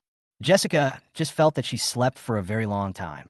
During this process, there was a voice calling him all the time, but that voice was not the one he cared about the most, Oscar. But it was the good-for-nothing younger brother, William. She couldn't help laughing when she thought about it. At this time, heavy breathing sounds came continuously. Jessica was startled and turned her head to look aside. William, she cried out in surprise. But William was sleeping like a dead pig and didn't hear anything at all. He just turned over and continued to sleep. William, who was soaked all over, Jessica immediately guessed why she survived. She stared at William's face in disbelief. She didn't expect that she would be saved by William, although she didn't understand how William found her. But at this moment, her inner feelings for William surged like a tide and could not be suppressed. Tears quietly overflowed from the eyes and slowly fell down the cheeks. I feel touched by the rebirth after a disaster, but also feel guilty towards William. She felt that she had treated her younger brother very badly in the past and had not fulfilled her responsibilities as a sister. She was determined to bring William home. Maybe he is naughty, ignorant, and will do a lot of outrageous things. But his nature is good. As long as he is trained well, he will definitely become an excellent heir to the Chun family. A cool breeze blew by, and William couldn't help but tremble, followed by a loud sneeze. It was too cold to sleep. William sat up unsteadily. William, you're awake. William turned around and got angry. Jessica, why are you still here? William's sudden anger left Jessica at a loss for a moment. What happened? Is there something wrong? Chen Manqing asked hesitantly. Sister, you didn't call the police or an ambulance, but you're still here looking at the scenery. Is your brain shot? After being scolded by William, she pursed her lips and explained, when I was kidnapped, I didn't know where my bag went. My cell phone was inside the bag. You lost your cell phone, and you lost your legs too, right? William glared at Jessica. Chapter 25, The Truth Must Be Revealed. He originally wanted to wait for Jessica to wake up, then seek help and have him lifted up. I didn't expect this idiot to be here, blowing in the cold wind with his body wet. I saw you were asleep, and I couldn't bear to wake you up, but I was also afraid that you would be in danger here alone. Jessica continued to defend herself. You can't bear to wake me up, but you can bear to see me sleeping wet and then getting sick, right? William asked sarcastically. Jessica lowered her head and remained silent. What are you still standing there for? Go home. William was walking in front, and Jessica was following behind. William, did you save me? Jessica asked cautiously. Otherwise, it was your baby Oscar who saved him. William hunched his shoulders, crossed his arms, and quickened his pace. Did you also give me artificial respiration? Jessica asked again. Yes, big sister. William replied impatiently. As if he thought of something, William became a little angry and turned to look at Chen Manqing. In the moonlight, he noticed that Jessica's cheeks were a little red. No, why are you asking this? Do you think I want to? If it wasn't for saving you, I wouldn't do it even if you paid me. It was so cold that William's teeth couldn't help but chatter, and he couldn't speak clearly. Seeing William's disgusted look, Jessica felt a little hurt. William, can you come back? After walking a few steps, Chen Manqing asked again. William curled his lips and said, Okay, if you tell Oscar to get out, I'll go back. William, I really don't understand why you are targeting Oscar. Has he been bad to you? When you're not at home, he cares about you all the time and thinks about you in every aspect. Why do you dislike him so much? Jessica was a little angry. She didn't understand why William had such a grudge against Oscar. He wants my kidney. How can I welcome him? William asked back. Jessica trotted a few steps to catch up. Oscar doesn't need your kidney. I've found him a replacement. Although the match isn't as high as yours, he should be able to live a normal life. William sneered twice and said, I'm afraid someone in the Chun family doesn't like the kidney you found. They just like mine. Jessica didn't understand what William meant. William turned his head and looked at Jessica meaningfully, then smiled and said, Don't you ever think about why my kidney is so highly matched? William had said this before, and she certainly felt that a match of 8 points was indeed rare. It can almost be said that it is impossible to exist. But in medicine, everything is possible, so she didn't think much about it. But William said such things again, which made her feel very strange. William, what do you want to say? Jessica asked. William just smiled and said nothing. He didn't say it directly because he couldn't understand the whole context of the matter. If Oscar is really his half-brother, then how did the scene of taking the wrong child happen? Plus, he learned about it through the plot of the web drama in his previous life. I can't guarantee that this result is the truth. Anyway, he doesn't care about the Chun family's affairs, and he doesn't care what will happen in the future. The reason I reminded Chen Manqing was probably because of my curiosity. Seeing that William didn't answer, Jessica didn't ask any further questions. The two walked in silence until they met a passerby and called the police. The two were first taken to the hospital by ambulance for examination, and then to the police station to take a statement. William reported what he knew truthfully. The police said they would arrest the criminal as soon as possible. By the time everything was done, it was already 2 o'clock in the morning. William and Jessica walked out of the police station at the same time. William saw Angelia and Penny at a glance. As soon as the two saw William appear, they immediately surrounded him. The Chun family and their group are probably also waiting for Jessica or him. They have learned the truth from the police. Several people were frightened and broke out in cold sweats. I breathed a sigh of relief when I saw the two of them come out safe and sound. William, are you okay? Angelia looked distressed. Brother, are you hurt anywhere? Let me check. Penny touched William all over with a worried look on her face. Nyin Yin, the doctor has already felt it. It's okay. William touched Penny's little head and pushed her back. At this time, the Chun family and their group also gathered around. William, thank you for saving Jessica. Vivian spoke first. William said casually, You're welcome. I will save anyone. William, no matter what, this incident shows that you are not a bad person, and I am very relieved. As long as you behave yourself in the future, I won't pursue the past.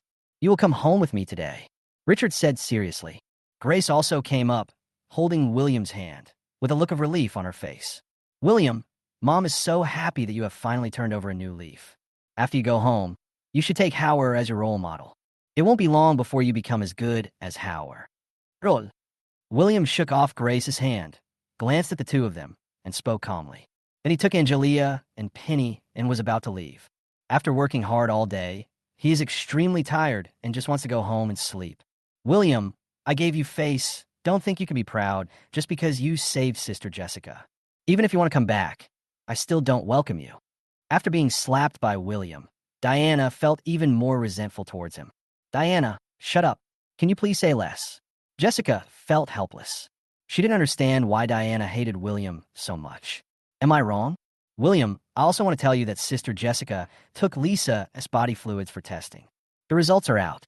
Now that the evidence is irrefutable, what else can you say? Diana refused to give in.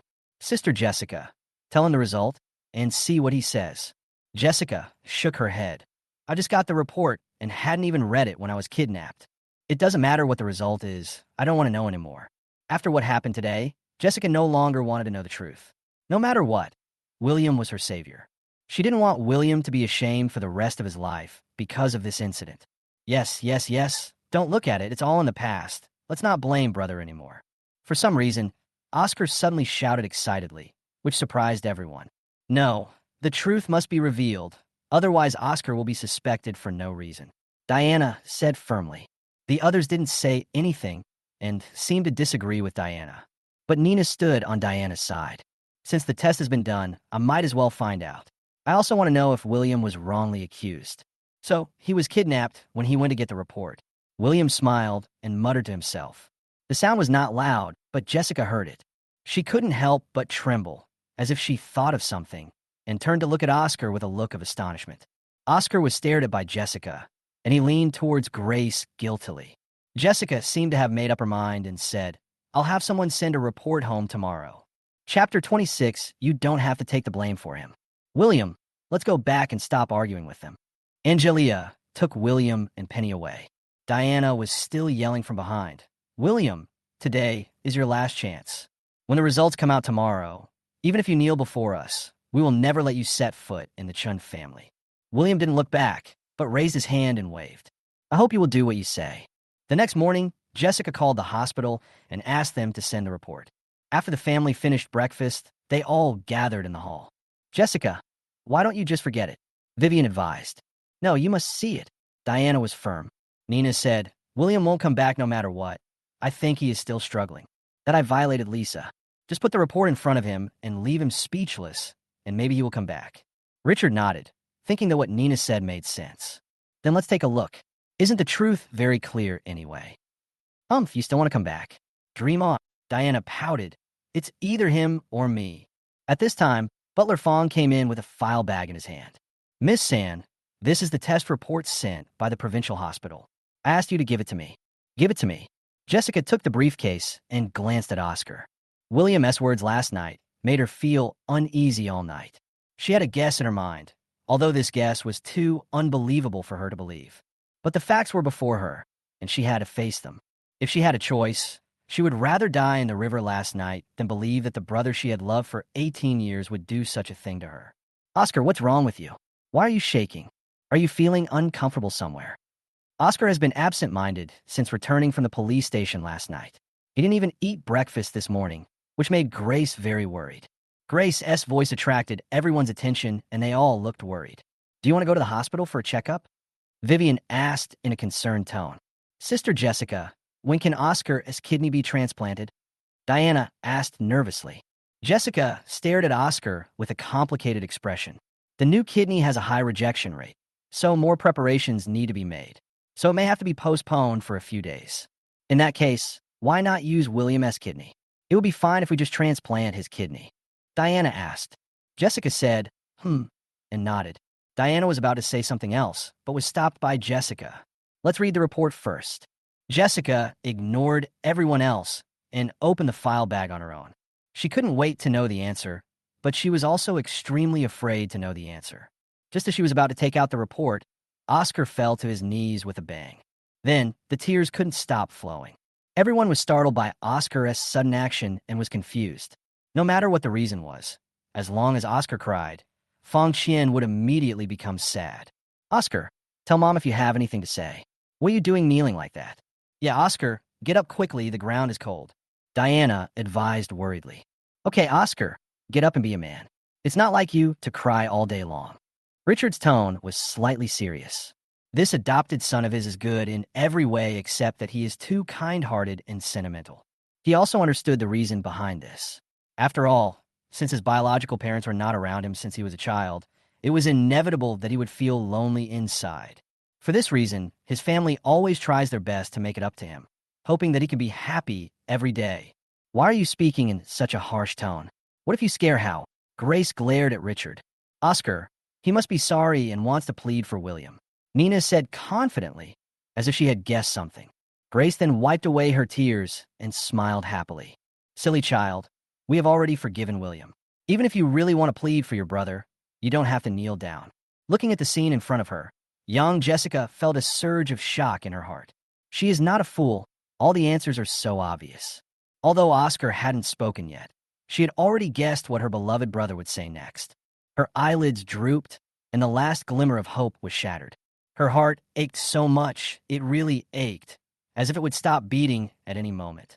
It's not just pain for Oscar, it's also pain for William. At this moment, Vivian noticed that something was wrong with Jessica and looked over. Jessica looked up, their eyes met, and Vivian seemed to understand her sister's heart. His eyes widened instantly. His pupils were filled with shock and disbelief, and even his face turned pale. Jessica had a blank expression on her face, as if she was heartbroken, and took out the test report from the file bag. Before she could open the report, Oscar fell to the ground and burst into tears. The voice was mournful, as if one was heartbroken because of the death of one's parents. Dad, Mom, I'm sorry. I was the one who assaulted Lisa. I'm sorry. I'm really sorry. The hall was dead silent. Apart from Oscar's sobbing, even the normal breathing sound disappeared.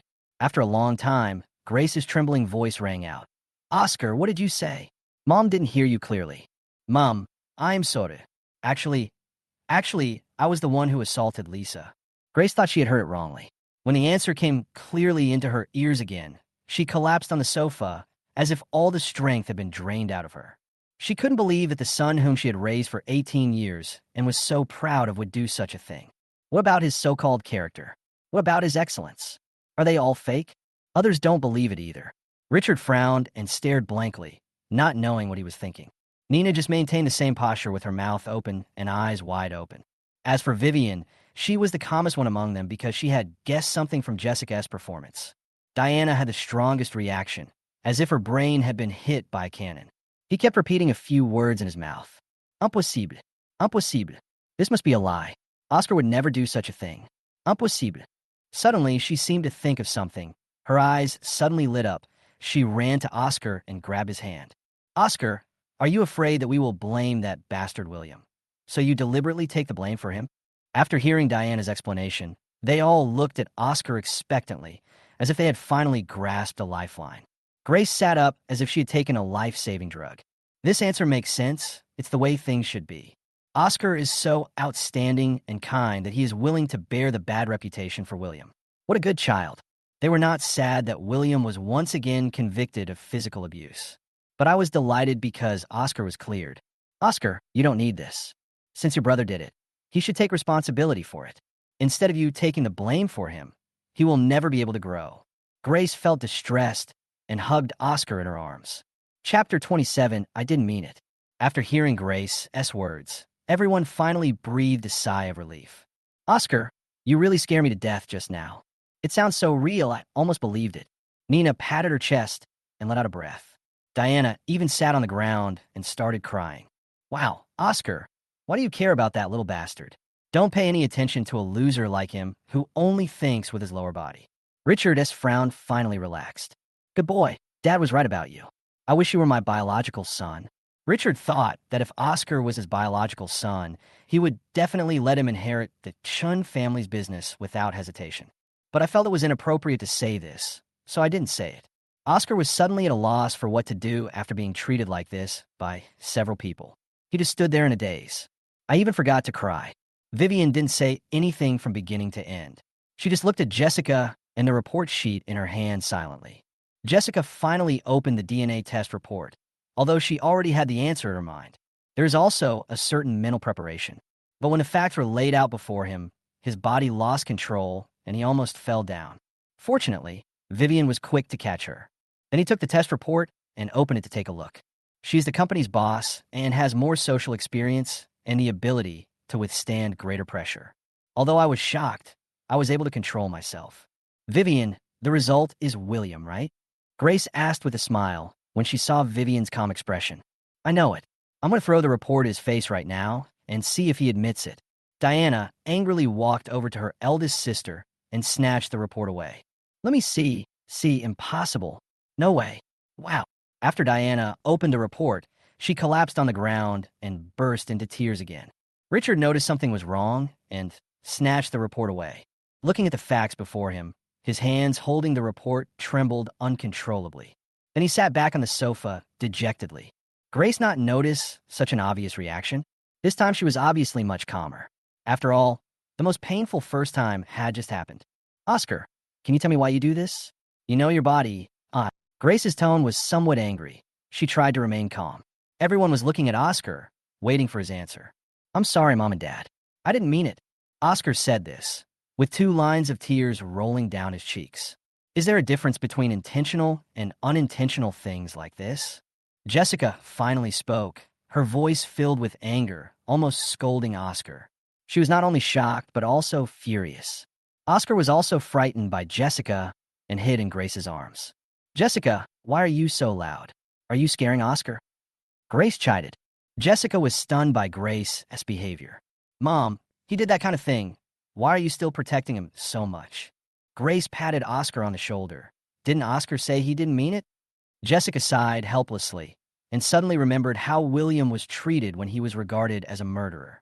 It didn't seem to be the case. Oscar, first tell me why you violated Lisa at that time. Richard is obviously much more rational than Grace.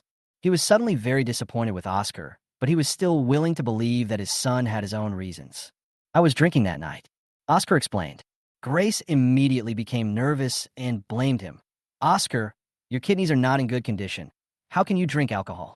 That day I saw my parents, sisters, and brother talking and laughing, and I suddenly felt like an outsider. I was sad for a while, so I drank some wine. Then I got drunk and walked into the wrong room, so I did that to Lisa. Ugh, I'm sorry. I really didn't mean it. Oscar cried as he explained, and he was very sad. So that's how it is. Mom was wrong about you. It's Mom's fault, my poor child. Mom will never let you feel sad or lonely again. Grace lifted Oscar up and held him in her arms.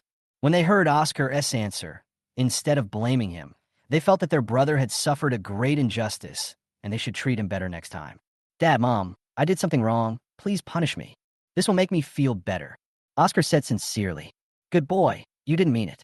Just don't do it again and forget about the punishment. Then at least give me a few lashes like you did to my brother. Oscar said, pretending to feel guilty. How can he be compared with you? He has thick skin and tough flesh. It's no big deal if he gets whipped a few times. Diana said disdainfully. Oscar's explanation, she was very happy and felt like she had returned to normal. She knew that her brother must have his own difficulties. Jessica couldn't tell whether Oscar's statement was true or not, but one thing was true. Why did you frame William? Jessica stared at Oscar with sharp eyes.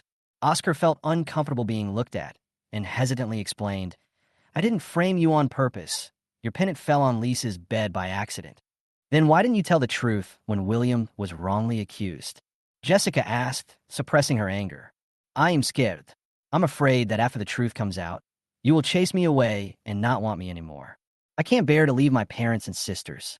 I really love this family. As he said this, Oscar started crying again. His reasons deeply moved the people present and made them feel even more sorry for him. Silly boy, no matter what happens, you will always be my good brother, and we will not drive you away. Diana's eyes were slightly red. Grace hugged him tightly. Silly child, your parents love you so much. How could they not want you? Richard also hurriedly comforted him. Don't worry, Oscar. No one here could drive you away. You are reluctant to leave. So should William leave? You are afraid of being driven away. So isn't William afraid? How can you be so selfish? William and Oscar differently in the same matter. Chunman finally exploded with anger. Oscar trembled unconsciously when Jessica yelled at him and shrank into Grace's arms. Grace glanced at her third daughter in a chastising tone. Why are you so mean to Howard? He didn't mean it. That's right, third sister, you've been having a bad temper lately. You need to change that, Diana said mockingly. Okay, then tell me, how do you plan to solve the problem of William being wrongly accused? Jessica asked with a serious expression. When Grace heard this, she burst into tears. William is also a poor child. I really hope he can go home. Let's go together and persuade him to come back, okay? Well, this kid is a little stubborn. Although not as stubborn as Howard, he is not a bad person by nature. Let's go and bring him back now, Richard said firmly. Chapter 28, Bringing William Back. Jessica was actually feeling very anxious because of something. That was her kidnapping and murder. But that was just her guess for now. She absolutely did not believe that Oscar would treat her like this. She couldn't say this guess now. If the kidnapping was really just an accident, then Oscar would be wronged. How much psychological damage will this cause to Oscar? They have wronged William and hurt his feelings. She couldn't let Oscar bear the false accusation and let another brother get hurt. She now wants to wait for the results of the police station's investigation. However, she was still very angry. Oscar, you must go and apologize to William for this matter. Otherwise, I won't have you as my brother. Jessica stared at Oscar and said angrily. Bang! Grace slapped the table and stood up. Jessica, shut up. Do you know what you're talking about? Do you understand how much your words hurt Oscar? Scolded by Grace, Jessica suddenly felt that her words were a bit harsh. Jessica, I know you're standing up for William. We will try to compensate him later. Don't be too angry. Richard sighed and soothed. Yes, Manching. Oscar has already admitted his mistake, so stop scolding him. Look how sad he is. Nina felt extremely heartbroken when she saw Oscar crying like a child. Vivian walked over to Jessica, patted her shoulder, and said, Just forgive Oscar this time. He didn't mean it. At this moment, Oscar suddenly rushed in front of Jessica, hugged Jessica's thighs, and cried, Third sister, you can scold me and hit me, but please don't abandon me. I am really afraid of losing you. Don't chase me away. Seeing Oscar like this, Jessica began to soften her heart. But when she thought of the injustice William had suffered and the whip marks all over his body, she felt extremely painful. Seeing that Jessica didn't move, Oscar cried even harder. Third sister, I know I don't belong here. Since you won't forgive me, I'm leaving now. Jessica pitifully. Sister, I just hope that you can protect yourselves after I leave, especially when you encounter fire. You must be careful. Oscar stood up, glanced at Vivian and the others, then walked out resolutely. When hearing the word fire, Jessica's body couldn't help but tremble. Not only Jessica, but Vivian and the others couldn't help shaking as well. They thought of William and the fire. If it weren't for the desperate rescue of this non-blood brother in front of them, they would have been buried in the fire by now. Finally, Jessica couldn't restrain herself anymore, rushed over, and hugged Oscar in her arms. Oscar, I'm sorry. I was wrong. I shouldn't have said that. Please don't leave, okay? Vivian and a few others also came over, hugged Oscar, and begged him to stay. Grace looked on, tears already streaming down her face. Richard's eyes were slightly red at this time. After several people's pleading, Oscar finally smiled, but no one noticed that his smile revealed a hint of pride that his evil plan had succeeded. Well, I'll listen to my sisters. I won't live long anyway, so let me use my last moments to stay with my parents and sister. Oscar, what did you say? We won't let anything happen to you. Don't talk nonsense. Diana immediately scolded angrily. Jessica was relieved to hear Oscar was staying. Don't worry, Oscar. Trust me, I will definitely save you. Oscar looked at Jessica gratefully and nodded. Jessica took a deep breath and then exhaled. Let's go and bring William back. It's a new weekend again. Angelia left home early to go to work. William was exhausted after returning from the police station last night, and it was very late when he got back. He slept until nearly 11 in the morning. After getting up and packing, he planned to go to the hospital to visit his grandmother. He never saw her again after leaving Chin's house that day. Although they had video calls during the process, he still missed his grandma very much. Last night, he asked Penny to contact Eva after getting up in the morning and tell her that she had something to do today and that she didn't need to come. Nyin Yin, study hard at home and don't run around. I have prepared lunch for you. You can heat it up and eat it yourself when the time comes. William finished his instructions. He went downstairs. When he arrived downstairs of the community, he suddenly saw several luxury cars driving in and then stopped in front of him. When the residents of the community saw this, they stopped and watched. Is there anyone getting married in our neighborhood today? How come I don't know about it? What marriage? Can't you see you're looking for William? The residents of the community are very familiar with William's family. After all, they have lived here since they were young. William is good-looking and has a good personality. Residents in the community like him very much, although it disappeared for a while in the middle. As the vehicles approached, William recognized Richard as Maybach, Jessica as Maserati, and Vivian's Porsche. He immediately frowned and wanted to leave. Jessica got out of the car in a hurry before it even stopped. William, wait a moment. William ignored her and continued walking out of the community. Jessica rushed over and grabbed him. No, what are you doing? You're not done yet, are you? Chun impatiently shook off Jessica's hand. Jessica was not angry, but anxiously said, William, can you listen to me for a few words? At this time, Richard, Vivian, and others also got out of the car and surrounded them. William looked and saw that the whole family was there, including his adopted son, Oscar. He didn't want to get entangled with these people, so he said coldly, Hurry up. If you have something to say, say it. I'm Busse. No, William, what's your attitude? Diana was immediately furious. They came specially to see him, but William always had the same attitude, which made her very unhappy. William gave him a look and said jokingly, What's wrong? Your face doesn't hurt anymore, does it? Recalling the scene in the cinema where William slapped her in anger, Diana took 2 steps back unconsciously, and then anger appeared on her face. He wanted to say something else, but was stopped by Vivian. Okay, Diana, just stop messing around. William, we already know about Lisa. Jessica said with a guilty look on her face. William had no expression on his face and was not surprised. He had already guessed it based on the conversation at the police station door last night. So, what does it have to do with me? Jessica was suddenly at a loss for words after being scolded by William. William, we misunderstood you. Come back with us. Richard sighed and said in a deep voice, Yes, William, let's forget about the past and live a good life from now on. Vivian echoed. Chapter 29, It's All As You Wish. Forget it. Forget about it. William stared at Vivian and asked sarcastically. Faced with William's question, Vivian hesitated for a long time and didn't say anything. Of course, it's some of the ridiculous things you did when you were in the Chun family. Nina said subconsciously. William smiled. So, you came here today to tell me that you are magnanimous and have forgiven what I did. Nina retorted. Isn't it? If nothing else, the missing jewelry and necklaces in the house are always stolen by you, right? William nodded and said, Okay, I admit it, even if I did those things. But compared to what your precious brother did, which one is more ridiculous, you tell me. Nina was silent. It was just as William said. Even though William had a habit of stealing, it was nothing compared to what happened to Oscar.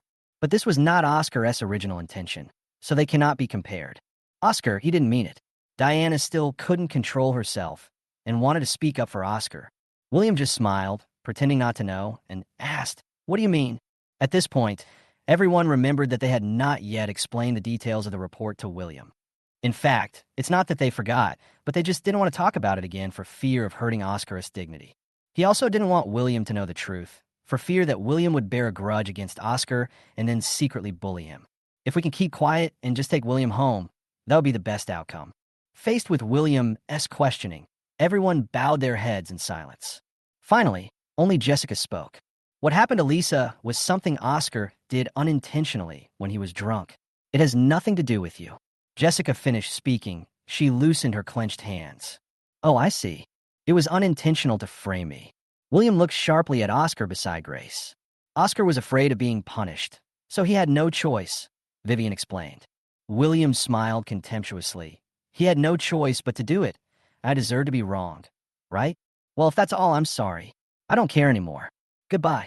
After saying that, William pushed Jessica away and was about to leave.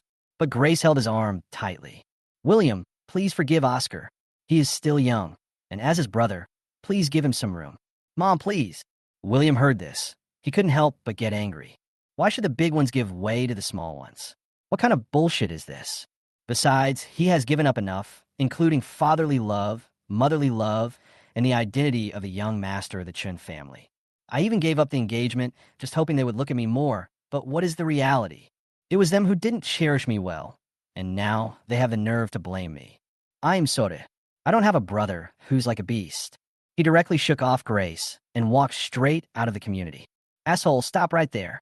How can you talk like that? Who are you calling a beast? Richard said angrily from behind.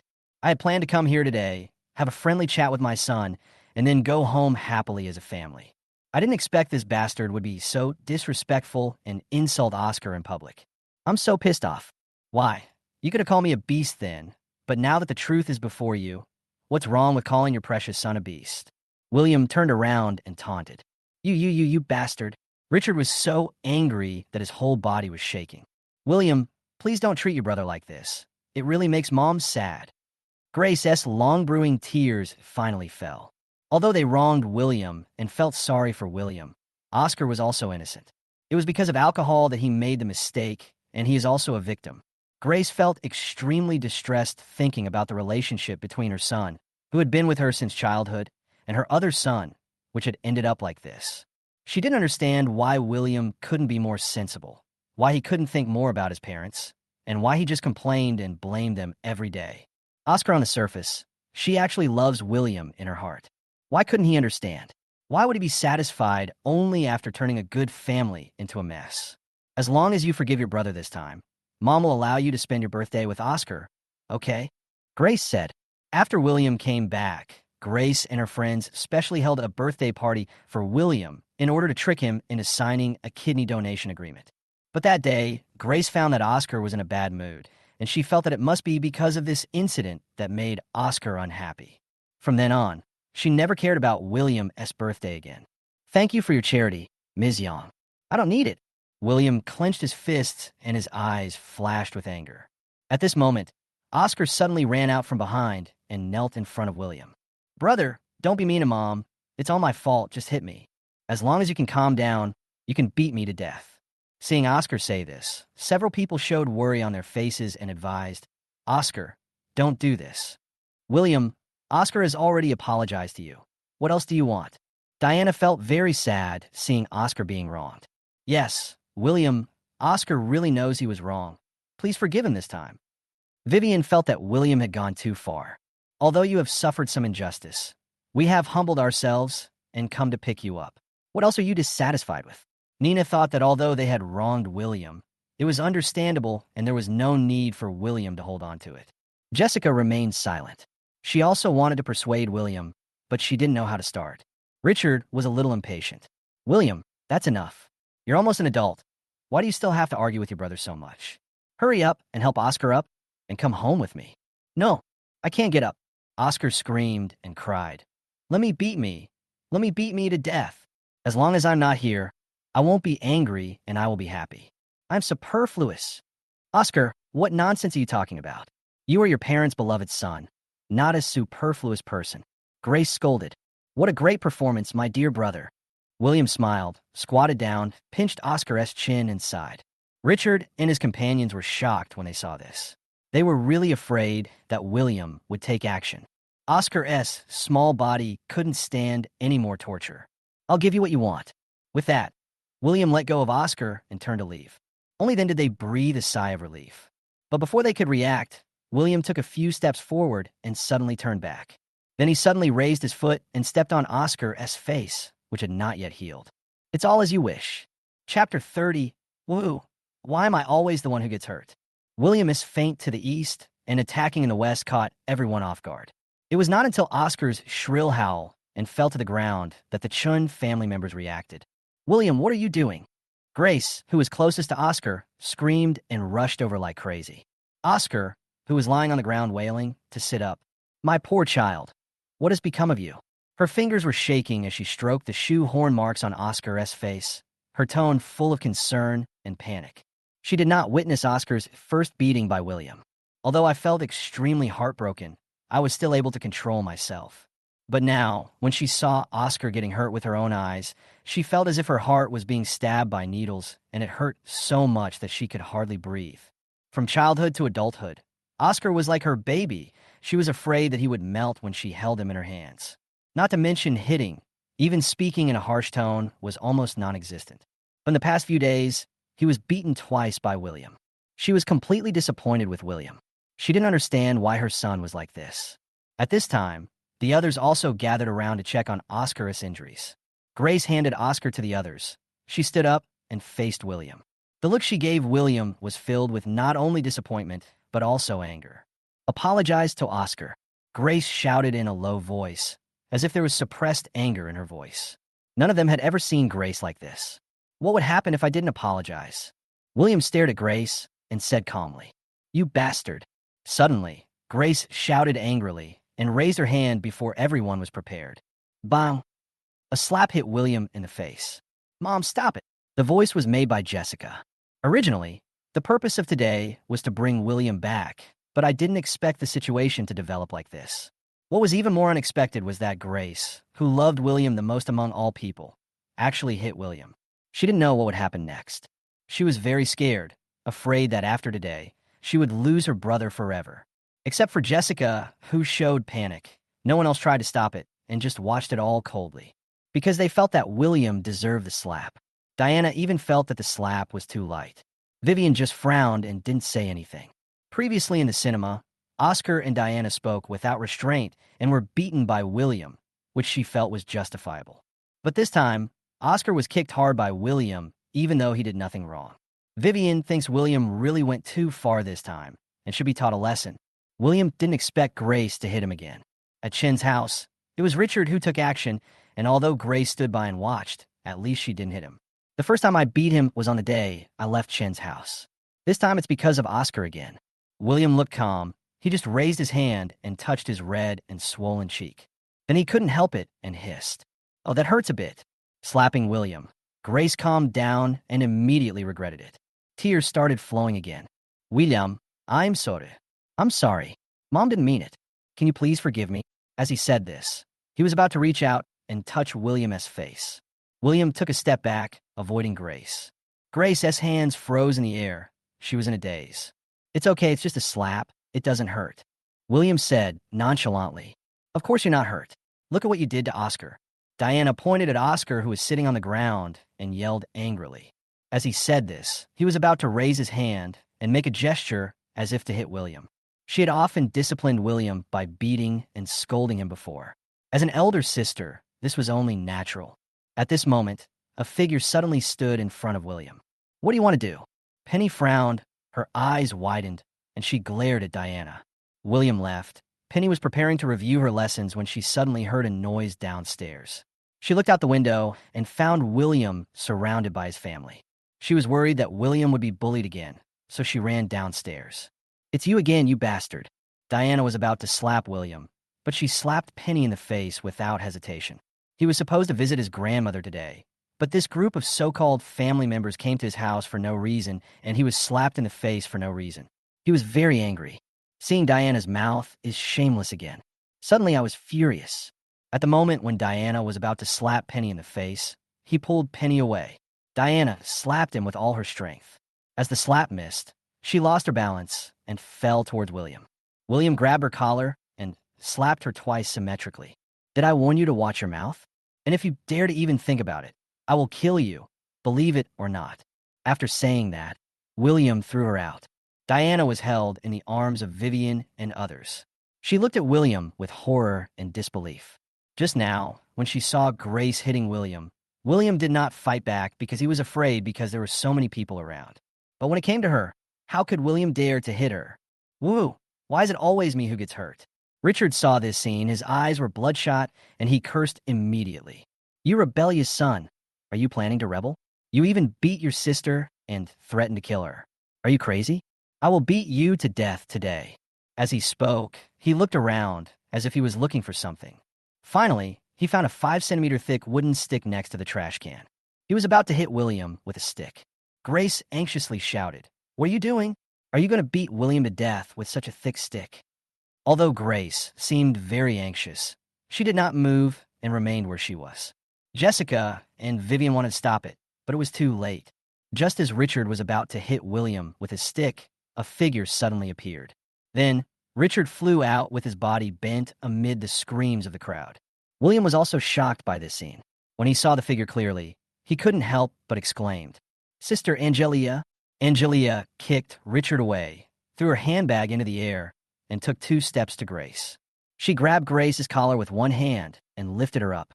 With his other hand, he slapped her twice in the face and threw her out. Then he took 2 steps back and reached out to catch the handbag that had just fallen. Chapter 31, Dare to Gamble. Angelia looked down at Grace with a sullen face. "From your tone, it seems like you care about William a lot. If you care so much, don't just talk and do nothing. Why don't you run up and stop him? Grace leaned against Vivian, looking at the woman in front of her with horror. Her lips trembled slightly, and she wanted to explain something, but she didn't say it. Angelia ignored Grace and came to William. Nan, Sister Angelia, how come you're back? William felt Angelia's anger and was a little scared. He swallowed and asked, if I hadn't come back in time, would you have been beaten to death standing there? As she said that, Angelia pulled William's ear and pulled him in front of her. Come, let me tell you, Sister Angelia, why didn't you resist? It hurts, it hurts, it hurts. Sister Angelia, please be gentler, my ear is going to fall off. William cried out in pain and begged Angelia to let go. Tell me, what? Angelia yelled. William finally realized that Angelia was really angry. I resisted. I had my own purpose. William explained hesitantly. No matter what you think, you shouldn't let others bully you for nothing, understand? Angelia lectured in a stern tone. I'm warning you. If I find you being bullied again next time, and you don't fight back, get out of here. Do you understand? Angelia's voice became a little hoarse, perhaps because she was too angry. I was wondering why William became like this. It turns out it was all because of you. Vivian's voice rang out. Angelia waved and asked Penny to hold William, then turn around. What's wrong with me teaching him? He's not 1,000 times better than this sickly wretch you taught me. What right do you have to say Oscar is a piece of trash? His character is better than William's, and his grades are better than William's. How can William compare to Oscar? Diana only cared about the food and not the beating, so she jumped out again. Character. Haha, you have the nerve to mention it. Angelia glanced at everyone jokingly, and finally her eyes fell on Oscar. Angelia didn't know about the test report. However, through some of the things Penny said to her on the phone, she guessed that the Chun family knew the truth, so they came to William to apologize. But I didn't expect this to be the result in the end. She was glad that she ran back. Otherwise, William would have been beaten to a pulp. What do you mean by character is to violate a girl and then frame your own brother? Angelia raised a hint of sarcasm at the corner of her mouth. What an outstanding person. Oscar had no choice but to do it. He didn't do it on purpose. Grace quickly defended. You believed everything he said, but you didn't listen to a word William said when he explained it. If the truth had not been revealed, would William have to take the blame for your beloved adopted son for the rest of his life? Now, just say it wasn't intentional and let it go lightly. I really want to know who is your biological son and who is your biological brother.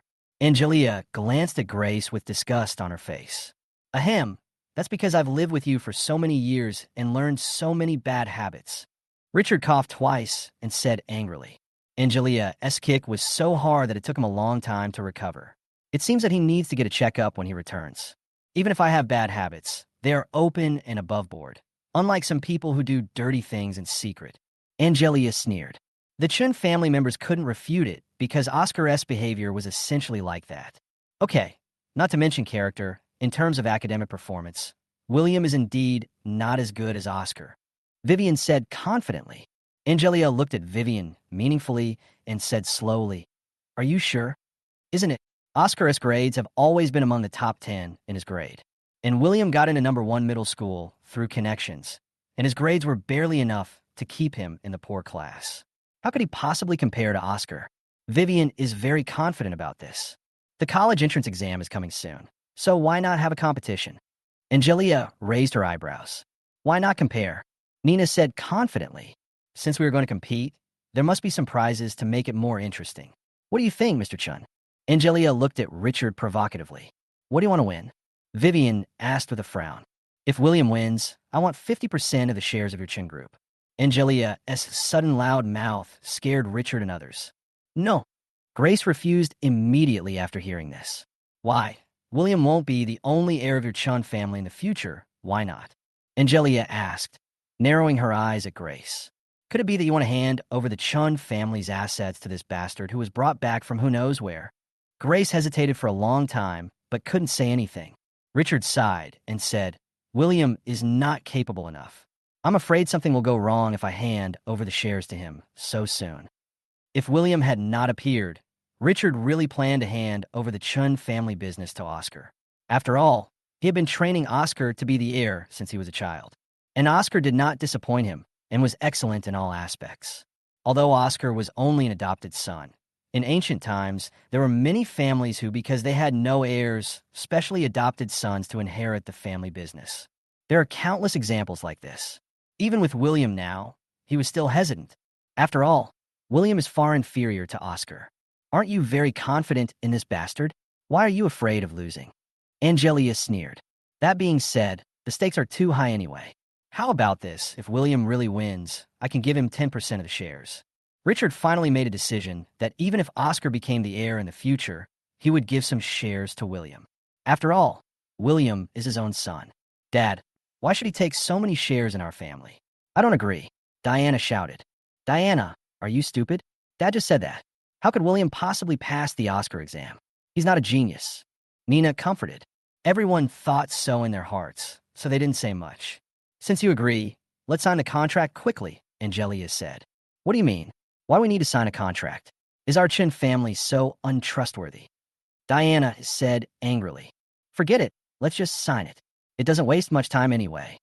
Jessica said. After what happened today, she suddenly felt that William might drift further and further away from the Chin family. She would feel more at ease if she could provide some security for her younger brother for the rest of his life. Oh, what am I thinking about? Jessica slapped her head. Laugh at yourself and wonder if you're crazy. With William S. grades, how could he possibly pass the Oscar exam? I must be crazy. William Moore. Chapter 32. A waste who can only get into a 211 university. Vivian made the call. Someone sent her a share transfer agreement. William signed his name on it without hesitation. He is not a conservative person either. I thought I had ambitions and didn't want a single penny from the Chun family. Besides, this is a bet. He's not getting it for free. After both parties signed, Diana suddenly thought of something. Then he asked, what will you pay if William loses? Everyone also looked at Angelia, wanting to see what equal bet she could come up with. Angelia just smiled and said, we have nothing but our lives. Do you want them? Well, this time they finally understood what kind of person Angelia was, who had taken care of William for 5 years. Shameless. But the Chin family didn't care. Anyway, they didn't think William would win an Oscar. After getting the contract agreement, Angelia will take William and Penny upstairs. Seeing that William was about to leave, Grace kept calling out to him from behind without giving up. William, come home with me. I really can't bear to leave you. You can't be so cruel. Angelia turned and glared at Grace, then hugged William into her arms. He is mine. If you dare to bother him again, I will overthrow your Chun family. In the room, Angelia was carefully examining William. Sister Angelia, why are your eyes red? William noticed that Angelia's eyes were red for some reason. Angelia looked a little flustered, rubbed her eyes, and explained, the sand got in accidentally. After Angelia went out, Penny came in with ice cubes and applied it to William's face. Penny carefully looked towards a door, then whispered in William's ear, Brother, let me tell you something. My sister was crying in the kitchen just now. After arriving home, the police called and informed that the group that kidnapped Jessica had been arrested.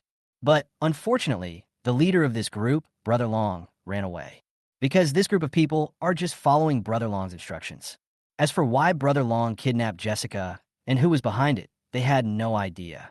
The police told them not to worry and that they would notify the Chun family as soon as they caught Brother Long and found out the truth.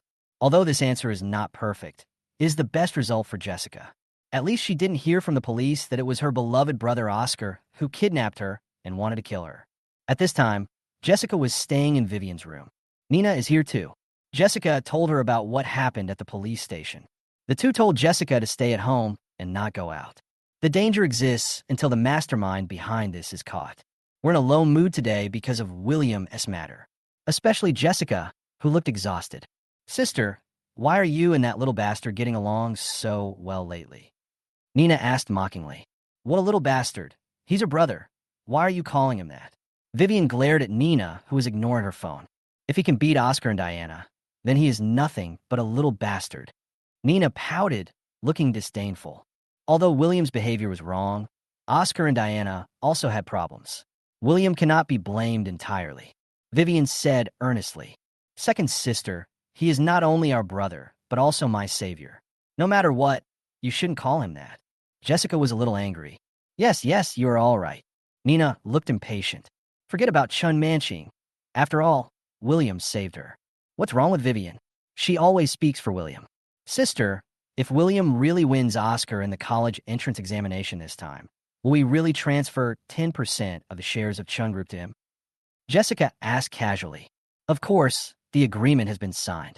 Vivian answered without hesitation. What are you two thinking? How can a loser like William, who can only get into a 211 university, possibly get better than Oscar? Nina looked up with a sarcastic look on her face. Everything is possible. What if William performs better this time? Jessica wanted to make another argument, but halfway through, she couldn't think of any reason to convince herself. After all, no matter how well you perform, it is impossible for your grades to improve dramatically in just 2 months and for you to be admitted from a 211 university to Peking University or Tsinghua University. Nina just laughed and didn't argue with Jessica. Jessica felt uncomfortable because she couldn't win the argument with Nina, so she deliberately asked, "Second sister, don't you want to write today? Have your readers urged you to write?" "No need. I've already coded today's manuscript and uploaded it." Nina's answer surprised Jessica and the others.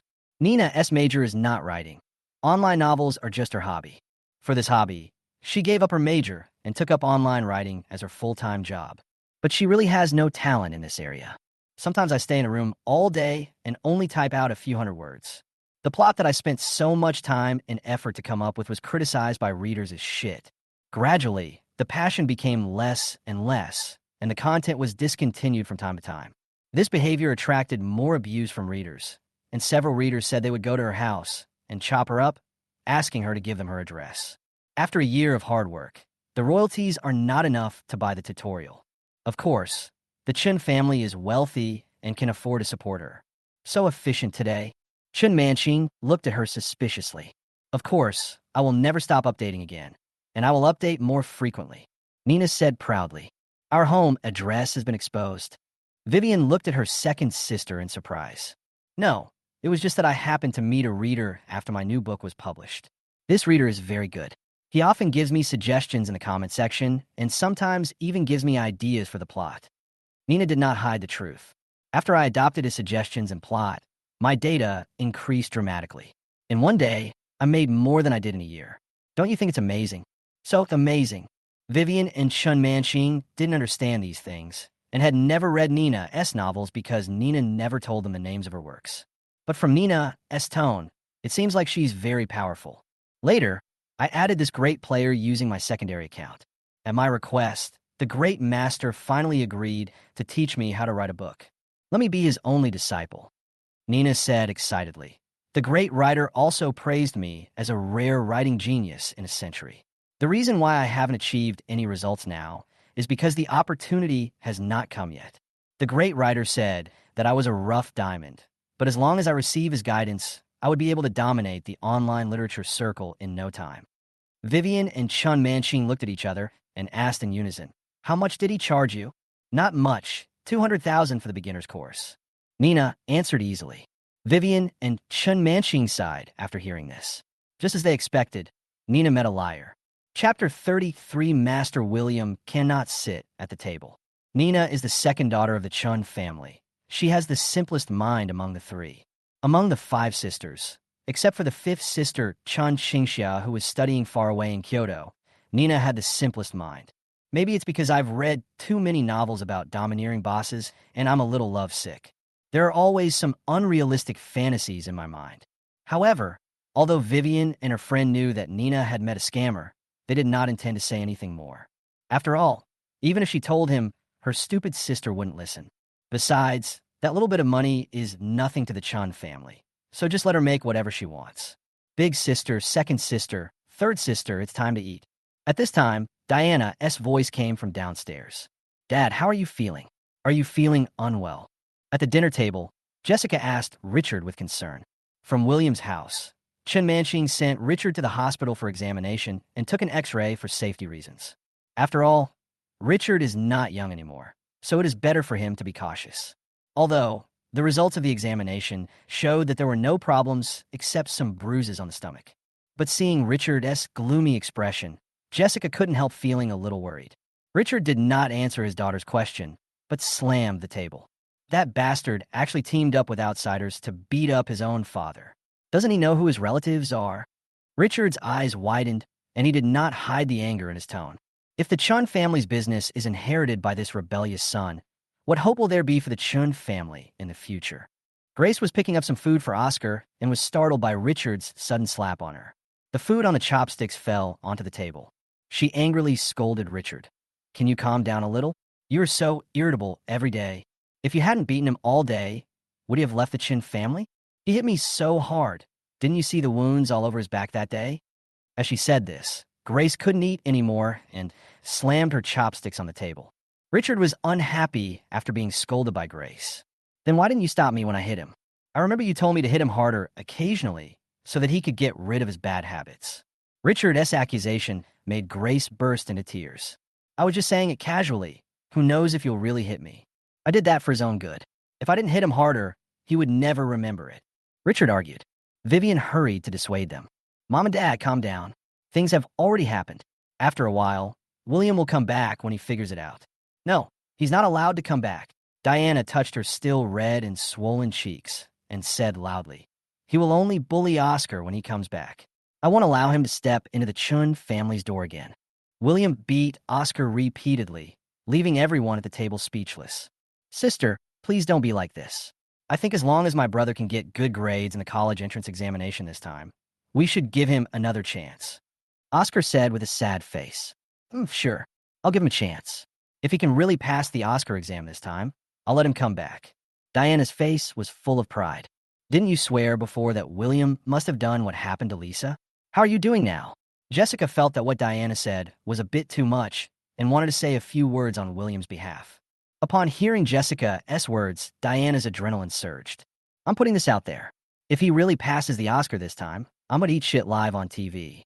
Jessica and the others suddenly felt that these words sounded familiar, as if they had heard them somewhere before. "Diana, stop it. There's no way William could pass the Oscar exam. Just stop messing around," Vivian said impatiently. "Yes, fourth sister, even though my brother can't pass the exam as well as me, I still hope he can come home." Oscar said this with a frown on his face and put the steak he hadn't bitten off back onto the plate. Grace saw this and asked with concern, "Howard, what's wrong? Is this steak not to your liking?" "Well, it's a little stale." Oscar pursed his lips and replied. Richard immediately shouted, "Annie Wong, what's wrong with this steak? Why is something not fresh being served on the table?"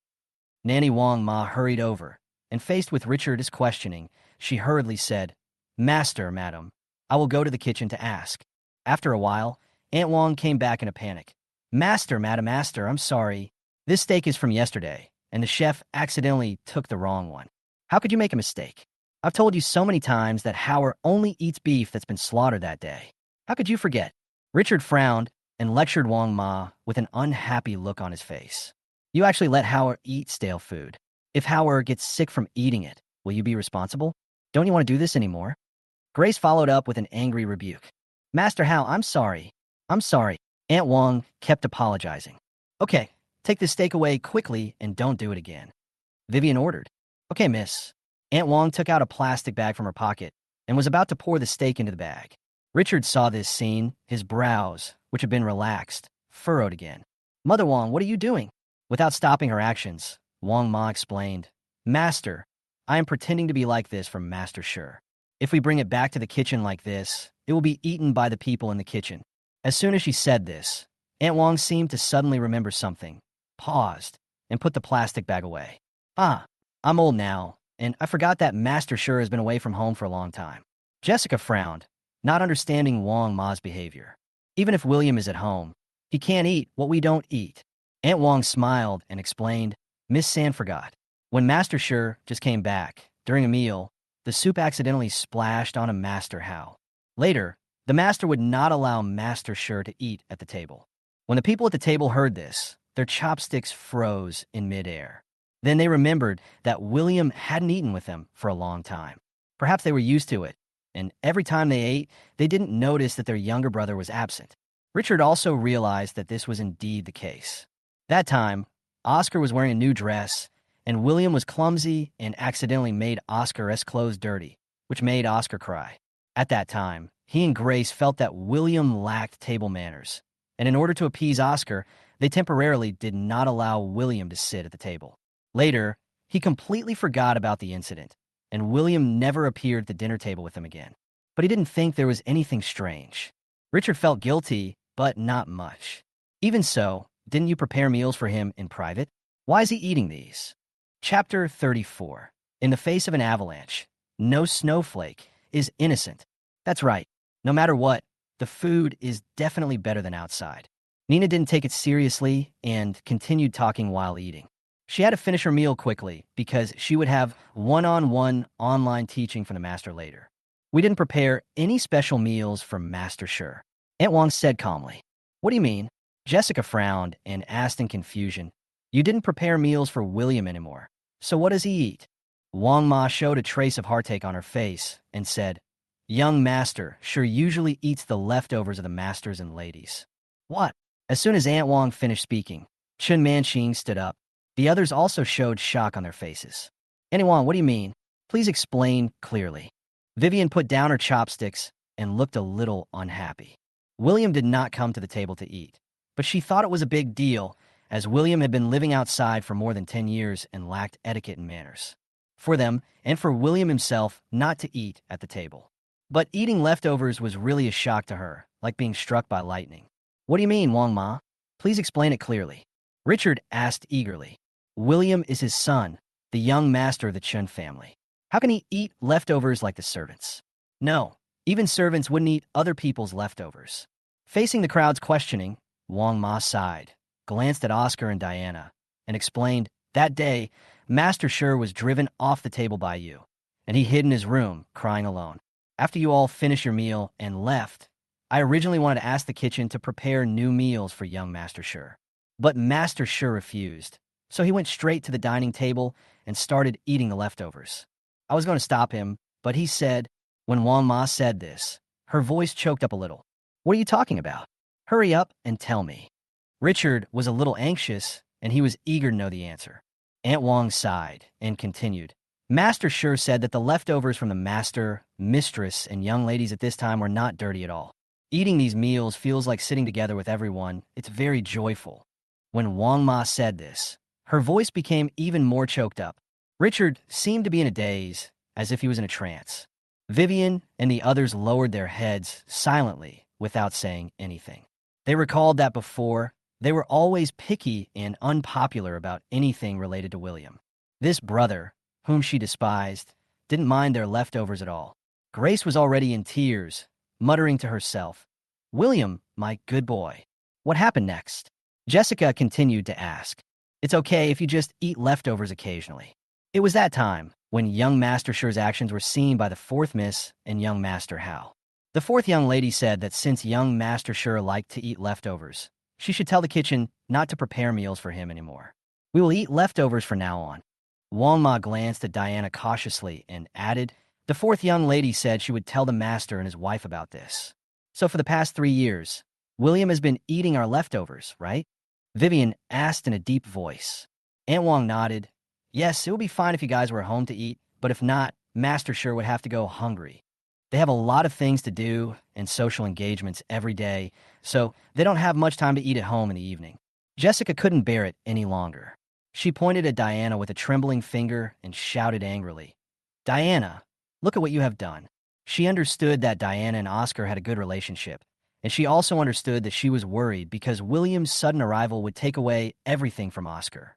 But even if his sister disliked William, this was too much. Seeing Jessica's fury, Diana was a little flustered and stammered. You're not starving to death. Why are you so angry? Is that the problem? He's the young master of the Chun family. You've made him eat leftovers for 3 years. Haven't you noticed how skinny he has become?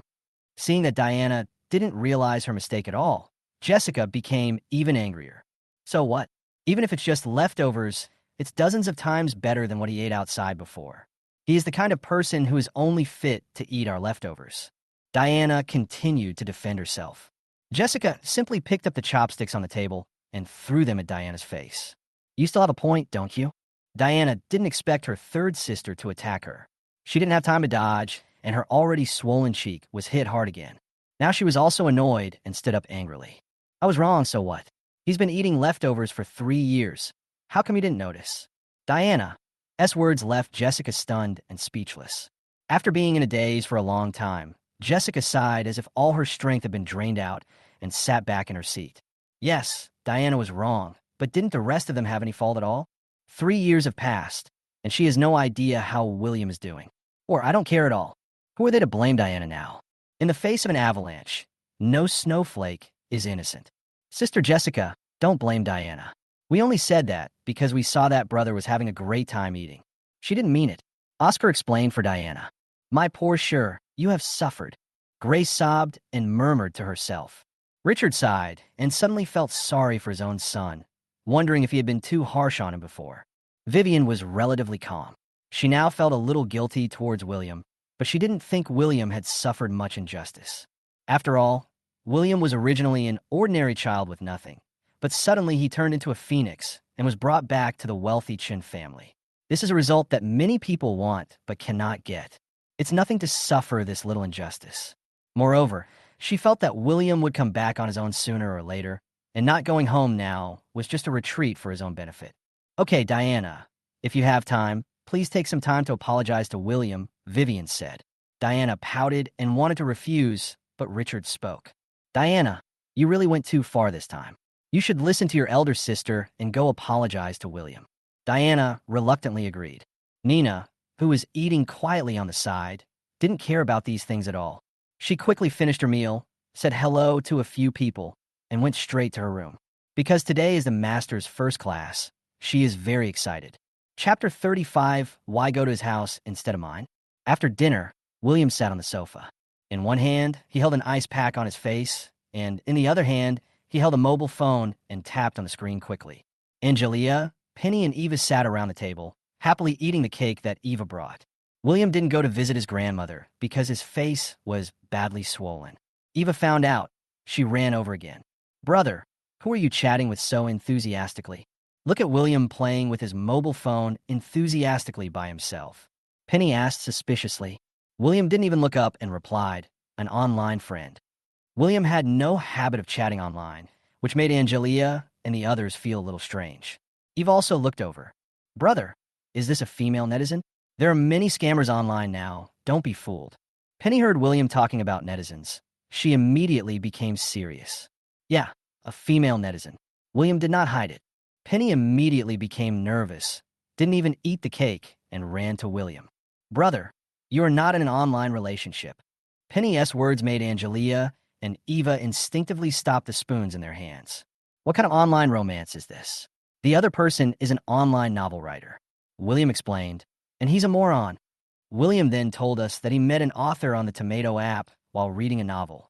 The author's novel was so bad that he couldn't help but give some suggestions. Later, under the other party's strong request, he reluctantly agreed and told the other party about teaching. Brother, you can also write novels. Penny asked in surprise. Angelia and Eva also looked inquiringly at him. After all these years, Angelia had no idea that William could write. Well, I know a little bit, William replied.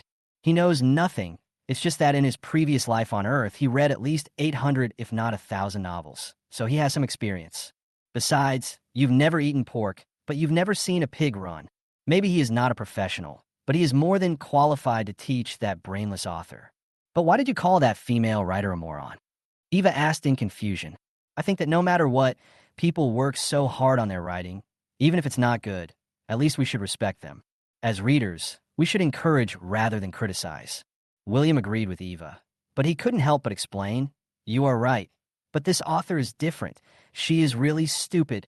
William's words immediately aroused the interest of several people. They suddenly wanted to know how badly the author wrote that William gave such an evaluation. William adjusted his breathing and said, well, let me ask you, if your father was killed by an enemy, you would definitely want revenge, right? Several people nodded. Since you want revenge, you must be thinking about how to improve your abilities and finally kill your enemy, right? Yes, that's right. Guess how this idiot wrote this plot? How was it written? Several people immediately asked with great interest. William glanced at the few people and began to read into his phone. Dad, have a safe journey. I'm not strong enough to take revenge now. But if I can't get revenge, how can I be your son? No problem. Several people were puzzled. William continued reading. As he spoke, he pulled out a dagger, cut off a lock of hair, and said, I will sever the father-son relationship with you today. This revenge for killing my father can only be avenged in the next life. Puff. Angelia and Eva couldn't help but spit out the contents of their mouths. And more. William continued reading. Describe the stepmother and say she farted in a mean way. The heroine got into a car accident and needed a rare panda blood type. The boss brought 2 pandas. You stay alive. If you dare to die, I will kill you. At this point, Angelia and the others couldn't hold back their laughter and fell backward with laughter. Eva, who is usually aloof, couldn't stop giggling. After school that day, William rushed to the stairs and waited for Penny to come down the moment the bell rang. But after waiting for a long time, there was no sign of Penny. Confused, he went upstairs to find Penny in the experimental class. When I reached the door, I saw Penny and Eva walking out. William was about to speak when he saw Oscar following closely behind him. EVA, let's go out for dinner tonight. I've already booked a restaurant. Penny said impatiently. Oscar, are you done yet? EVA told me to study in the evening. Why are you so annoying? Because of William, Penny is very hostile to Oscar. Although William didn't tell her much, he probably guessed a lot of things through the several times the Chun family came to his house. EVA, you study so well, it's okay to take a night off. Oscar ignored Penny and chased after Eva. The college entrance examination is coming soon, and I don't want to relax for a moment. Eva said lightly. As soon as he said this, Oscar immediately thought of the last time when he invited Eva to see a movie, and Eva also said she wanted to study. But looking back that night, he saw Eva and William appear in the cinema. EVA, didn't you go to the movies with Brother William last time? Oscar finished speaking. Eva frowned. At this moment, William appeared. Elder brother, Penny exclaimed excitedly. William hummed and glanced at Oscar. Oscar was wearing a mask. A red shoe horn mark could still be clearly seen on his forehead. He also saw that Oscar was wearing colored contact lenses, which made him look pitiful at first glance. William snorted disdainfully.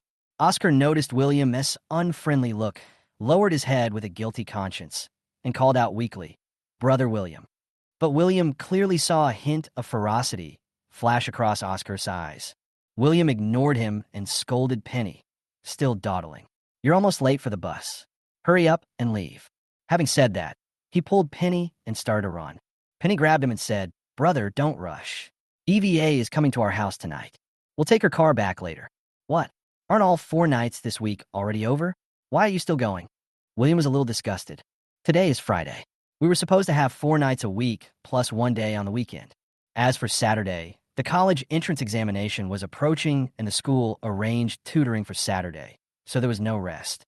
The time is already up. Why are you still coming? Facing William's reluctant expression, Eva was not unhappy, but just said, I just want to study with Nyen Nyen tonight. I won't bother you. Since Eva said so, William couldn't refuse.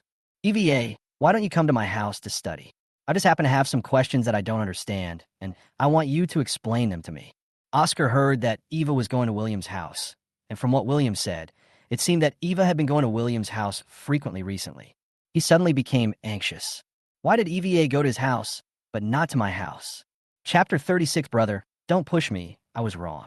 Seeing Oscar looking like he was about to cry, William suddenly felt a sense of evil humor. These tears have been stuck in my eyes. How painful it is. Fall out quickly. Oscar, he pulled Eva over, put his arm around her shoulders, and said with a smile, EVA said she wants to go to my house. Why are you whining here? Go home and find your sister. No one expected William to suddenly attack Eva, and everyone was stunned, especially the students from the experimental class who followed behind and saw this scene. Eva, she is the school beauty of number 1 middle school and the goddess in their hearts. How could it be desecrated by someone of William's low status? Although they also heard that Eva and Oscar were engaged. But Oscar is the young master of the Chun family after all. Even if Eva ends up marrying Oscar, they can still accept it in their hearts. But who is William? He is just the son of the nanny. How dare he flirt with the future mistress in front of the host family? This is too outrageous. Someone immediately shouted, William, what are you doing? Let go of EVA. William ignored it and just stared at Oscar playfully. Sure enough, after a while, Oscar's eyes turned red and tears dripped down. Because when she saw Eva being hugged by William, not only did she not struggle at all, but her cheeks even had a slight blush. That's obviously a shy look. Seeing Oscar finally cry, William turned around with satisfaction, holding Penny with one hand and Eva with the other, and walked towards the stairs. Oscar and the students behind him immediately caught up. Eva then struggled to break free from William's arms, lowered her head, and walked down the stairs. After Oscar caught up, he immediately squeezed between William and Eva, separating the two. With tears in his eyes, he said to William, "Brother William, EVA is my fiancée. What you did just now was wrong." The students from the experimental class behind him also echoed, accusing William of being wrong. William was too lazy to pay attention. He just wanted to piss off Oscar, so he didn't argue and just walked silently. But Eva listened and said coldly, "Oscar, we don't know what will happen in the future. Can you please stop mentioning this matter?" Oscar could tell that Eva was a little angry and suddenly became anxious. It's not like he hadn't talked about this before in front of other people, but Eva had never refuted it. Today, for the first time ever, I got angry. This made him feel an unprecedented sense of crisis. And this sense of crisis came from William next to him. He felt for William and his heart grew stronger. This bastard who suddenly appeared not only wanted to take away his property, but now he was even going to take away his fiancée. There was a ruthless look in his eyes, and he looked as if he had made a certain decision. Oscar immediately put on an innocent look and then said with a choked voice, "EVA, don't be angry. The main thing is that Brother William violated our Chun family's nanny not long ago. I'm afraid he won't be able to control himself and might accidentally do something bad to you." Boom! Oscar said this. Everyone on the stairs stood still as if struck by lightning. William violated the Chun family's babysitter. William is a strong criminal. How can such a person still study in number 1 middle school? A series of question marks flashed through everyone's mind. Even William himself was stunned and stopped in his tracks. He thought Oscar would say something bad about him, and he also thought Oscar would pretend to be pitiful. But he never expected that Oscar would slander him in front of everyone, even though the truth of the matter had already been revealed. How can Oscar still be so shameless and say that he did it? Most importantly, Oscar said it in front of all his classmates, obviously wanting to destroy him. William was instantly furious and clenched his fists. He wanted to kill this grandson right now. "Oscar, shut up," before William could make any move. Eva immediately yelled. Eva's sudden shout scared everyone. Because from the beginning to the end, Eva has always been an image that seems indifferent and aloof about everything. Not to mention getting angry. They had never even seen him speak loudly. The sudden outburst at this time really shocked them. "You know what you're talking about. Apologize to William right now." Eva frowned and spoke in a cold tone. Oscar also didn't expect that Eva, who was always cold, would get angry with him because of William. His eyes suddenly became extremely gloomy, but instantly turned back into a pitiful and innocent look. Then he quickly apologized to William. "Brother William, I'm sorry, I shouldn't have said this. It's my fault. I apologize to you." Oscar wanted to tell this matter was to completely destroy William. Only the Chin family has the report evidence. At that time, the Chin family will not give up on William for him. At most, they will just blame him a few words, and that's it. So, he was not worried at all, and his apology completely confirmed William's guilt. William also calmed down at this time. He didn't care about what other people thought. Now he was only thinking about how to deal with this bastard. But before he could do anything, he heard Oscar scream, "Ah." Then he rolled down the stairs. "Brother William, I'm sorry. I was wrong. Please don't push me." Oscar suddenly rolled down the stairs, and several students were frightened, and they hurriedly ran down to help him up. "William, you're going too far. How could you push Oscar? What if he gets hurt?" As the stairs were crowded, Oscar stood next to William. In addition, Oscar's words just now offended William, so they had no doubt that William pushed Oscar. "Don't blame Brother William. He was also careless." Oscar looked painful and pretended to speak for William. "Oscar, how can you still speak up for him when he treats you like this? Don't worry about it. I'll go find a teacher now." Yes, people like him must be fired. Penny heard that she was going to be fired. She was instantly scared. She was so angry that she didn't notice whether William pushed Oscar. But he testified on William's behalf without hesitation. "My brother didn't push him. He fell down by himself." Everyone knows that Penny has a good relationship with William. "Penny, you are still lying with your eyes open. If William didn't push him, could Oscar really have fallen down by himself?" Even if it was William who pushed her, Penny didn't think there was anything wrong with what William did. She even felt that William was too gentle. However, Faced with the facts, Penny didn't know how to refute it. At this time, Eva spoke. William didn't push him. I saw Oscar fell down by himself. Chapter 37, I kicked you, so what? Eva's word surprised everyone. No matter what, Eva is Oscar's fiancée. Why doesn't she help her fiancé, but instead protect the nanny's son? Oscar felt hopeless at this moment. He wasn't sure if Eva had seen him dive.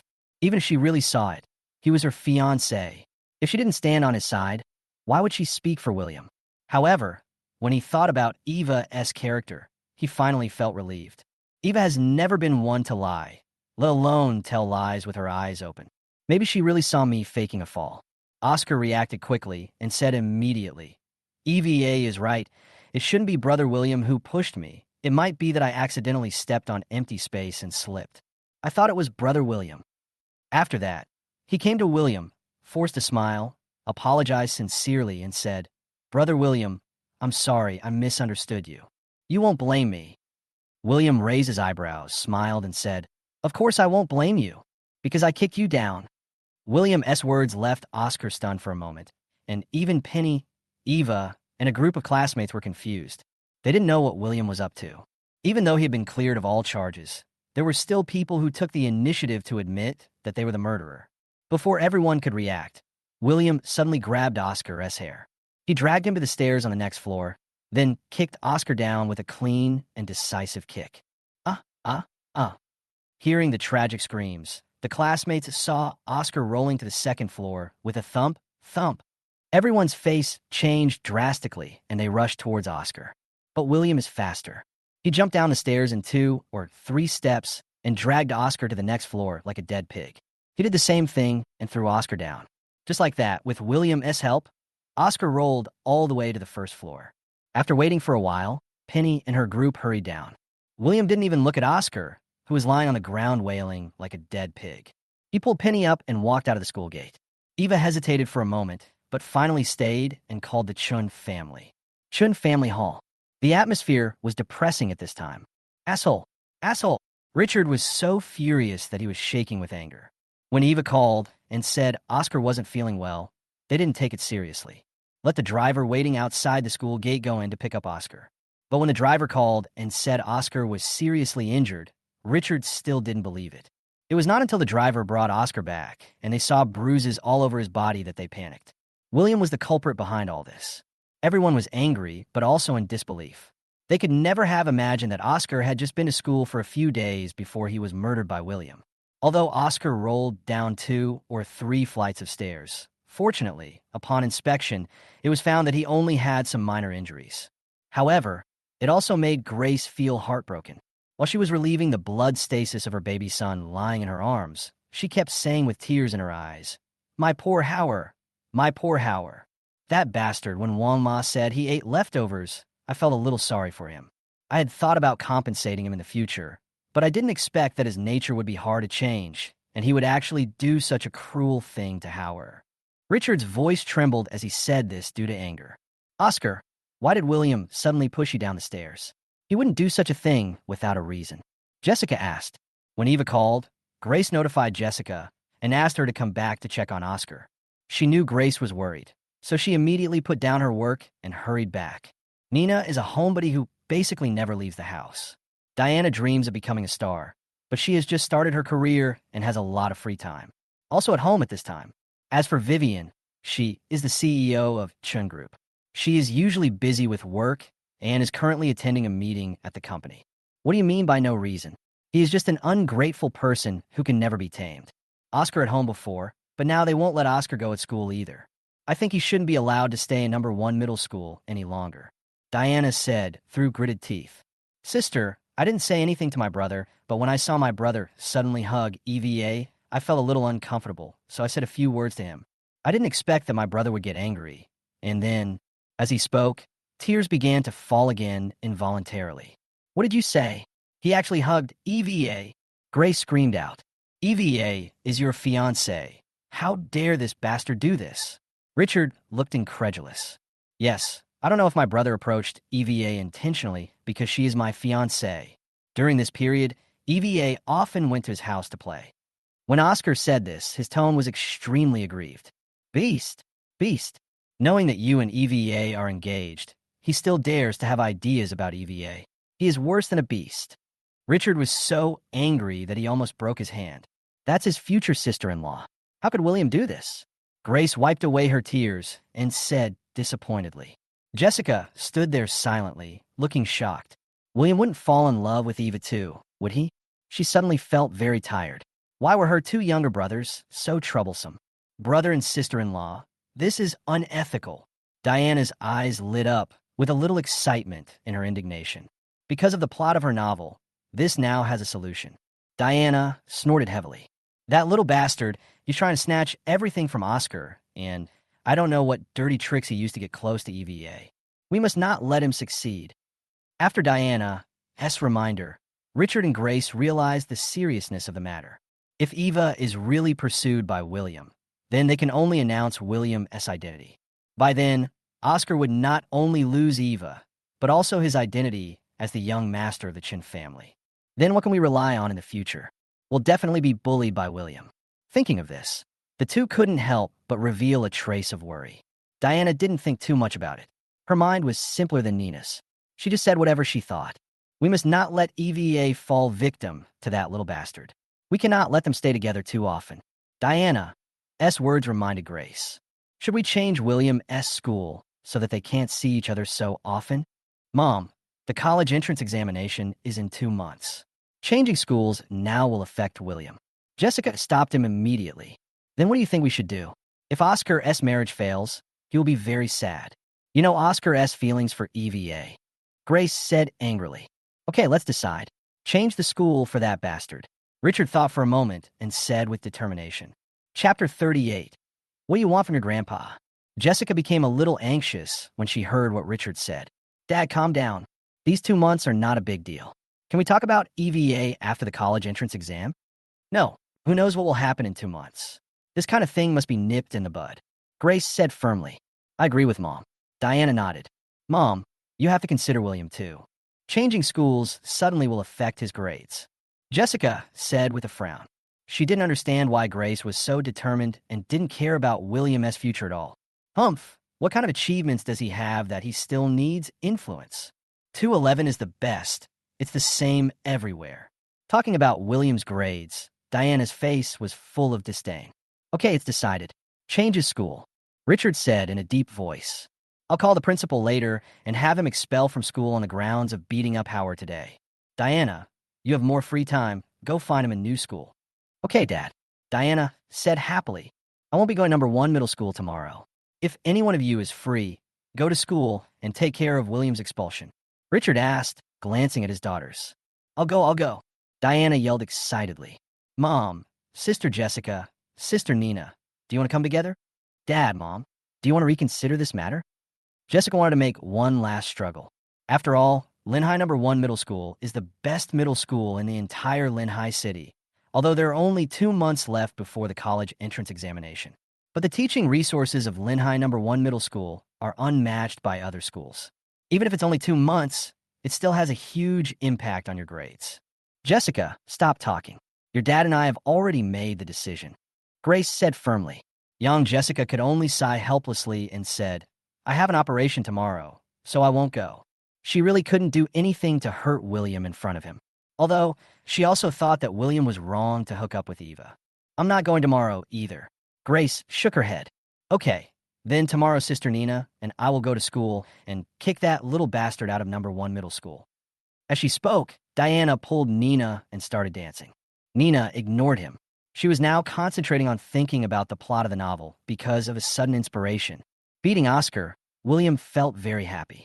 However, he still told Penny to keep this secret from Angelia. Angelia to know about the conflict between him and the Chun family to avoid worrying her. When they got home, Angelia had already prepared dinner and was waiting for them. Halfway through the meal, Eva arrived. After dinner, Angelia went out to set up the stall. William and a few others began to review their lessons. Oscar shouldn't be seriously injured. You don't have to worry. Eva suddenly said for no reason. William looked up at the school beauty Chin, then lowered his head to continue explaining the questions to Penny. Whether you love someone or not is none of my business. William thought to himself. As long as the Chin family doesn't pursue the matter, The school will at most give you a minor punishment, such as a warning or something. It won't be recorded in your file, and it won't have any impact on you in the future. Eva continued. William finally understood why Eva told him not to worry.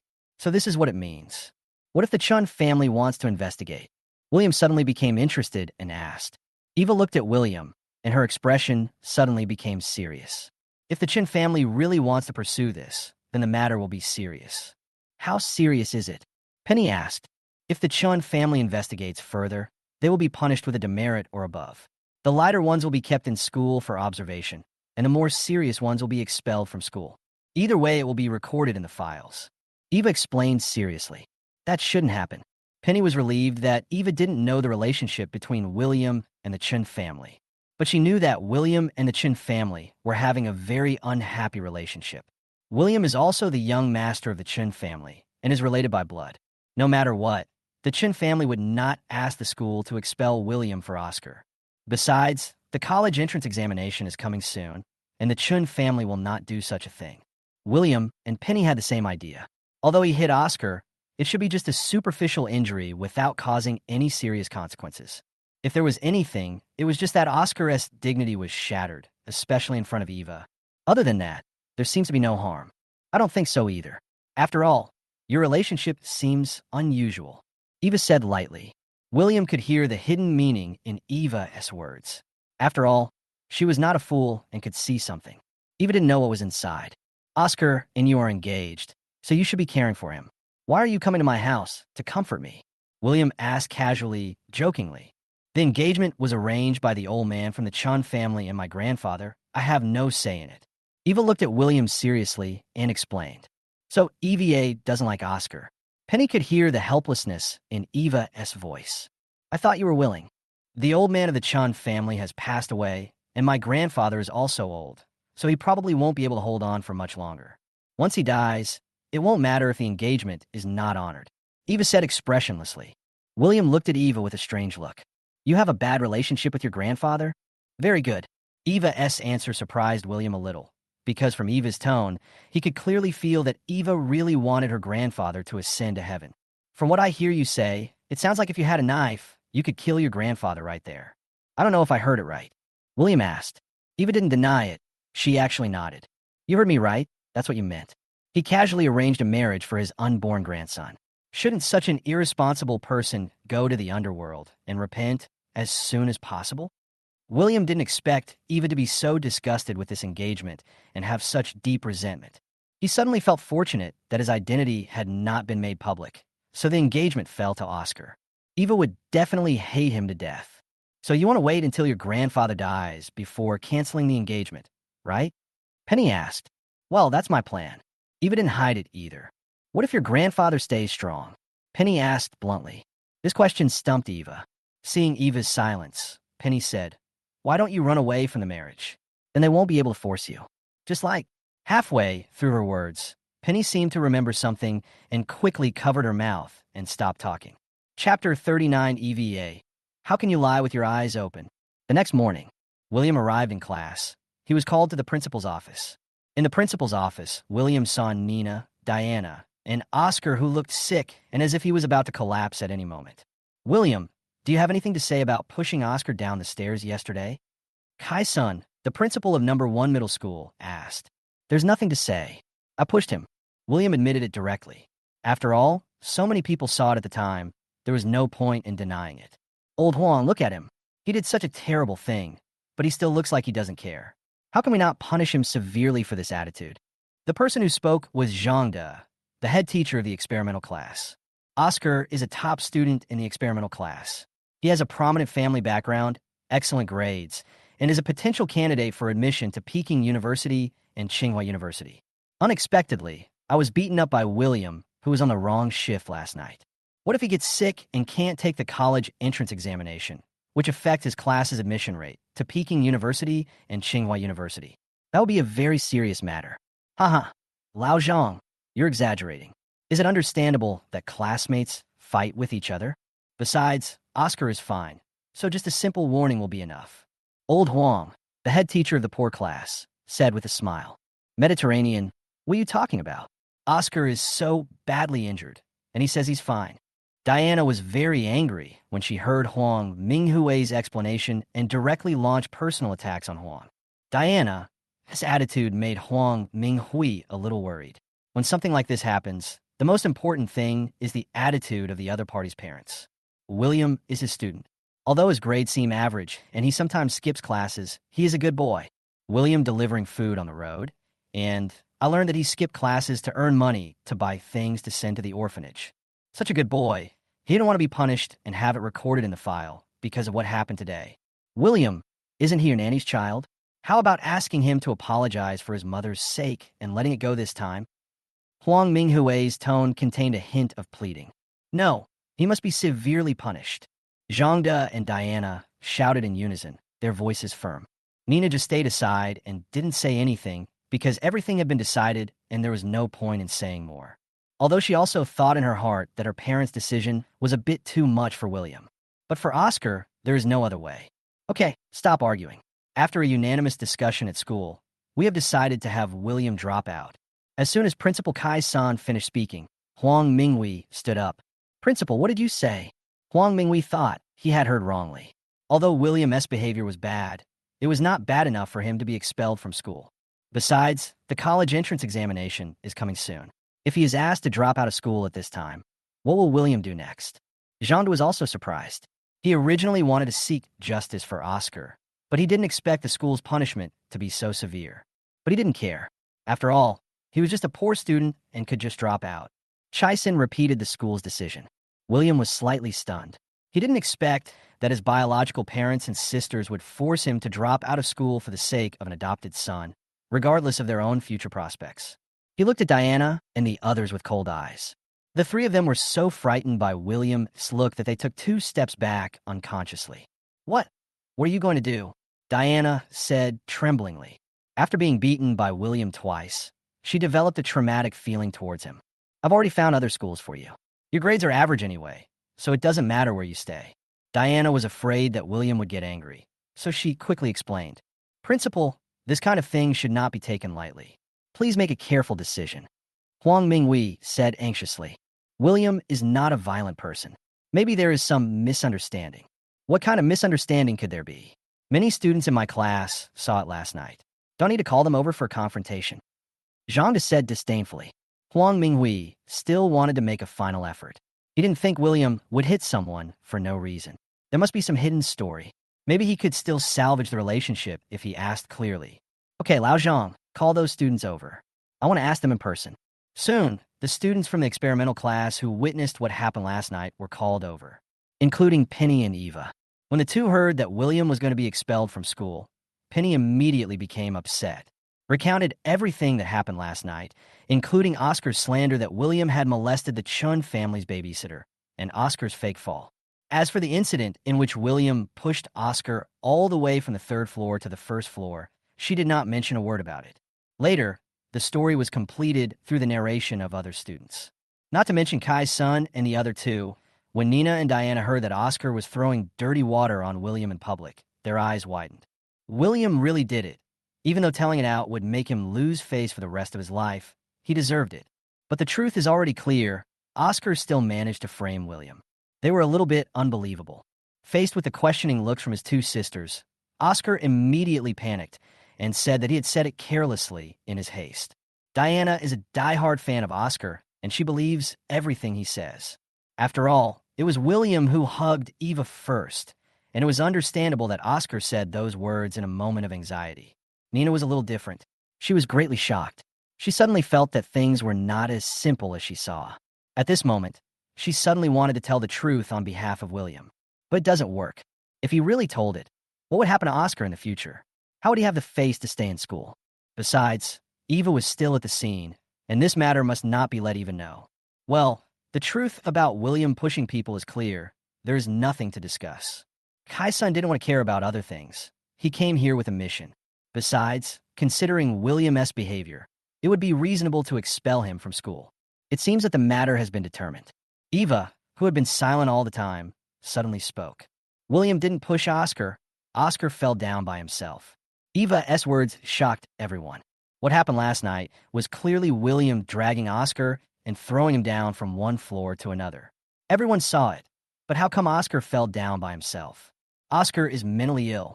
After falling to one floor, he climbed up by himself and then rolled down again. EVA, how can you lie with your eyes open? Chapter 40 must drop out of school. EVA, what are you talking about?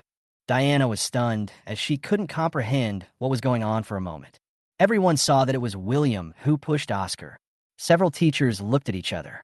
Eva has been a 3-good student and an outstanding cadre every year, let alone lying. According to her personality, she has always been disdainful when encountering such things. How can you lie with your eyes open now? What's more, it was blatant nonsense, which made everyone unbelievable. I'm not talking nonsense. If you don't believe me, ask others. Eva looked coldly at the students in the experimental class. The students started to stammer after seeing Eva's look. Eva is the monitor of the experimental class and has a high prestige. Her sudden distortion of right and wrong has made the students in the experimental class afraid to speak. Since William didn't push Oscar, there's no need to drop out of school, Eva said expressionlessly. But classmate William admitted it himself.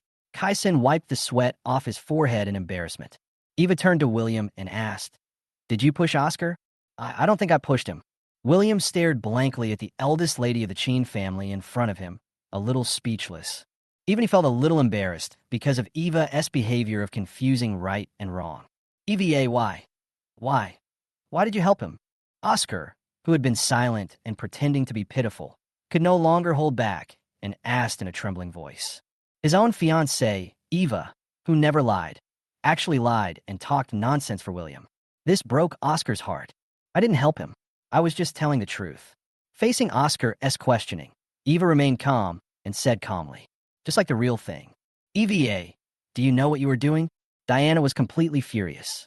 Not only did she not help Oscar, but Eva actually lied for William. It was simply incomprehensible. Eva ignored Diana and said to Kai's son, "Principal, do you have any other questions? If there is no problem, I hope the principal will withdraw William's decision to expel him." "No, William, you must drop out of school today," Diana yelled. Seeing Eva defending William in public, Diana felt a stronger sense of crisis. She didn't know how far the relationship between the two would develop, but if she allowed them to continue like this, Oscar and Eva's engagement would definitely be taken away by William. She would never allow this to happen. Nina quickly grabbed her and asked her to calm down. "William, why don't you drop out of school? It will be better for everyone." Nina was already feeling conflicted and thought it was unnecessary to go to the extent of forcing William to drop out of school. But since the family has made the decision, she can't say anything. William sneered at Nina and said, "This is good for everyone, not including me."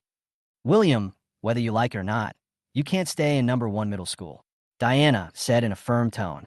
"Why, if I don't retreat, what do you do to me?" William sneered. "Last time, Angelia beat us up. Do you think we can't do anything to her?" "That's because the eldest and third sisters stopped her. Otherwise, Angelia would have been in jail long ago. If you don't drop out of school today, I will call the police and have Angelia arrested, believe it or not," Diana threatened. "You dare." William's voice seemed to be squeezed out from between his teeth, extremely angry. Then he calmed down immediately. Judging from the fact that he dropped out of school today, he no longer has any status in the Chun family's hearts. If he chooses to continue staying in #1 middle school, it might really implicate Angelia. After all, in Lin Hai, with the power of the Chun family, it would only take a few minutes to deal with them. William took a deep breath and said, "Okay, I'm willing to drop out." "William, no." Huang Mingwei immediately stopped him and shouted. Zhang De consoled him. "That's enough, Lao Huang. There are only 2 months left. No matter where he stays, his grades won't change." But there was a hint of sarcasm in his tone. "After he leaves, maybe it will increase our #1 middle school's admission rate to the top 985 universities."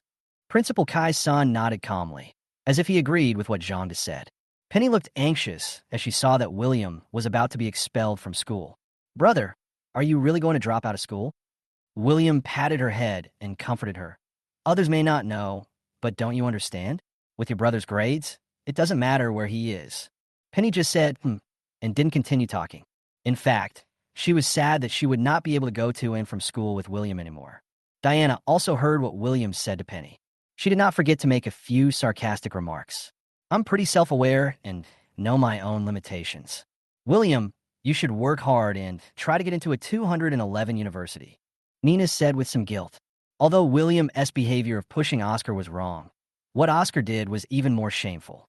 This behavior is very similar to the behavior of the green tea female characters in the novels she has read. But Oscar is her little brother who was raised by her and has always been well-behaved and sensible, so it must have been unintentional. Heard that Nina asked William to take the 211 exam. She glanced at her with a hint of barely perceptible contempt in her eyes. Principal Kai, I hope you won't regret your decision 2 months later. Having said that, Eva looked at William meaningfully, then turned and left the office. Kai's son was stunned, not understanding what Eva meant. What's wrong? Is there something wrong with my decision today? After leaving the office, William went directly to the school that Diana had found for him, number 15 middle school. William had no idea about the quality of this school, nor did he want to know. For him, as long as he can take the college entrance examination smoothly, that will be enough. After reporting, he skipped classes and used the money from the previous loan for his new house. There was also a brainless author who paid 200,000 yuan for tuition and went straight to the urban village at that time. According to William's estimation, this urban village will soon be included in urban planning and demolished. So he wanted to buy a large number of properties here before the news came out while the housing prices were low. If he had enough money, he would buy the entire village without hesitation. It seems that we still need to raise more funds. Told Angelia about his transfer to another school. But the reason was that he was annoyed by Oscar and didn't want to stay in number 1 middle school. Angelia didn't ask any more questions. As long as William promised to take the college entrance examination and take it seriously, she would not ask about the rest. Don't worry, Sister Angelia. I will definitely take the college entrance examination seriously. After all, there is still 10% of the shares of Chun Group, so why not give it up? William assured Angelia very seriously that the Chun family shares were actually secondary to William. The most important thing is that he doesn't want to make Angelia worry anymore. Besides, who knows whether the Chun family will really be willing to hand over their shares at that time. Chapter 41, Can You Date Me? Since number 15 middle school was far from home, it was almost 7 o'clock when William got home. Angelia had already prepared dinner and was waiting for him. Of course, Eva was there too. We had originally agreed to stay 4 nights on weekdays and 1 weekend. But I don't know if the food at home is delicious. These days, Eva comes here almost every day after school. William, there is something I want to ask you for help with. I wonder if you can. Eva suddenly asked. No. Before Eva could finish speaking, William refused directly. If you, the eldest daughter of the Chin family, can't even solve the problem, it must be very troublesome. Eva's fair cheeks turned red instantly. Then he lowered his head and ate in silence. Angelia glared at William in reproach. EVA, we haven't finished talking yet. Why are you refusing? That's right, brother, you're being rude. Penny also spoke up for Eva. Angelia smiled and asked Eva, EVA, what do you need William's help with? Tell me. As long as he can do it, I will let him help you. Eva raised her head and glanced at William, her cheeks suddenly turning even redder. She opened her mouth and wanted to say something, but no words came out for a long time. Penny couldn't bear it any longer and complained, EVA, what's going on? Tell me now. William was very panicked. Seeing Eva's hesitation to speak, he knew the matter was definitely not simple. EVA, it's okay, just talk first. Angelia encouraged. Eva took a deep breath, stared at William, and said, Can you date me? Angelia's chopsticks froze in midair. Penny froze too, but she soon let out a scream. I don't agree. EVA, you actually set your sights on my brother. Our friendship is over. Don't come to my house anymore. Penny said, puffing out her cheeks. Eva quickly waved her hands, feeling somewhat at a loss. No, it's just temporary.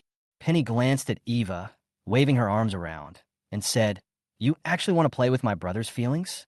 I'm so pissed. No, Nyin Yin, please listen to my explanation. Eva was a little flustered. Angelia stopped Penny. Okay, stop messing around and let EVA talk. Eva paused, took a deep breath, and said, I want to cancel the engagement with the Chun family. So you're going to use me as a shield?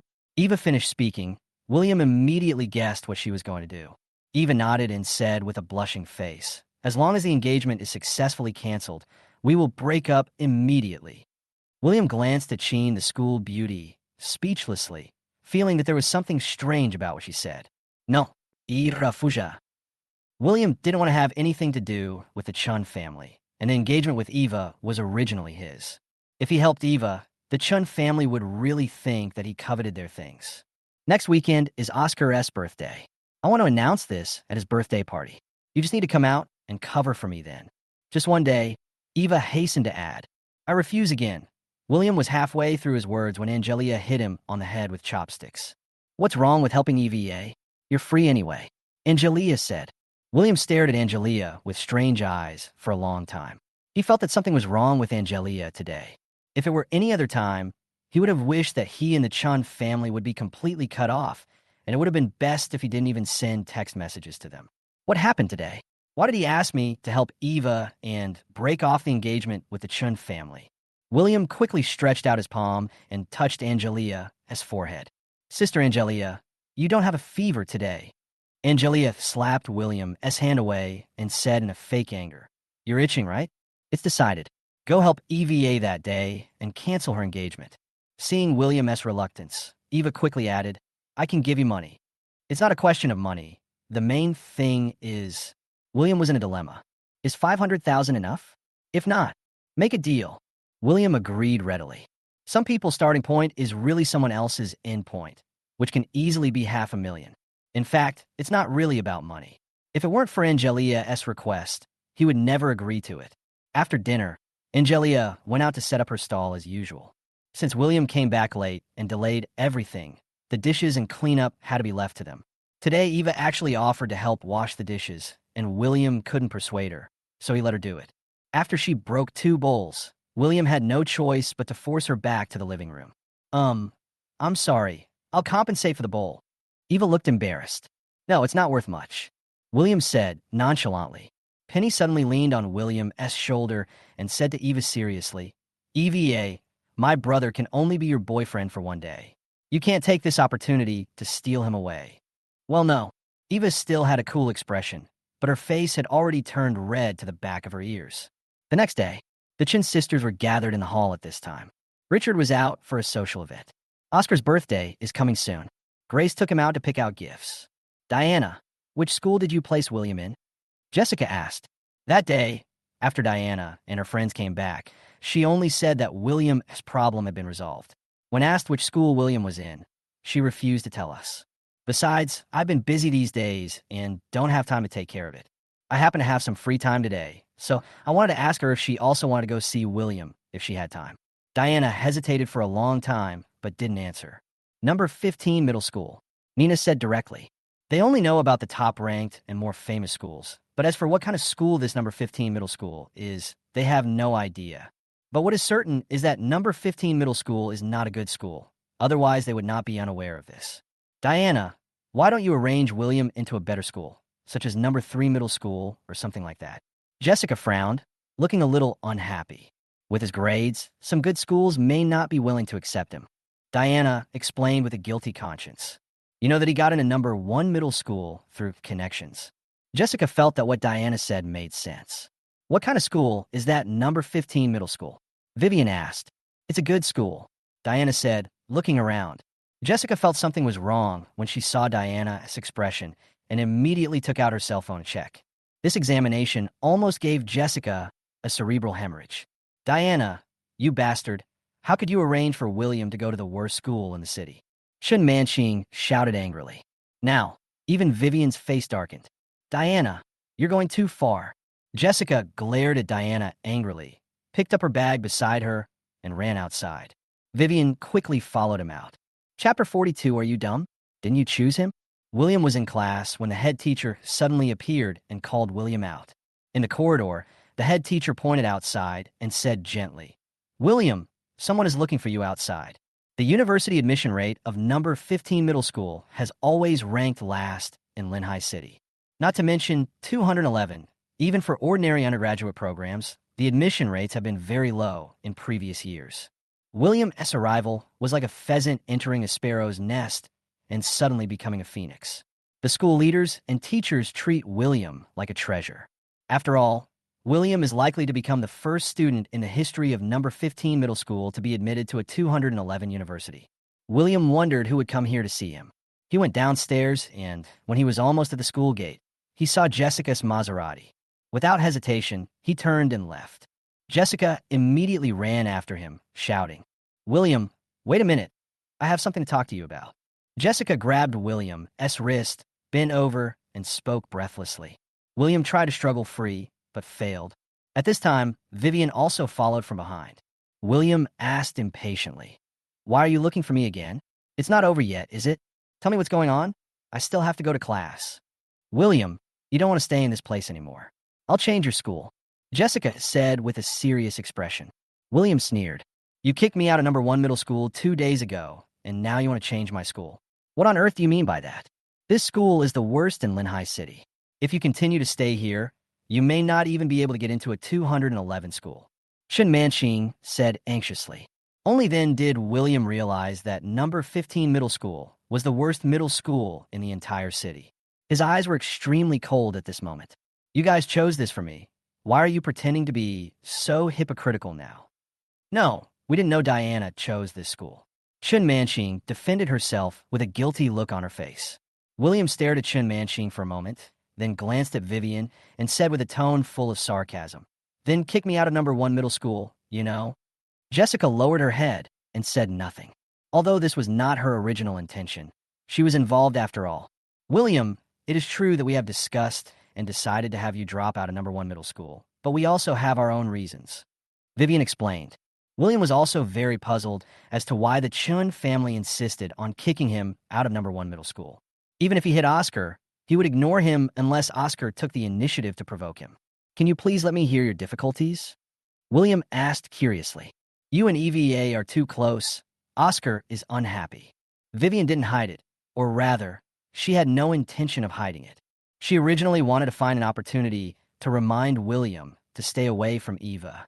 "So you kicked me out of #1 middle school just for that adopted son's feelings, regardless of whether it would affect my college entrance examination." William was a little surprised and filled with anger at the same time. Oscar Asake, the Chun family actually kicked him out of #1 middle school, completely considering whether it would affect his college entrance examination results, and then threw him in a #15 middle school, which was the worst in the city. But when he thought about it, he felt relieved.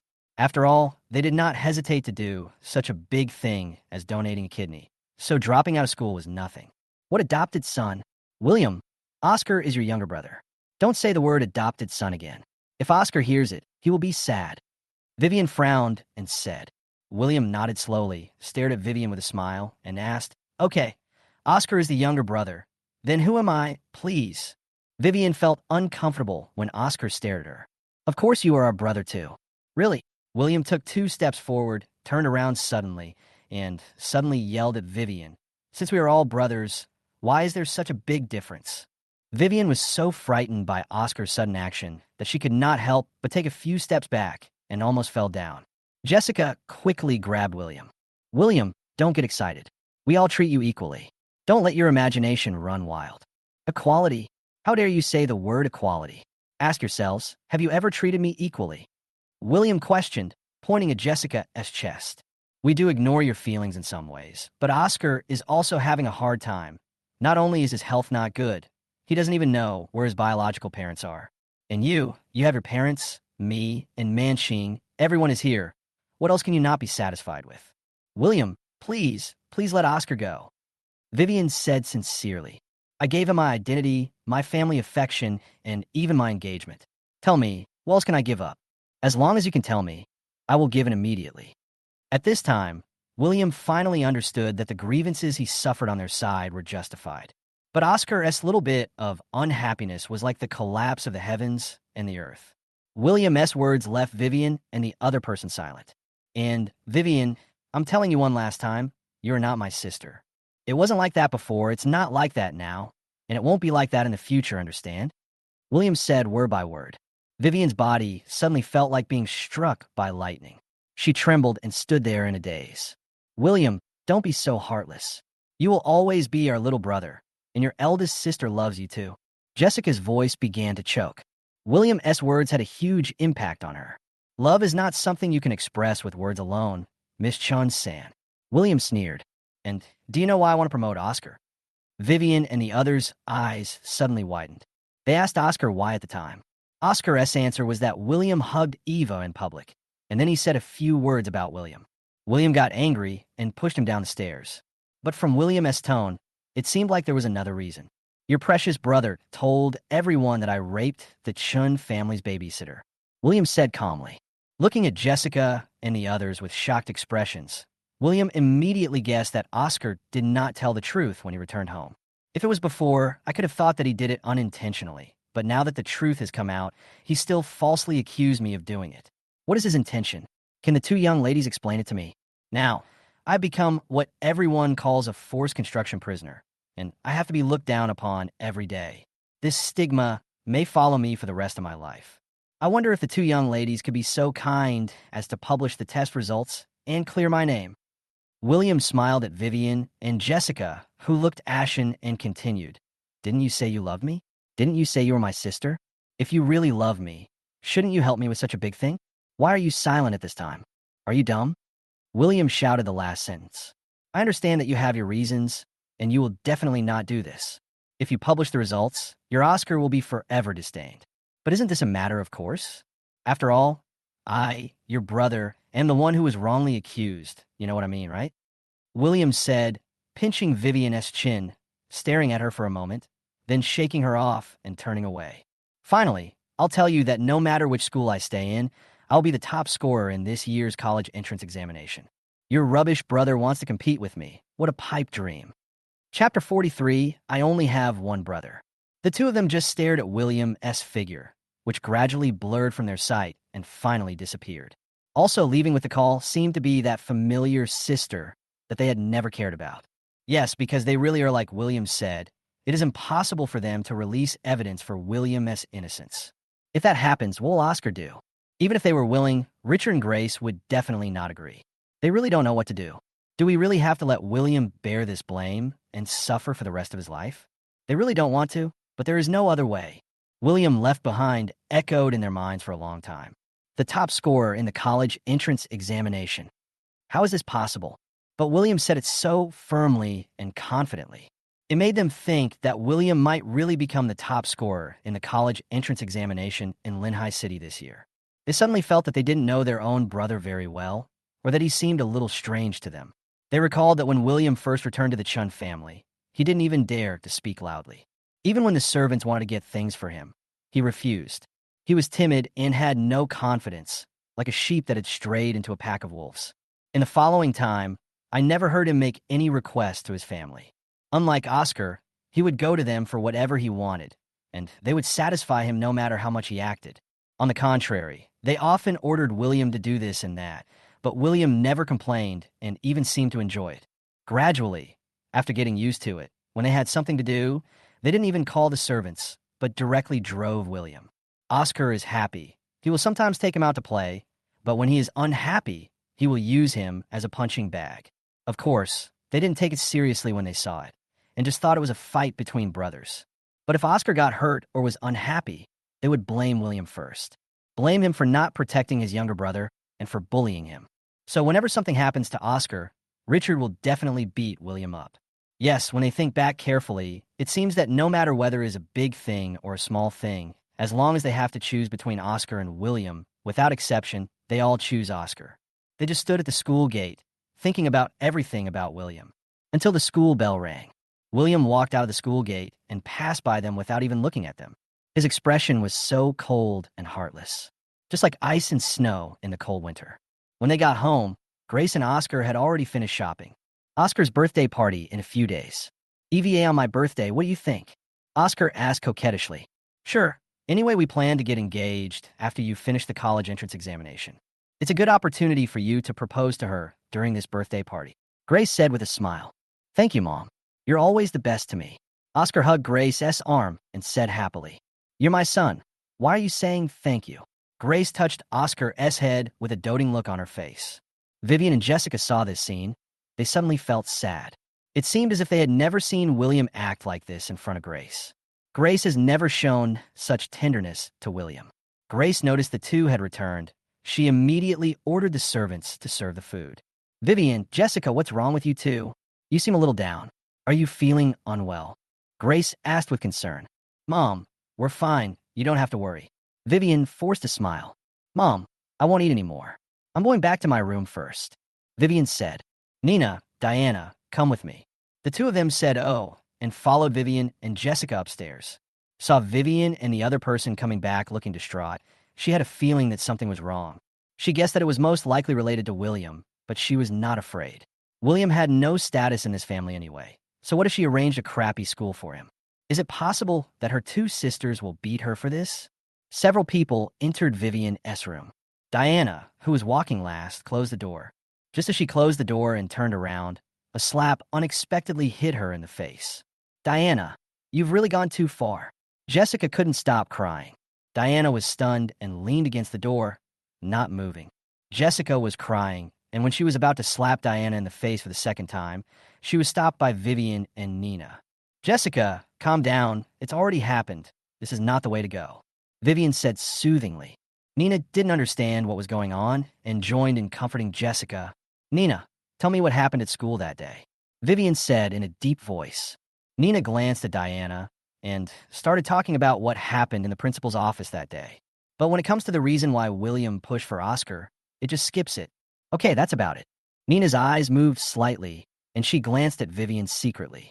Vivian's face suddenly darkened, and she slammed the table angrily. You're still not telling the truth, are you? Did Oscar frame William, and that's why William pushed him? Vivian's words made Nina and Diana look at each other in surprise. They originally thought that as long as they didn't tell anyone about this, their family wouldn't know about it, and no one would blame Oscar. Diana, Oscar was wrong in the first place. You even found a crappy school for William. What do you want William to be like to satisfy you? Vivian asked dejectedly. Diana had an impulsive temper to begin with, and after being slapped by Jessica, she was in a very bad mood. She yelled at Vivian and Jessica, I hope he will never return to the Chun family and disappear from our sight forever. I won't allow him to take anything from Oscar, including his property and EVA. The other three were stunned. They didn't expect Diana to be so extreme in her attitude towards William. But William is also your brother. He is the heir of the Chun family. Do you understand? Jessica had tear marks on her cheeks and looked shocked. So what? I only have one brother, Oscar. After saying that, Diana slammed the door and walked out. Nina said with a guilty conscience, I have an appointment tonight, and it's almost too late. Sister, Jessica, I'm leaving first. Chapter 44, we are related by blood, but I am wrong? William finished his meal. He went to Starbucks. He ordered a caramel macchiato and found a seat by the window. Tonight, he met with the brainless author he chatted with online not long ago. He had previously tricked the other party into buying his beginner's tutorial on online writing for a price of 200,000 yuan. I will try harder today and try to get the other party to buy his intermediate tutorial again. He is very short of money now, although Eva's 500,000 has been transferred to his account as soon as possible. But money is never a burden. The more money, the better. Moreover, the other party looks like a rich woman. The price of 200,000 for the tutorial was proposed by the other party. When William heard it, he immediately concluded that the author was not only mentally retarded, but also had a bit of cerebral palsy. After waiting for a long time, my cup of macchiato was almost finished, but the other person still didn't show up. This made William a little unhappy. He felt that the other party was somewhat disrespectful to him. To meet the great master, shouldn't you arrive early and wait? Why are you still late? What's more, Starbucks' food is really expensive. This small cup costs more than 30 yuan. When he was at Chen's house, 30 or so yuan was enough for him to buy several lunches. When that brainless author comes, he will make sure he reimburses the money for the coffee. Finally, when he was about to finish his second cup of macchiato, an unexpected figure appeared in his sight. He looked through the window and saw Nina running towards him in a hurry. Today was really unlucky. Vivian and Chun Manching came to the school to find him during the day, and in the evening he met an online friend and ran into Nina again. William felt even more unhappy. He didn't know what happened to Nina that made her so anxious. Although Nina was heading towards him, it didn't necessarily mean she was going to Starbucks. William didn't want to run into her.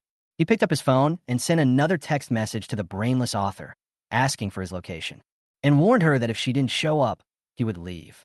Nina crossed the traffic light, picked up his phone, and took a look, tapping his fingers quickly on the phone. Then he looked around, as if he had the urge to run a red light, and was very anxious. After a while, William saw Nina hurriedly appearing at the door of Starbucks. Nina came in, holding her phone in her hand and looking around. At that time, There were not many people in Starbucks. Nina quickly noticed William by the window. The moment their eyes met, Nina showed surprise on her face.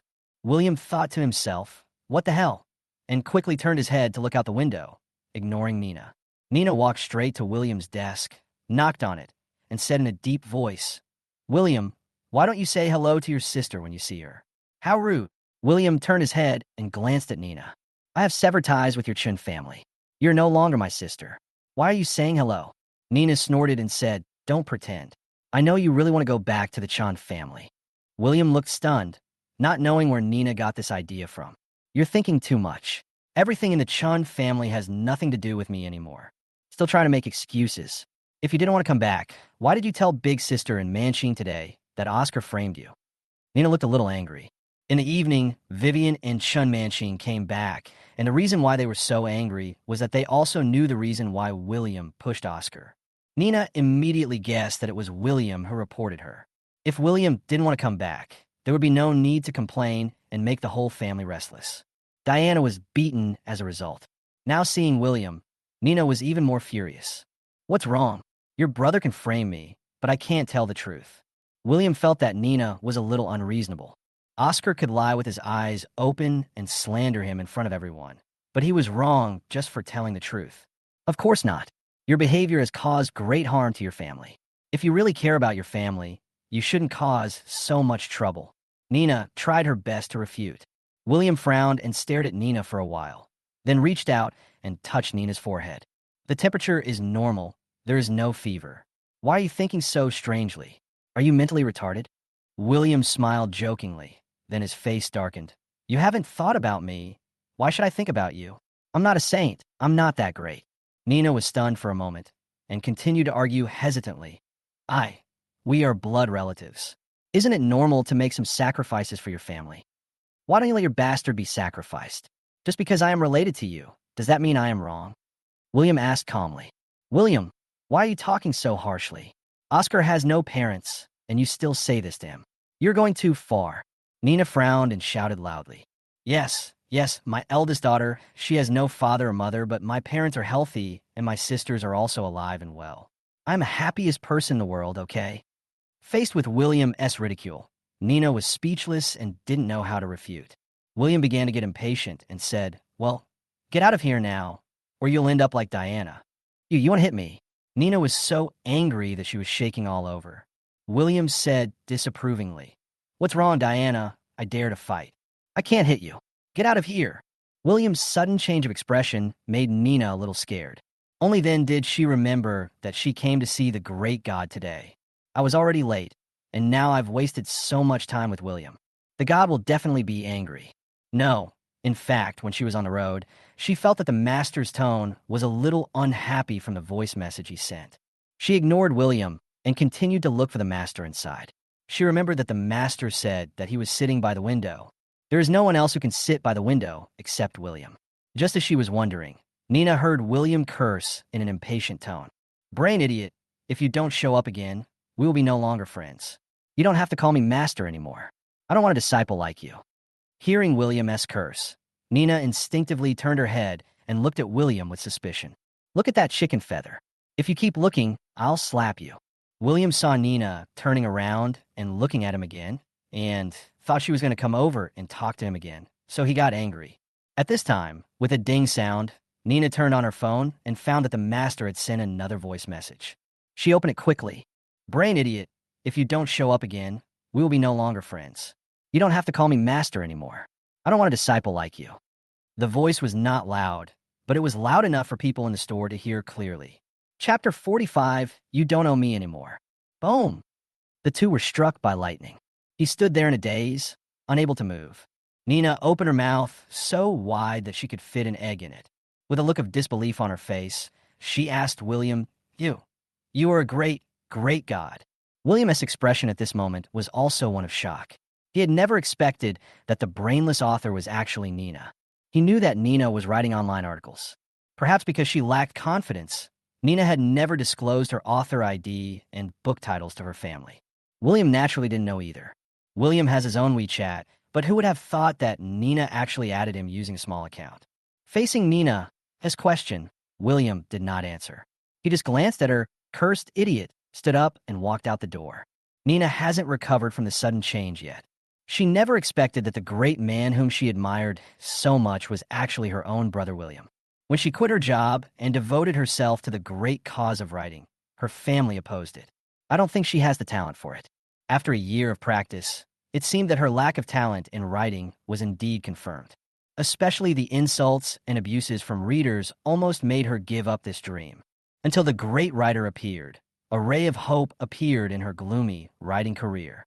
When others scolded her, the master praised her. When others doubted him, only the master firmly believed in her.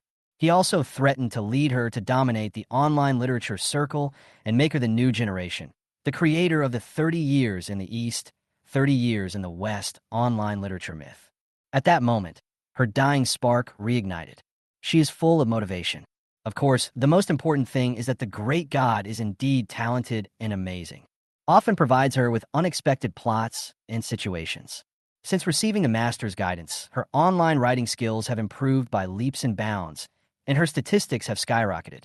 Sitting at the desk with 5 William and typing 500 words are gone forever. She never stopped updating since then, and sometimes even updated frequently. The number of readers who threatened to send razor blades or come to her house to chop her up was decreasing. But she didn't expect that this great man was actually her own brother, William, whom she despised. Nina heard the master's voice before. She had an inexplicable sense of familiarity, but she didn't care. But now thinking about it, everything makes sense. She hurriedly opened her phone and tried to find William's account, only to find that she didn't remember William's account or profile picture at all. Only then did she remember that she had never chatted with William in private since he returned to the Chin family. She quickly switched to her main account, searched for the master's ID, and the master's avatar immediately appeared on the screen. It turns out that the account, Master, belongs to William. She suddenly realized that she had never cared about her younger brother at all before. Seeing William leaving, Nina immediately chased after him. "William, wait a minute." Nina quickly caught up with William and grabbed his arm. William pushed her away, his tone full of impatience. "What are you doing?" William is now extremely depressed, as he never expected that the brainless author is actually Nina. What was even more unacceptable to him was how could their parents give birth to a daughter with such a strange way of thinking as Nina? Even if he hadn't severed ties with the Chin family, he didn't want to have anything to do with Nina. "William, come home with me. I apologize to you for what happened before." Seeing William leaving regardless of anything, Nina followed behind and said anxiously. William snorted disdainfully. "Apologize? What are you apologizing to me for? I shouldn't have treated you so badly before. Shouldn't have treated you like a servant. Shouldn't have ignored you. I'm sorry. I was wrong." Nina quickly explained.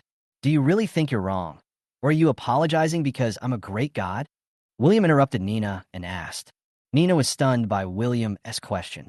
If William was not that great man, would she really feel apologetic and think that she had let William down? Nina also began to doubt her original intention at this time.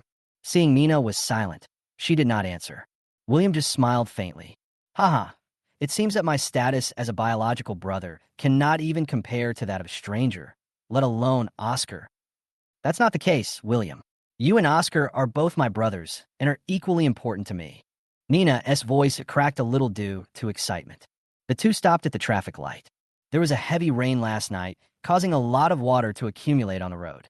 At this moment, there was a puddle of water in front of where the two were standing. "Equally important? How dare you say that?" William said expressionlessly. "You sisters are really interesting. You all say nice things, but your actions don't follow through at all." "William, don't say that. Tell me what you want, and I'll buy it for you right now." Nina asked eagerly. "William, tell me what you want, and I will satisfy you. Come back with me, and we will compensate you later." William didn't say anything, just stared at the traffic light. He hoped the light would turn green soon, so he could get rid of Nina. Just as the red light countdown was about to end, a BMW suddenly appeared and sped towards them. Although running a yellow light is not illegal, the speed is too fast and very dangerous. William thought. The moment the green light came on, the BMW crossed the stop line and came in front of Chun and Nina. At this moment, William suddenly seemed to have discovered something and cursed. But it was too late. The BMW drove past them quickly, and its wheels ran over the water in front of it, splashing the dirty water high onto William and Nina. Nina screamed instinctively and was about to step back. But this scene happened too quickly, and it was too late for the two to dodge. William was quick to grab Nina. Nina screamed, "Ah," and looked shocked, but at that moment, she understood what William was going to do. Suddenly, she felt a warm current flowing through her heart. Although William said that he wanted to cut off ties with her and not acknowledge her as his sister, at the critical moment, he still cared about her. She also leaned towards William. But the next scene left her completely dumbfounded, because William pulled her over, not protecting her behind him, but blocking her in front of him. The dirty water stirred up by the wheels instantly splashed all over her body, soaking her clothes and hair. She stood there blankly, her eyes dull and her mind dazed. William walked out from behind Nina, patted his chest, and looked like he had survived a disaster. As the green light was counting down, he glanced at the embarrassed Nina and said, "This is your compensation to me. You don't owe me anything anymore. The mountains are high and the waters are far away. Please don't come to see me again. Thank you." After saying that, he rushed to the opposite side in a hurry. Chapter 46, Heartbroken Nina. Vivian returned home tired after a busy day. I saw a family happily eating together. "Vivian, didn't you say you had an appointment tonight? Why are you back so early?" Grace asked. "The social event was canceled, so I came back," Vivian said with a tired look on her face. "We had agreed to sign the contract today, but for some unknown reason, the investor suddenly changed his mind and decided not to sign it. This financing is a considerable amount of money for the Chen Group and is very important." The investor's sudden change of mind left Vivian a little overwhelmed. "I feel a little upset at this time." "Sister, you must not have eaten yet. Come over and eat with us," Oscar said with concern. Oscar's well-behaved behavior made Vivian feel much better. "I feel it's great to have this younger brother." She smiled and wanted to go over, but suddenly William's figure appeared in her mind, and she remembered that Oscar had framed William in public. Seeing her brother, who had a sincere smile, was kind and well-behaved, actually doing such dirty and despicable things repeatedly, she felt a little painful in her heart. She certainly believed that Oscar didn't mean it, but my mood became even more depressed. "No, I'm not hungry," Vivian said weakly. "Hey, what's wrong with you sisters these past few days? You all look unhappy, not going out and not coming down to eat." I asked Aunt Wong to take them to their room, but they refused to open the door. "Do they want to starve to death?" Grace sighed, her tone accusing. Only then did Vivian realize that Nina and Jessica were missing from the dining table. Jessica was in a bad mood, and she knew it. It's because of William. But what about Nina? Nina usually likes to stay in her room to work on her manuscripts. She always goes downstairs at mealtimes. Why didn't she show up today? Vivian felt a little strange. "Mom, you guys eat. I'll go check on them." After saying that, Vivian went upstairs and knocked on Jessica's door first. Upon learning that it was Vivian, Chen Manqing quickly opened the door. "Jessica, are you still unhappy about William?" Vivian sighed softly. Jessica's eyes were red and swollen, and her eye bags were very deep. It was obvious that she had been crying and had not slept well. "Well, now that it has happened, there is no point dwelling on it. All we can do now is find a way to make amends." Vivian said so, but she couldn't figure out how to solve the problem. Anyway, they couldn't possibly take the test report and tell everyone that William was innocent and that it was Oscar who actually assaulted the nanny. Moreover, they had no intention of telling Richard and Grace about this matter. She really couldn't bear to make them worry about it anymore. If anyone should be blamed for this matter, it should be Oscar, the instigator. She really couldn't accept that Oscar would actually expose such a thing. Chen Manqing remained silent. Vivian took a deep breath and exhaled. "Jessica, do you know what happened to your second sister? I heard from Mom that she stayed in the house all day and didn't even eat." Jessica shook her head in surprise.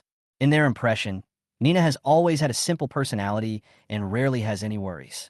As for locking yourself in the room and not going out for the whole day, it is even more unimaginable.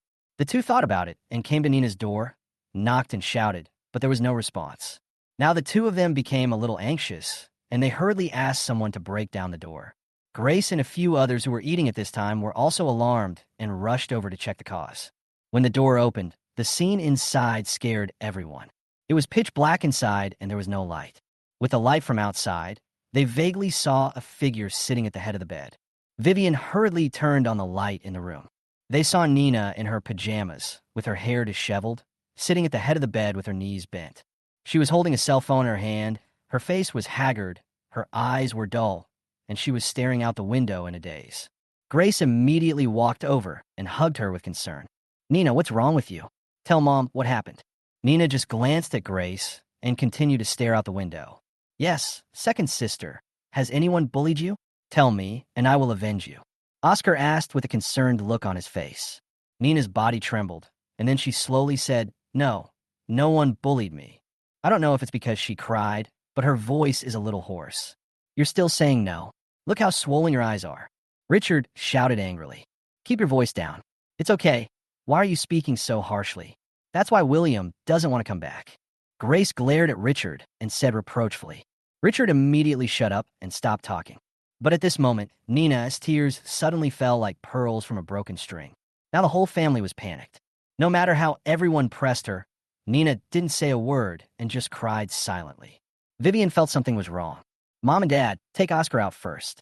We'll talk to Nina and see if we can find out anything. In this situation, it's okay for them to stay here. Maybe the sisters can open up to each other more. Richard and his companions quietly left the room.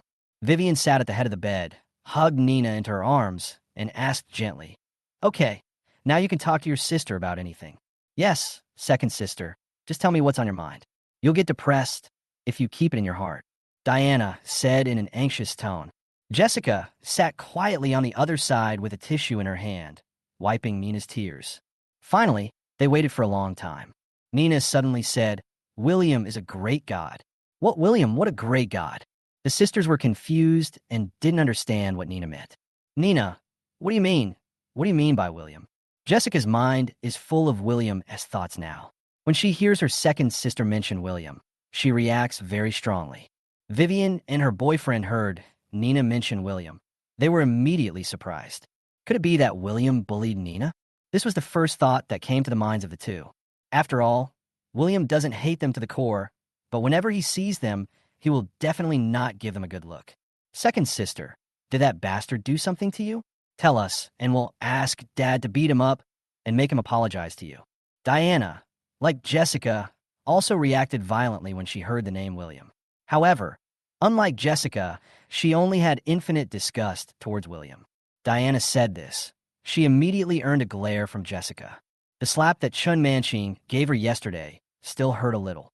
Seeing that Chun Manching was about to get angry again, she touched her cheek, quickly lowered her head, and stopped talking. William is the master who taught me how to write online. Nina sniffled and spoke in a choked voice. Chapter 47, I became a gigolo, huh? What did you say? Nina's words made the three of them exclaim in surprise. At first, they learned from Nina that she met a great writer online who taught her how to write. At that time, they all agreed that Nina had met a scammer. After all, they charged 200,000 yuan for one tutorial, which is obviously a scam. Until Nina showed them her new book. They suddenly felt that the 200,000 seemed a little too little. Because Nina's novels are so good that even those who rarely read books can't stop reading them. I immediately became a loyal fan of Nina and forced her to write every day so that she wouldn't be lazy. Sometimes Nina would specifically tell them which chapters were written by herself and which were written by masters. Vivian and a few others read the master's chapter and lamented that Nina was lucky. They said in a guilty conscience that she had met her mentor. Nina's book quickly ranked among the top 3 on the reading list of Tomato Novel Network. You said the great man who taught you how to write was William. Vivian couldn't believe how coincidental it was. Most importantly, they had no idea that William had such talent and writing skills. I remember that one time when they heard Oscar bragging about his grades, he also mentioned that William got a 0 in the Chinese composition test. Yeah, Nina nodded. Then he briefly told her about how he went to meet his online friend last night and accidentally ran into William, and finally found out that William was the great guy. Now everyone was upset. Diana's eyes widened, and she looked like a mentally retarded person. Then you should be happy. Chun Manching was confused, but she was also very happy in her heart. At least William was not as useless as they originally thought. William ignored me at Starbucks. When I came back, I wanted to contact him, but found that he had blocked me, Nina sobbed. Not long after that, my novel was reported for pornography and then removed from the shelves. Ugh. After saying that, Nina cried even harder. Nina's novel describes this aspect in more detail. But according to William, The readers are all perverts who just like to read these things, and only by adding some occasionally will there be traffic. They also felt that Nina's novel was much more exciting after adding some driving scenes. He also told her in person to add more similar plots. They then realized that Nina's book was most likely reported by William. Several people stared at each other, not knowing how to comfort Nina. Vivian patted Nina on the shoulder and consoled her. If the book is sealed, it's sealed. Just keep writing. Diana was furious. What a bastard. How could he do such a thing? I just said he is not a good person. But without William's guidance, I can't write well. Nina said, wow, and burst into tears. William, I don't quite understand this question. Can you explain it to me? Eva asked for help from William, who was working hard on his homework. Oh, okay, which question?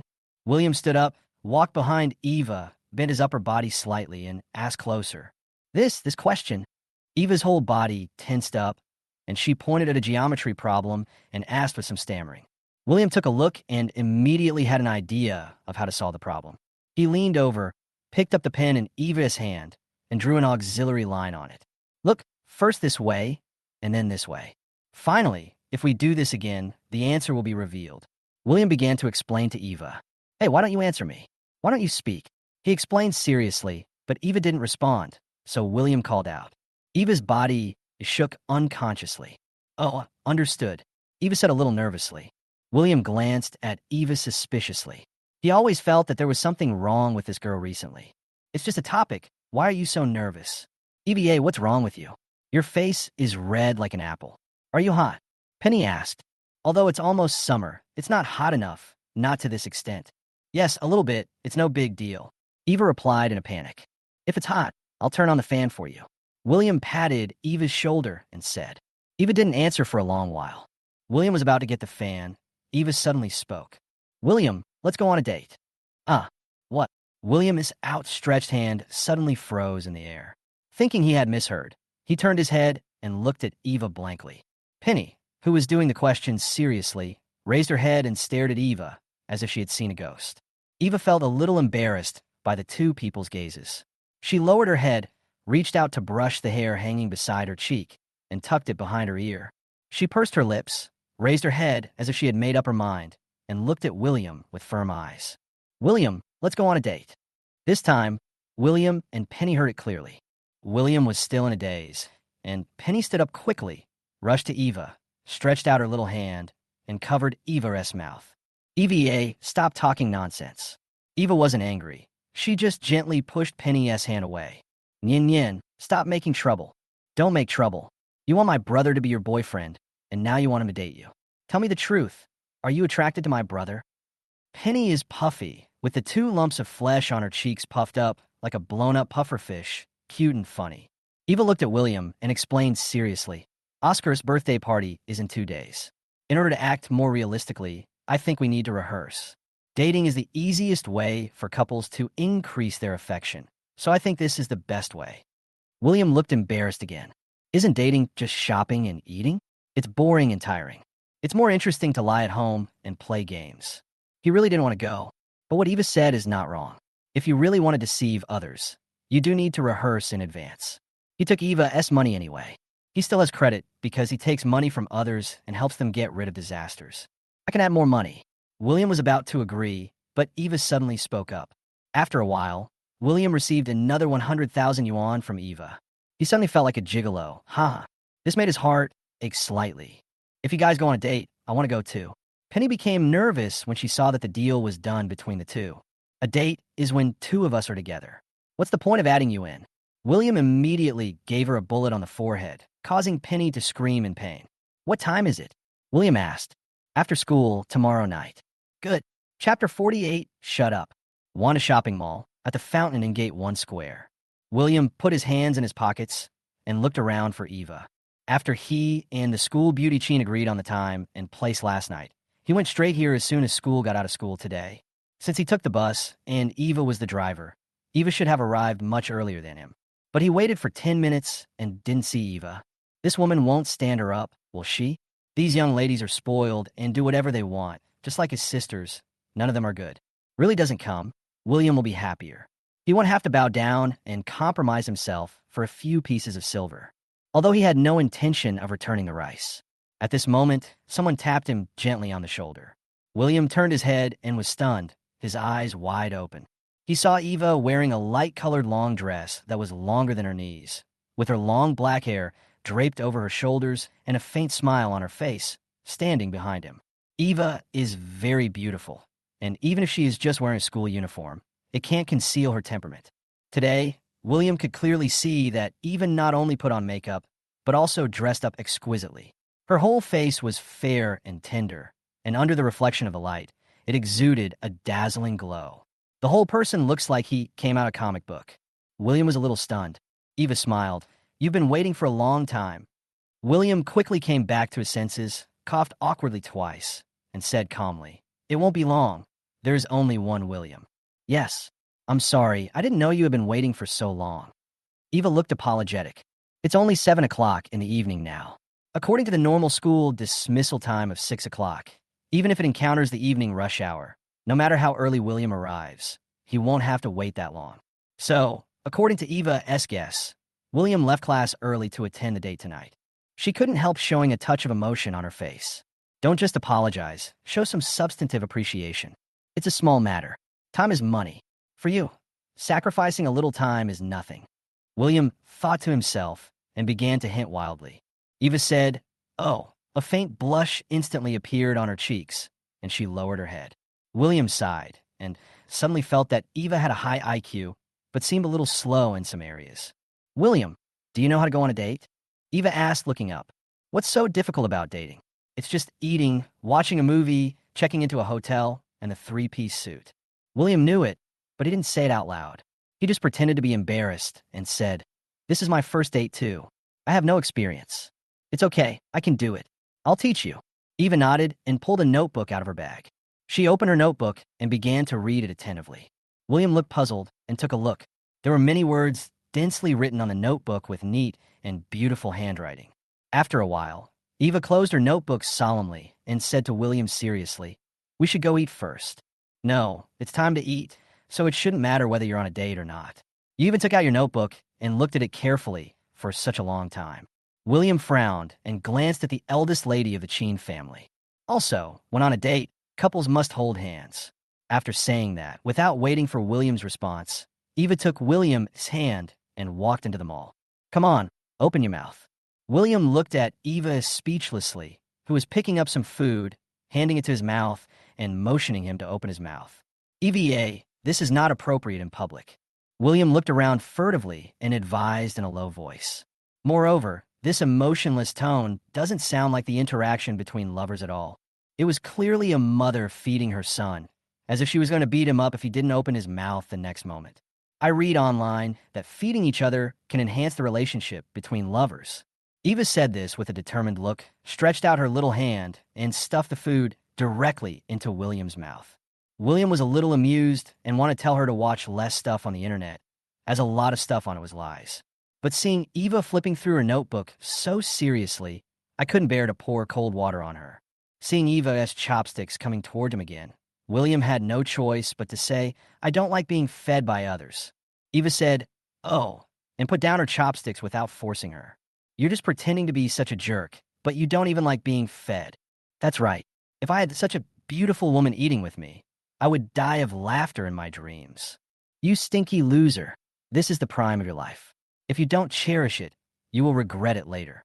William looked towards the next table and saw 4 men staring at him and cursing with contempt and resentment on their faces. These men have never taken their eyes off Eva since William and his friend entered the store. After all, it is understandable to look at a beautiful woman a few more times when meeting her, and William didn't care. Now he's cursing people in front of them. How can William tolerate this? He immediately picked up a piece of meat in front of him and handed it to Eva's mouth. "I don't like others feeding me, but I love feeding others. Come on, open your mouth." Eva, who was eating with her head down, raised her head. Her 2 beautiful big eyes like stars suddenly widened, her cheeks turned red, and then she opened her mouth cooperatively. Thank you. You're welcome." William put down his chopsticks, raised his eyebrows provocatively at the 4 people at the next table, and grinned. "Hey guys, this bastard is making fun of us on purpose. Wow, why am I so handsome? But my goddess ignores me. How can a loser like him, who is so ugly, chased such a beautiful girl. I can't eat this meal anymore. Let's go. After dinner, William asked Eva about her next plans. He felt it was about time to go home. After Eva put away her notebook, she said, "Next, we should go to the movies." William looked at Eva strangely and couldn't help asking, "So after watching the movie, are we going to get a room?" Eva shook her head and said it was too early to book a room. According to the normal process, it would take at least 3 or 4 more dates before it could be possible. William breathed a sigh of relief. Oscar's birthday party was the day after tomorrow, and after Eva and the Chun family broke off their engagement, he would have nothing to do with it. "Let's not watch the movie and just go for a walk," William suggested. "Okay." Eva nodded and took out her phone to operate it. A moment later, William received a notification on his mobile phone that 100,000 yuan had arrived in his account. William took a look and saw that it was a transfer from Eva. Eva, in confusion, wondering if she had finally come to her senses and understood his hint and was giving him compensation for being late. But isn't this reaction arc a bit long? When they're on a date, boys usually buy gifts for girls. "You should buy one for me later." Eva lowered her head and said seriously. William was stunned for a moment. "As long as you like it." William shook his head helplessly and walked forward. Eva immediately caught up with him and held his hand. At this moment, William suddenly felt something in his eyes and felt a little uncomfortable. He stopped and rubbed it vigorously a few times, but there was no relief. Eva stood on tiptoe and came over. Just as she was about to check on William, a delicate cry was suddenly heard. "Shut up." Chapter 49, Let's Get a Room. The sudden sound scared the two men and made them stop. The two glanced at each other awkwardly and immediately looked away. The panic-stricken expression was very much like two adulterous men and women who were caught in the act and were at a loss as to what to do. They looked in the direction of the sound. "Nian, Nian." Seeing Penny running over angrily, William and Eva couldn't help but scream out, "What are you two doing?" Penny approached. She immediately asked angrily. William acted very calm. He had noticed Penny was following him a long time ago, but he was just too lazy to expose her and just let her do what she wanted. Eva's face looked a little nervous at this time, and her words were incoherent. "I'm checking William's eyes." "Humph, you guys are holding hands, and you still want to lie to me. Besides, do you need to get that close to see the eyes?" My mouth almost touched it. Penny didn't believe what Eva said. From her angle, just now, she clearly saw William closing his eyes. Eva stood on tiptoe, and they were about to kiss. "No, it's too early to kiss now. If it's fast, we should kiss on the next date." Eva's face returned to normal as she explained calmly. "What? You guys are actually planning on kissing?" "Aya, no," Penny yelled, waving her arms wildly. William couldn't bear it anymore, so he grabbed Penny and asked her to calm down. "All of this is fake. After EVA's engagement is successfully canceled the day after tomorrow, we will just be ordinary friends. Why are you worrying about it?" Penny's eyes moved between the two men's faces, a look of suspicion on her face. "Okay, let's go shopping. You must not have had dinner yet. I'll buy you whatever you want to eat." Just like that, a date for 2 people turned into a shopping trip for 3 people. William bought some cosmetics and jewelry for Eva and Penny. Of course, all of this came from the 100,000 yuan Eva gave him. Tired of shopping, the 3 found a bench to sit down and rest, and then prepared to go home. "I need to go to the bathroom." William said hello and went straight to the bathroom to relieve himself. At this moment, Penny stared at Eva, thinking. Then he asked, "EVA, do you like my brother?" Eva, who was carefully looking through her notebook and occasionally making corrections with a pen while taking notes, was shocked when she heard Penny's words. "I didn't control the pen well and drew a long arc on the notebook." "No, I haven't." Penny stared at Eva, who lowered her head for a while, then patted her chest and breathed a sigh of relief. "That's good. 2 beauties. Are you waiting for someone?" A young man dressed in hip-hop style, wearing earrings, a baseball cap, and a mask, sat down next to Eva as if no one was around. Given their beauty, it was common for them to be approached, and they were used to it. Eva frowned slightly, and without even turning her head to look at him, she just silently moved towards Penny. Not only did the hip-hop youth not stand up, but he shamelessly moved his butt towards Eva. Penny stood up quickly and pulled Eva away. Unexpectedly, the hip-hop youth immediately blocked their way. 2 beauties, meeting his fate. "Why don't we add each other on WeChat?" "Sorry, we don't have cell phones," Penny said directly.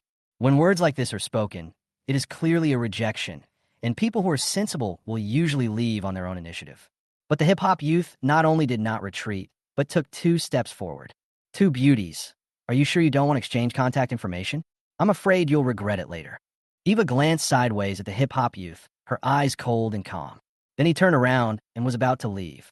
The hip-hop youth suddenly became unhappy because he clearly felt a sense of superiority and contempt from the eyes of the beautiful woman just now. Wait a minute, do you know who I am? His voice did not stop Eva and Penny. The hip-hop youth quickly walked up to the two men, stopped them, and then took off his baseball cap and mask. Look carefully at who I am. The hip-hop youth looked a little angry.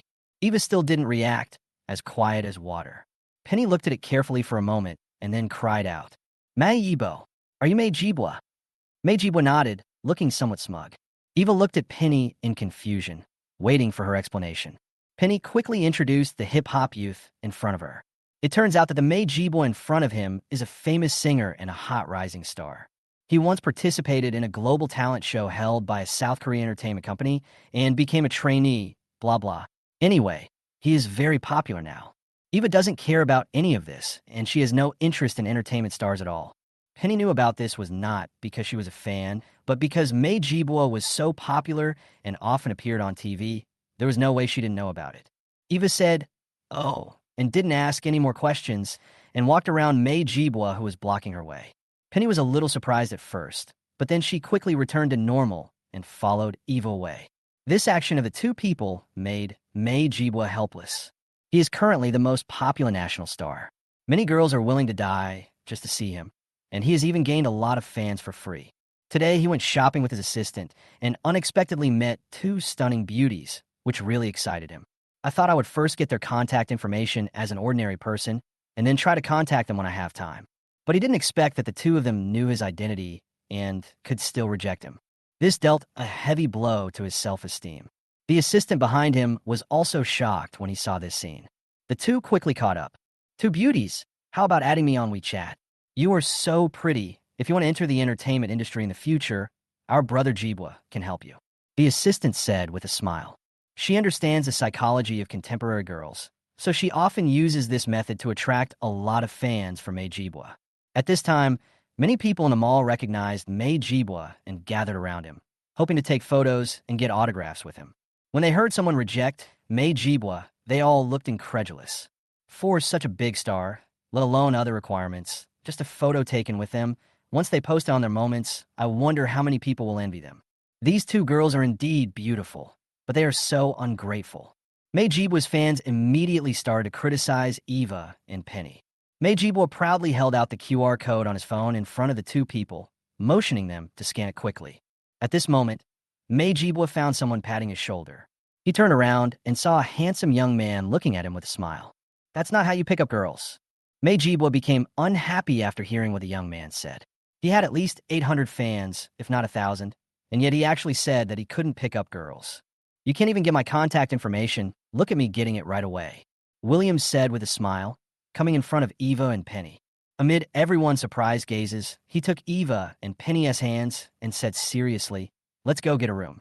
The two blushed and nodded. William just pulled the two of them together, pushed through the crowd, and walked out. When he left, he did not forget to look back and gave Mei Jibwa a contemptuous smile. Chapter 50 Jessica's Unexpected Discovery. Today is Oscar's birthday party. After class, William took the bus directly to Chen's house. When he arrived at Chen's house, he saw that the yard was filled with all kinds of luxury cars. It is obvious that the Chun family invited many people from wealthy families today. This surprised William a little. In the past, on Oscar's birthday, the Chun family would either take him out for a trip or hold a birthday party for him in a hotel or at home.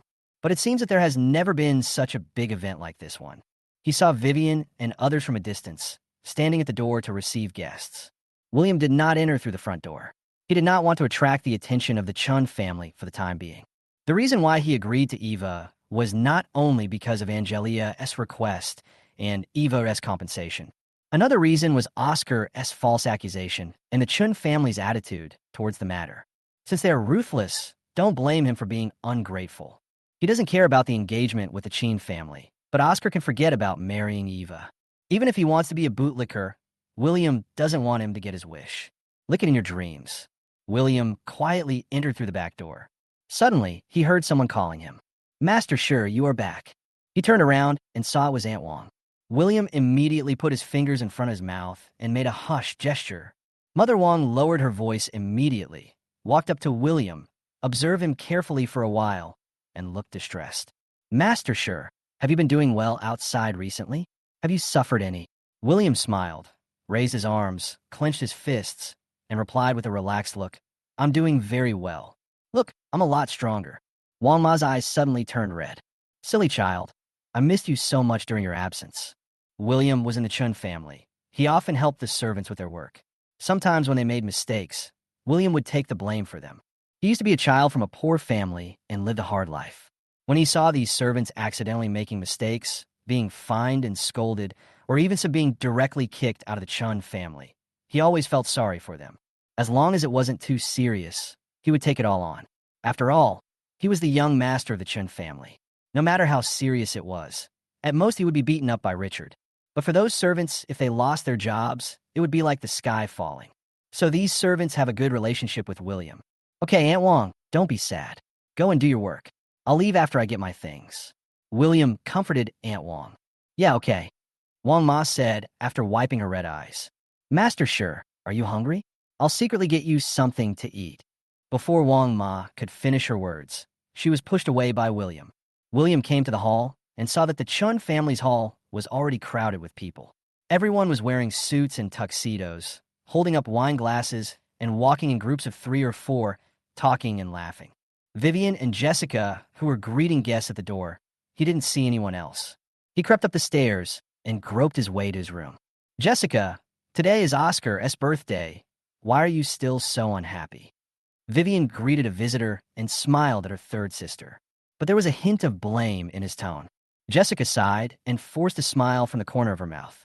No, I just remembered that today is also William's birthday, so I felt a little uncomfortable. Vivian was startled, then patted Jessica on the shoulder. There will be opportunities later. Well, I must give William a good birthday next time. Jessica nodded and looked in the direction of William's room. From this angle, she could just see William's room. Suddenly, she was stunned for a moment, suspecting that she had seen it wrong. She raised her hand to rub her eyes and looked towards William's room again. William, Jessica shouted in confusion. After almost all the guests were received, Jessica went upstairs to verify. She felt that she was not mistaken. She did seem to see William entering his own room. Jessica was a little confused. Why did William run back to Chen's house at this time? Did he forget to take something? But she had already checked William's room and found all the diaries locked in the drawers. What else could he take? Soon Jessica came to the door of William's room. She took a deep breath and slowly pushed the door open. Then she saw William sleeping soundly on his bed, which was less than 1 meter wide. She walked slowly to the bed, walked along the edge of the bed, and looked at the sleeping William. For some reason, she suddenly had an urge to sit down at the head of the bed, lean down, and began to observe her brother who had been lost for many years, found again, and now left again. She hadn't paid much attention to him before, but now after a closer look, she realized that her younger brother was actually a handsome boy. But this sleeping posture is really not very flattering. He lay on his back with his limbs spread out, and his drool was already running behind his ears. Jessica burst out laughing and reached out to wipe his saliva. But just when she touched William's cheek, William turned over, scaring Jessica so much that she retracted her hand. William turned over, lifting up his clothes and exposing his lower back. The dense whip marks on his waist were also revealed. Jessica looked at the scars and felt a sharp pain in her heart. The brothers and sisters were cared for by Richard and Grace since they were young. They had never suffered any grievances or beatings. But her own brother, not only had he suffered for 15 years without a father or a mother, but he also had to be treated like this after returning to the Chun family. Even though he has countless faults, he shouldn't be treated like this. Thinking of this, Jessica's eyes suddenly turned red. She reached out and carefully flipped William's clothes up again. This time she could no longer control her tears, and they fell wildly. She saw that there was not a single intact spot on William's back. It was covered with whip marks. She had never cared about William before. She only remembered that in the past, as long as it was related to Oscar and Richard thought that William did it, no matter if there was evidence or not, William would be beaten by Richard. Oscar seemed to be helping William out, but ended up causing Richard to hit him even harder. Jessica wiped away her tears and looked at William's back again with heartache. When she was about to pull his clothes off, a scar suddenly caught her attention. The scar is located on the outer side of the back. Because William was lying on his side, most of it was covered. It was estimated to be about the size of a palm. The surface of the scar is uneven and dark brown in color. Chen Manqing is a doctor. She could tell at a glance that these were obvious signs of burns, and they were quite serious ones. Judging from the condition of the scar, it must have been a long time. Chapter 51. I care about William. Jessica stared at William's scar in a daze. Jessica, I've been looking for you for so long. Why are you running to William's room? At this moment, Vivian pushed the door open. Jessica hurriedly put William's clothes down and wiped away her tears. William, why are you here?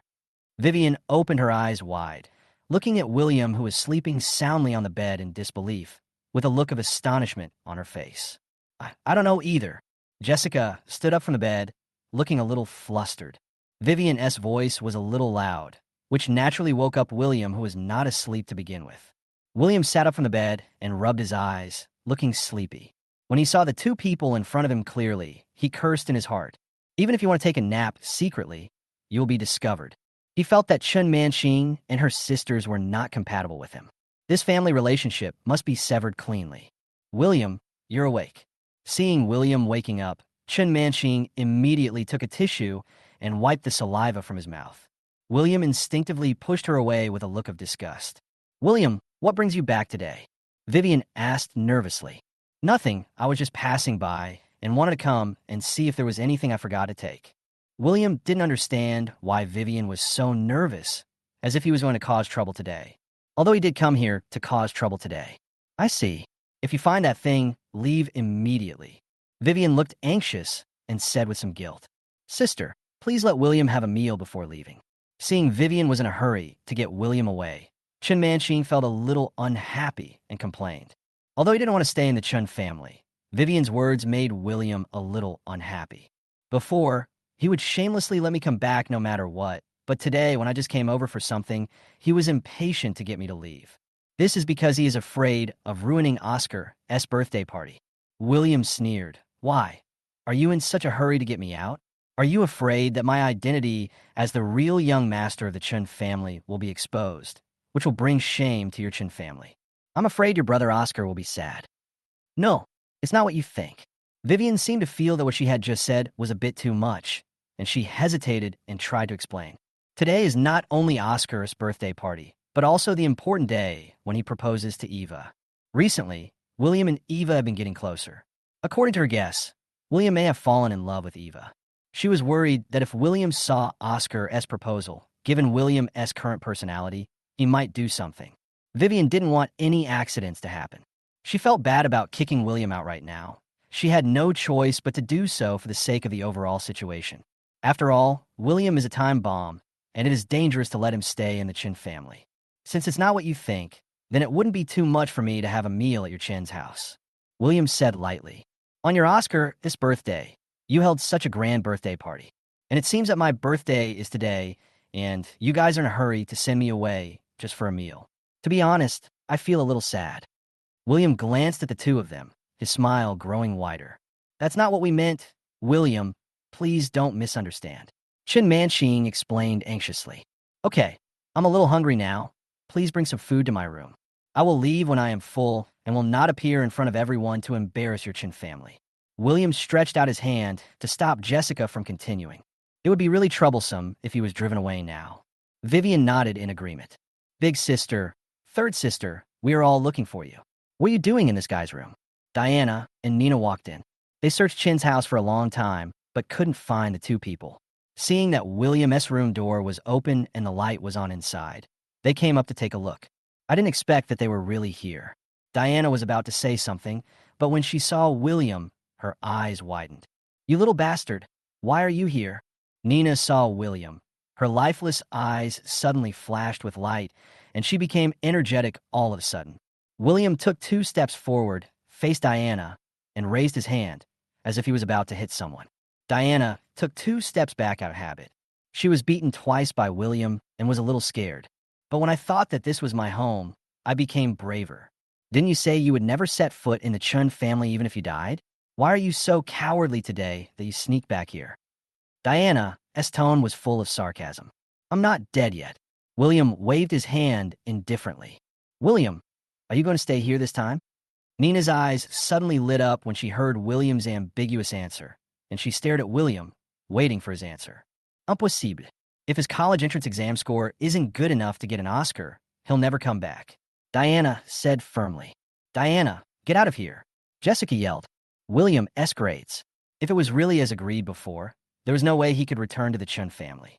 Diana immediately shook her head and left William's room angrily. The room suddenly fell silent. After a while, Diana arrived with Richard and Grace.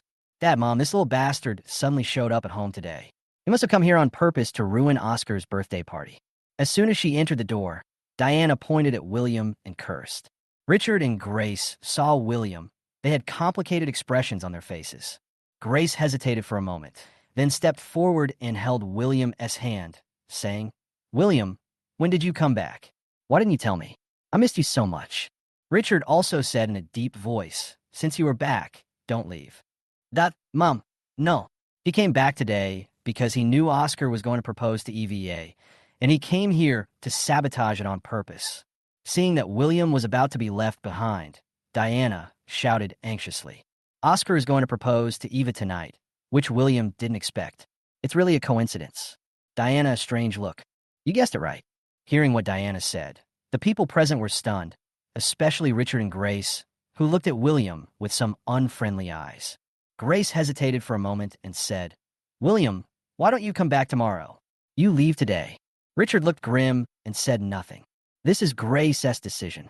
William reached out his other hand and removed Grace's hand from his wrist. If I leave today, I will never set foot in the Chun family again. Are you willing? William's words made Grace stiffen, and she remained silent for a long time. You can come back or not.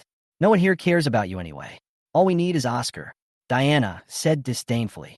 Before anyone else spoke, Nina raised her hand cautiously. I care about William. I hope William can stay. Chapter 52, you guys are really good at playing double standards. Second sister, Diana, cried out helplessly. Think about it carefully. He usually pretends not to come back. So why did he come back today? Diana suddenly turned into Detective Conan and began to analyze the situation seriously. First of all, he couldn't stand the fact that we held such a grand birthday party for Oscar. He was just jealous. After all, no one had ever celebrated his birthday like this before. Secondly, he also likes Eva, and this time he came back, he must want to announce his identity in front of everyone and force Eva to give up Oscar and choose him. After listening to Diana's explanation, several people looked at each other, and the expressions on their faces suddenly became extremely heavy. Grace was even more disappointed. She had completely believed what Diana said. From the previous conflict between William and Oscar, because of Eva, they could tell that William was interested in Eva. They deliberately sent William to other schools, thinking that he would give up on his own initiative. Unexpectedly, I don't give up. At this critical moment, you still come to make trouble. Richard was even more furious. Rebellious son, do you know that EVA is your brother's fiancée? It's fine if you compete with Hauer for other things. What? You even stole his fiancée. Are you trying to piss me off to death? Vivian looked dejected, and her disappointment was evident in her words. William, EVA, and Oscar have been childhood sweethearts. Oscar dreams of marrying EVA. You're going too far. I am very disappointed in you. Nina and Vivian kept their heads down and said nothing. It was obvious that they identified with Vivian. William smiled and asked, but isn't this engagement originally mine? What's wrong with returning it to its original owner? William cared about this engagement. He would have announced it long ago. The reason he said this was to see how these people would respond. William, although the engagement was originally yours, your brother likes it. So can't you give it to him? Besides, EVA also likes Oscar, so you really don't have to do this anymore. Vivian continued. I know EVA very well. She is not a superficial girl. She likes outstanding boys like Oscar. Although my words may sound a bit harsh, William, you are indeed not as good as Oscar. And EVA won't like you either. Listen to my advice and don't make trouble. Maybe Eva has a crush on William, but Vivian doesn't think Eva will really like him as a younger brother. They can only be considered friends at best. That's right. If you can really make EVA like you, we won't have anything to say. But you actually want to use such a despicable method as an engagement to force EVA? How shameful. Diana angrily expressed her contempt for William. William smiled and said, Don't worry, I don't care about the engagement. I'll give it to your Howard. I hope he can grasp it well. What do you mean you gave it to me? Do you have any shame? This originally belonged to Oscar. William ignored Diana and walked straight out the door. But Grace grabbed him. William, you can't leave this door now. Everyone was stunned for a moment, then reacted. Yes, we can't let him go out. What if he secretly comes back and causes trouble? Diana said, pointing outside the door. Mom and Dad, please don't do this. I believe William won't do this. Jessica spoke anxiously for William. Nina nodded frantically beside her. Don't imprison William.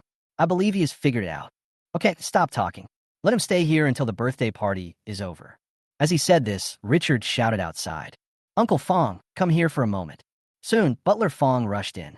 He is not allowed to step out of this room before the banquet is over. Ask a few people to watch him. Richard ordered. Butler Fong could only agree with a conflicted look on his face. William became furious when he saw that Richard was serious. Richard, damn it. He cursed and was about to walk out. Several people were stunned by William's foul language. It would have been fine if they just called him by his name, but William actually dared to scold Richard, which once again refreshed their understanding of William. Richard was furious. What a rebellious son. What a rebellious son. How dare you scold your own father? You're going to rebel. You're going to rebel. At this moment, several security guards rushed up and blocked William at the door. William was about to take action immediately, but at this moment, he suddenly thought that his behavior would cause unnecessary trouble. If I ruined Eva's plan, I don't know how long I will have to act with her. Or if your identity is exposed and you lose the engagement, it will be even more terrible. Thinking of this, William gave up resisting and was pinned to the ground by the security guard. In fact, he was not worried at all even if he was locked in the room. He could just call Eva and ask her to rescue him. William was gently thrown onto the bed by several security guards. Richard warned Uncle Fong to keep a close eye on William. The others left. If Jessica and Nina hadn't stopped him, and if there were no guests waiting downstairs, Richard would have almost beaten William up again. After a while, Jessica brought in some food. William, you must be hungry. Eat first. Dad will let you out after the guests leave. William didn't hesitate and started to eat voraciously in front of Jessica. William, do you really like EVA? Jessica asked suddenly. William said without looking up, if I like her, can you give her back to me? Jessica was stunned for a moment, a little dazed. Then he replied, William, although the engagement was originally yours, EVA likes Oscar. There's nothing we can do about it. Haha, what'd you do if she liked me? William asked casually. Jessica was silent and did not answer. Why are you silent? According to you, since Eva likes me, shouldn't she be returned to me? William smiled, with a hint of amusement at the corner of his mouth. William just said these words casually. He didn't think Eva would like him, and he would not choose Eva. After all, they're from different worlds, and this is destined from birth. Of course, his situation was special. He came from a wealthy family, but fate threw him into the trash. No, William. Oscar has loved EVA since he was a child. It has always been his dream to marry EVA. Jessica explained hesitantly. You guys are really good at playing double standards. William's face darkened. Get lost now, idiot. I hate people like you who are so hypocritical here. William cursed at Jessica. Jessica was stunned and didn't move for a long time. She didn't expect William to say that about her. Tears suddenly burst out of my eyes. Chapter 53. Not allowed to appear in front of outsiders. After Jessica left, William took out his phone and called Eva, wanting to explain the situation to her and ask her to come and rescue him when the time comes. But I called for a long time and no one answered. What the hell is this girl doing at the critical moment? She doesn't even answer the phone. At this moment, the door clicked open again. Nina's head poked cautiously through the crack in the door. William glared at her fiercely and immediately shrank his head away. After a while, Nina opened the door and walked in timidly. You sisters are not done yet, right? What are you doing here again? William glanced at Nina with an impatient expression. Why? Are you here to pretend to be a good person too? No, no. Nina lowered her head, rubbing the corners of her clothes with her hands, feeling a little nervous. I'll just tell you straight away, I was the one who reported your book. I know. Also, I lied to you when I said you had a talent for writing books. You are actually a waste. Forget about talent. Even if I bring a dog here, I can write better than you. These words are really hurtful, especially for someone who has suffered a blow and has finally regained his confidence and is pursuing his dreams again. But so what? Not to mention in the past, Even now, Nina is not on his side. Does he still have to consider her feelings? I know. Nina pursed her lips, tears welling up in her eyes, and then she began to sob. If you want to cry, go outside and cry. Who are you trying to show off your pity for? William's words scared Nina so much that she stopped crying immediately. After waiting for a while, he said, William, I'm actually here to let you go. William was stunned for a moment, then walked towards the door unceremoniously. But you have to promise not to ruin Oscar's birthday party tonight. Nina hurriedly grabbed William, her tone pleading. It can be seen that your brother Oscar holds an important place in your heart. You are really a good sister. William sneered and mocked. Nina wanted to explain something, but was interrupted by William raising his hand. Okay, since you're worried, I won't leave, but I don't want to be locked in a room and feel bored. Just stay in the hall and watch over me, okay? Nina nodded with relief. If I leave now, I don't know if I can come back smoothly later. William finally decided to stay, but he couldn't get through to Eva on the phone, so this was the only option for now. The security guards outside the door saw William coming out, but did not stop him. William returned to the Chun family. He quickly became friends with them, and they had a good relationship. William was not like those rich young masters and young ladies, and never treated them as servants. They were also indignant about what happened to him. He was clearly the young master of the Chun family, but he was treated so differently. Don't worry, she was the one who let me out. It has nothing to do with you. You can just push the responsibility onto her when the time comes. William patted a security captain on the shoulder and pointed at Nina beside him. Master, sure, don't worry about us. The worst that can happen is we will be fired. We are not afraid of that. The security captain smiled and looked nonchalant. Nina, you let me out. It has nothing to do with them. You have to promise me that nothing will happen to them. Eva hadn't broken off the engagement today, and Oscar's birthday party had gone successfully, then maybe everything would have been fine. Otherwise, these security guards will definitely be held accountable, and he can't let them be harmed because of him. Nina nodded like a chicken pecking at rice. Don't worry, I forced them to let you go. They will be fine. When the security guards saw how much William cared about them, their eyes couldn't help but become moist. Thank you, Master Sure. Okay, don't call me Master Sure from now on. I have no relationship with the Chan family anymore. After saying that, William went downstairs and found a seat in a corner, and Nina followed him closely. Are all the birthday parties you've held for him like this? William asked casually as he looked at the huge crystal chandelier casting brilliant light and the guests in luxurious gowns toasting to drink under the light. Of course, we prepare Oscar's birthday very carefully every year. Sometimes I take him on a trip, sometimes I book an entire floor of a hotel, sometimes I take him on a yacht. It seemed that when talking about something that interested her, Nina suddenly became excited, sweeping away her previous dejection. Oh, there's only one birthday that was relatively simple. It was his 15th birthday, the one you celebrated together. It was just a simple family affair, blowing out candles at home. It was very boring. As she spoke, Nina suddenly thought of something, stopped talking immediately, and looked at William cautiously. William had a faint smile on his face. He didn't seem to care about what Nina said. He just stared blankly. Nina mentioned was the only birthday that the Chan family celebrated for him. They kept it low-key in order to hide his identity. In order to get him to sign the donation agreement, he was asked to celebrate his birthday with Oscar. The beautiful melody played by the band made William feel dazed for a moment, and he suddenly had the illusion that this was a birthday party prepared for him. He patted his face and smiled to himself. When did he become so superficial and vain that he had such feelings just because of a birthday party? Second sister, why did you let this bastard out? William was in a daze. An annoying voice rang out.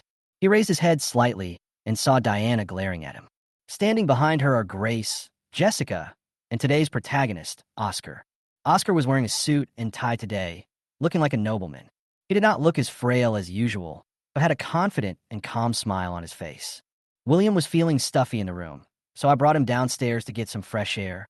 Nina glanced at Grace and explained, No, someone like him has no right to be here. He must be sent back to his room. Diana raised her eyebrows and glanced at William with disdain. Jessica ignored Diana and said to Grace, Mom, why don't you let William stay here? I'll stay and watch over him too. I believe William won't do anything. Third sister, have you forgotten what day it is today? There are so many guests today. If his identity is exposed, Oscar will be doomed. I don't think we can leave him here. Diana pouted and disapproved of Jessica's behavior. Grace was in a state of hesitation. Oscar, who had been silent all this time, hugged Grace's arm. There was a look of worry on his face. I hope you can stay, but today I have to ask EVA. I'm afraid you will feel bad when you see me, and you might get sad and lose control. He didn't say all the words, but everyone understood. Grace no longer hesitated at this time, and said to Nina and Chun Manching with a serious face, "Send William back to his room. He is not allowed to appear in front of outsiders without my permission." Chapter 54, Uncle, I finally found you. Mom, please don't do this. William promised me that he wouldn't get in the way of Oscar. Nina pulled Grace and pleaded.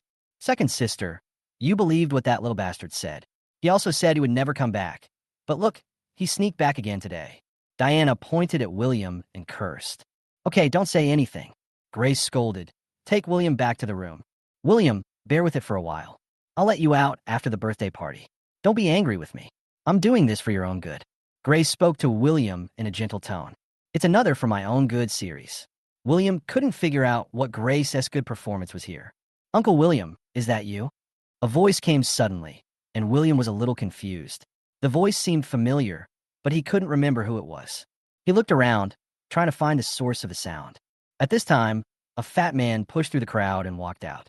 He saw William. He looked anxious, walked quickly to William, grabbed his shoulders and shook him. Uncle William, it's really you. It's really you.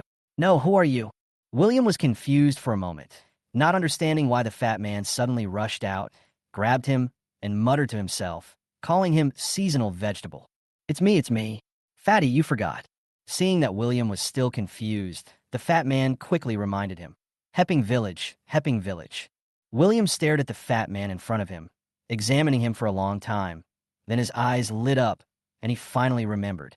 Fatty, it's really you. It's me.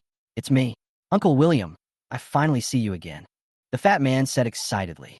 The fat boy's name was Zhu Jun. He was sold to Hepping Village when he was very young and was a good playmate of William. William Ho Zhu Jun was often bullied by other children because he was short and fat, but William Ho was full of justice and liked to meddle in other people's affairs, so he helped Zhu Jun a lot. After that, Zhu Jun treated William as his best brother and obeyed William's words. When Zhu Jun was 9 years old, his parents found him and took him away. That year, when they said goodbye, Zhu Jun pulled William's clothes and cried very sadly. The following year, William's guardians, his grandparents, passed away, and he was sent to an orphanage. He never saw Zhu Jun again. The reason why Zhu Jun calls William uncle is because Zhu Jun's adoptive parents and William's adoptive parents are distant relatives, and William is of a higher generation. Fatty, why are you here? William asked puzzledly.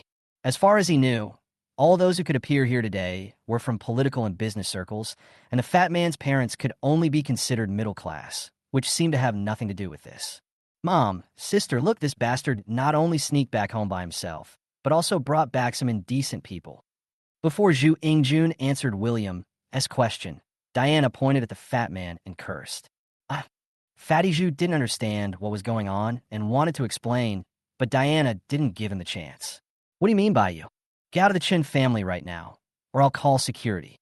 William glanced at Fatty Zhu and felt that it was not Diana's fault for misunderstanding. After all, the fat man was indeed dressed casually today. All the guests, not including the women, were dressed in their best. As for the men, no matter how casual they were and not wearing suits, they were at least dressed decently. Unlike the fat guy, he was wearing a pair of cropped floral pants and a pair of flip-flops, which was completely out of place with the atmosphere of the scene. You are fucking sick. You think I love coming to your crappy place? If you guys hadn't begged me, I wouldn't have come. The fat man frowned and opened the hand that Diana was pointing at him. Also, why did you call my uncle a bastard? I'm warning you, if you dare to call my uncle a bastard again, I'll beat you up, believe it or not.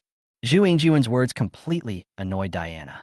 She had always been spoiled, and except for the 2 times she had been humiliated in front of William, no one had ever dared to talk to her like that. You little bastard, just like this bastard, you are born of a mother, but not raised by her. If you don't get out of here, I'll call security. When Zhu Jun heard himself being called a beast, his eyes instantly widened. William saw that his fists were clenched tightly, and the veins on the back of his hands were bulging, as if he was going to hit Diana. He didn't expect that after so many years, the fat man who used to be timid and cowardly would now have such a hot temper. Seeing the fat man raising his fist to attack, William held his shoulder. Zhu Ingjun, who was originally furious, suddenly calmed down and looked back with a confused look on his face. Uncle, can't I fight? She is Miss Chun. Did you know that? No. Is there any way to cover it? Have. Hit harder. Okay. William patted Zhu Ingjuan's shoulder and then let go. Diana's words were a bit harsh. Grace and the others didn't think there was anything wrong with it. William has become what he is today is related to the living environment he grew up in. He was influenced by some bad people, such as Angelia. Oscar brought such a messy person home at his birthday dinner, especially since Diana just said a few words to this fat guy, but he actually wanted to attack Diana. Diana was still frightened by the fat man's intention to attack, and she couldn't help but take a step back.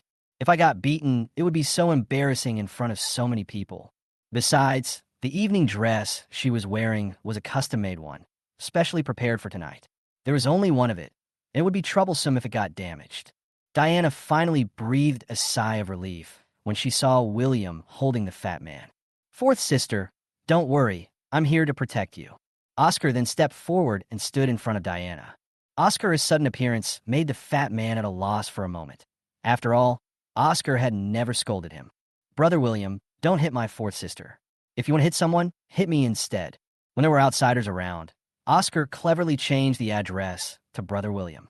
William glanced at Oscar and had to admit that some people were able to walk high and run far and were indeed very capable. You are really good at pretending. William, I'm warning you. If you dare to touch Oscar, I'll make sure you die. Diana threatened behind Oscar. William, don't be impulsive. You know Diana is straightforward. Don't take some of her words to heart. Jessica persuaded him in a gentle tone. He was really afraid that William would take action in such an occasion. There were so many people at the scene, and it would not look good if something happened. William, I'm warning you one last time. Don't hit your brother. Oscar again, or else.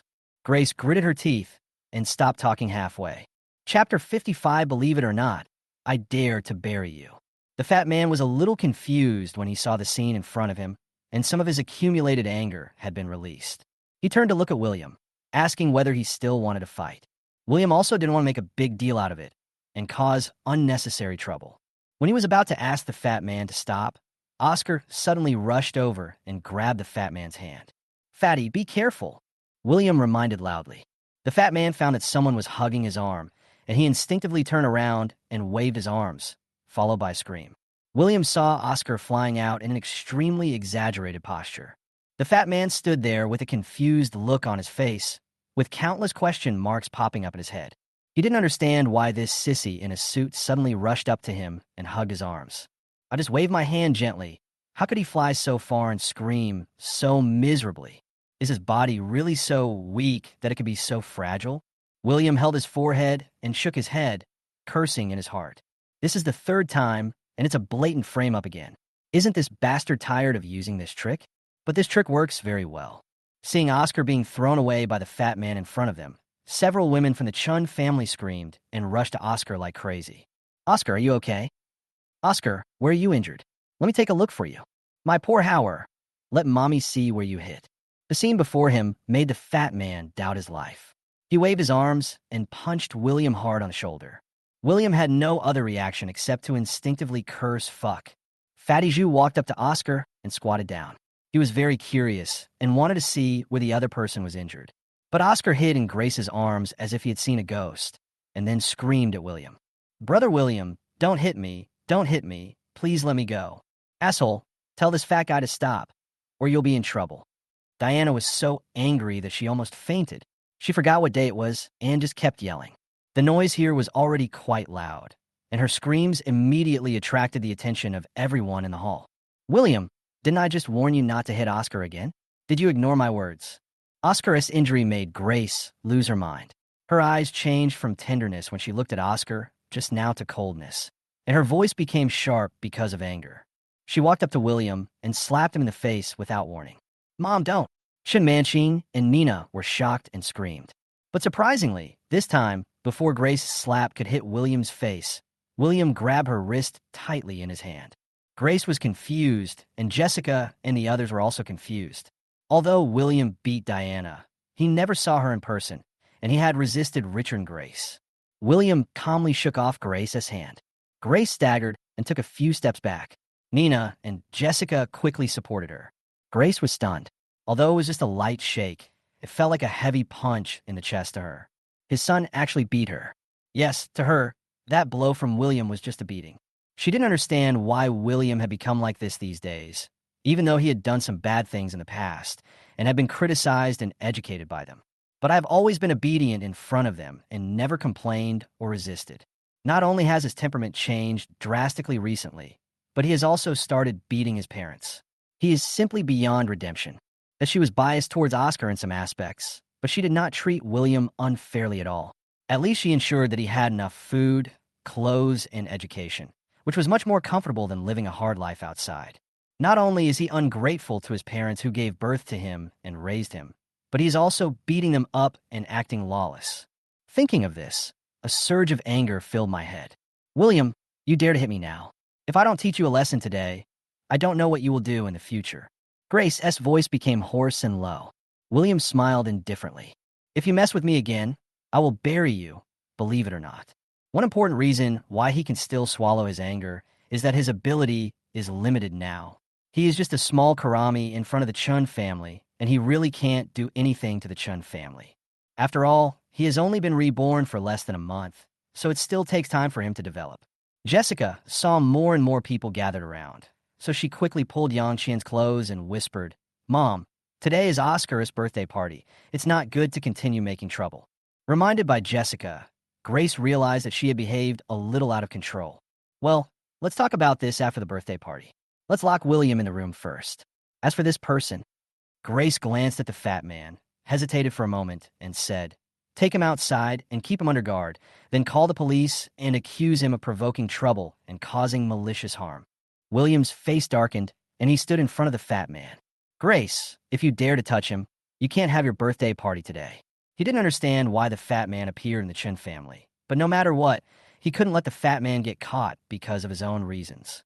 William's threat worked. Grace and others who were about to call security stopped. "As for you guys, go do what you should do. Don't mess with me. And let us stay here quietly." William continued, "Yeah, Mom, you see Oscar isn't hurt, so don't make a big deal out of it. Or just forget about it. William with my second sister." Jessica advised with a worried look on her face. Grace hesitated, thought for a moment, frowned, and looked at William. When she was about to nod, the fat man shouted loudly, "Let's just forget it. This grandson dared to pretend to be me. This matter is not over yet." Zhu Yingjun also reacted now. It was obvious that the sissy in a suit and tie in front of him wanted to frame him and William. Several people looked at Zhu Yingjun in astonishment. I originally wanted to let him go, but I didn't expect this fat guy to be so arrogant and ungrateful. William pulled the fat man's sleeve and whispered, "Fatty, stop making trouble. If you want to take revenge, do it in private. We can't do anything to them here. Don't get yourself involved later." The fat man patted William on the shoulder, looking nonchalant. "Uncle William, don't worry. If I don't kill this grandson today, I will not be able to swallow this anger." As he spoke, he took out his cell phone and started making a call. In the study, "Uncle Chin, Uncle Zhu, I'll have someone draft the specific contract details tonight. I will treat uncles to dinner tomorrow." Vivian stood up and bowed with a smile. An investor suddenly withdrew his investment a few days ago, leaving Vivian at a loss. Now that Qin Yushan and Zhu Wanjin have joined her, she feels relieved. Qin Yushan smiled and nodded, and said to Richard, "Brother Chun, with such a capable daughter like niece Vivian, you can retire early." Richard laughed and said, "Brother Qin, you are too kind. EVA is also very good, not inferior to Vivian at all. No matter how outstanding you are, you still have to get married in the end." Qin Yushan sighed and looked at Richard. The moment their eyes met, they burst into laughter at the same time. "By the way, there's one thing I need to tell Brother Qin in advance." Chapter 56, Someone Beat My Son. As he spoke, Richard's smile became even more intense. "Tonight, Oscar plans to propose to EVA during the birthday party. I don't know if Brother Yushan." Qin Yushan was stunned for a moment, then smiled and said, "The engagement has been made a long time ago. It's only a matter of time. As long as the two children are willing, we as adults will of course respect their ideas. Brother Yushan has no objection. Then it's a done deal." Richard clapped his hands excitedly. Qin Yushan sighed. Brother Chun, I really envy you. Not only is your daughter capable, but even Oscar is so outstanding. Unlike my rebellious son, who is ignorant and has no skills, only knows how to eat, drink, and have fun, and has made no progress at all. Richard was stunned for a moment, and suddenly a sense of pride arose in his heart. On the surface, he pretended to be extremely humble. Brother Chin, thank you for the compliment. Thank you for the compliment. Eva, Qin Yushan also has a son named Qin Hao. He has been uneducated and unskillful since childhood, and is good for nothing except spending money and causing trouble. He is the typical rich second generation who would squander all the family property in minutes if it were handed over to him. Compared with Oscar, is not in the same league at all. When Qin Hao was mentioned, William's figure immediately appeared in Richard's mind. The smile on his face disappeared instantly. William, just another Qin Hao? The two were so similar. Richard felt uncomfortable when he thought of this. He didn't understand why his own son was so useless. On the contrary, this adopted son who was taken away by mistake is outstanding and excellent, and he is pleasing to the eye no matter how you look at him. Therefore, it has also attracted the envious gazes of countless people. At this moment, he even had an idea in his mind that he might as well treat Oscar as his own son. As for William, make sure he lives a safe life and let him do whatever he wants. As for your identity, keep it secret and never make it public. Anyway, your two families will become relatives soon. Isn't his son also your son? What is there to be envious of? Zhu Wanjin, who had been left aside for a long time, finally couldn't help but speak. Brother Zhu is right, huh? Qin Yushan and Richard laughed. Oh, by the way, Brother Zhu, where's your son? Is he here today? Qin Yushan suddenly thought of something and asked. They heard that Zhu Wanjin had a precious son, William, who was taken away by someone. Later, Zhu Wanjin went through great pains to find him back. Zhu Wanjin loves his son very much. In order to prevent his son from suffering any injustice, he sent his son born after his widowhood and remarriage directly abroad. Zhu Wanjin, who was originally uninterested in the business bragging between Qin Yushan and Richard, immediately became excited when he heard about his son. This brat just called me and told me he's here. He should be playing downstairs now. I heard from Brother Zhu before that my nephew is very handsome, and I really want to meet him. Richard looked interested. Zhu Wanjin patted Richard on the shoulder, his face calm and his heart beating, and he laughed. I'm not exaggerating. My son is really handsome, and the girls in school are lining up to pursue him. Then let's go down quickly. It's almost time. EVA should be arriving soon, Qin Yushan said with a smile. Several people stood up and walked towards the door. Vivian had already opened the door and was waiting. At this time, Zhu Wanjin's cell phone rang. After he answered the call, his originally happy smile suddenly turned gloomy. What did you say? Someone is bullying you. Wait for Dad. I'll be there soon. Brother, what happened? Richard felt puzzled when he saw Zhu Wanjin, who was originally cheerful, suddenly changed his expression. Someone beat my son. Zhu Wanjin put away his phone and said angrily. What? I want to see who dares to cause trouble in my Chun family. Richard glared and slapped his thigh hard. Fatty, today is Oscar's birthday. I didn't want to argue with you, but you don't appreciate it. Don't blame me for being rude.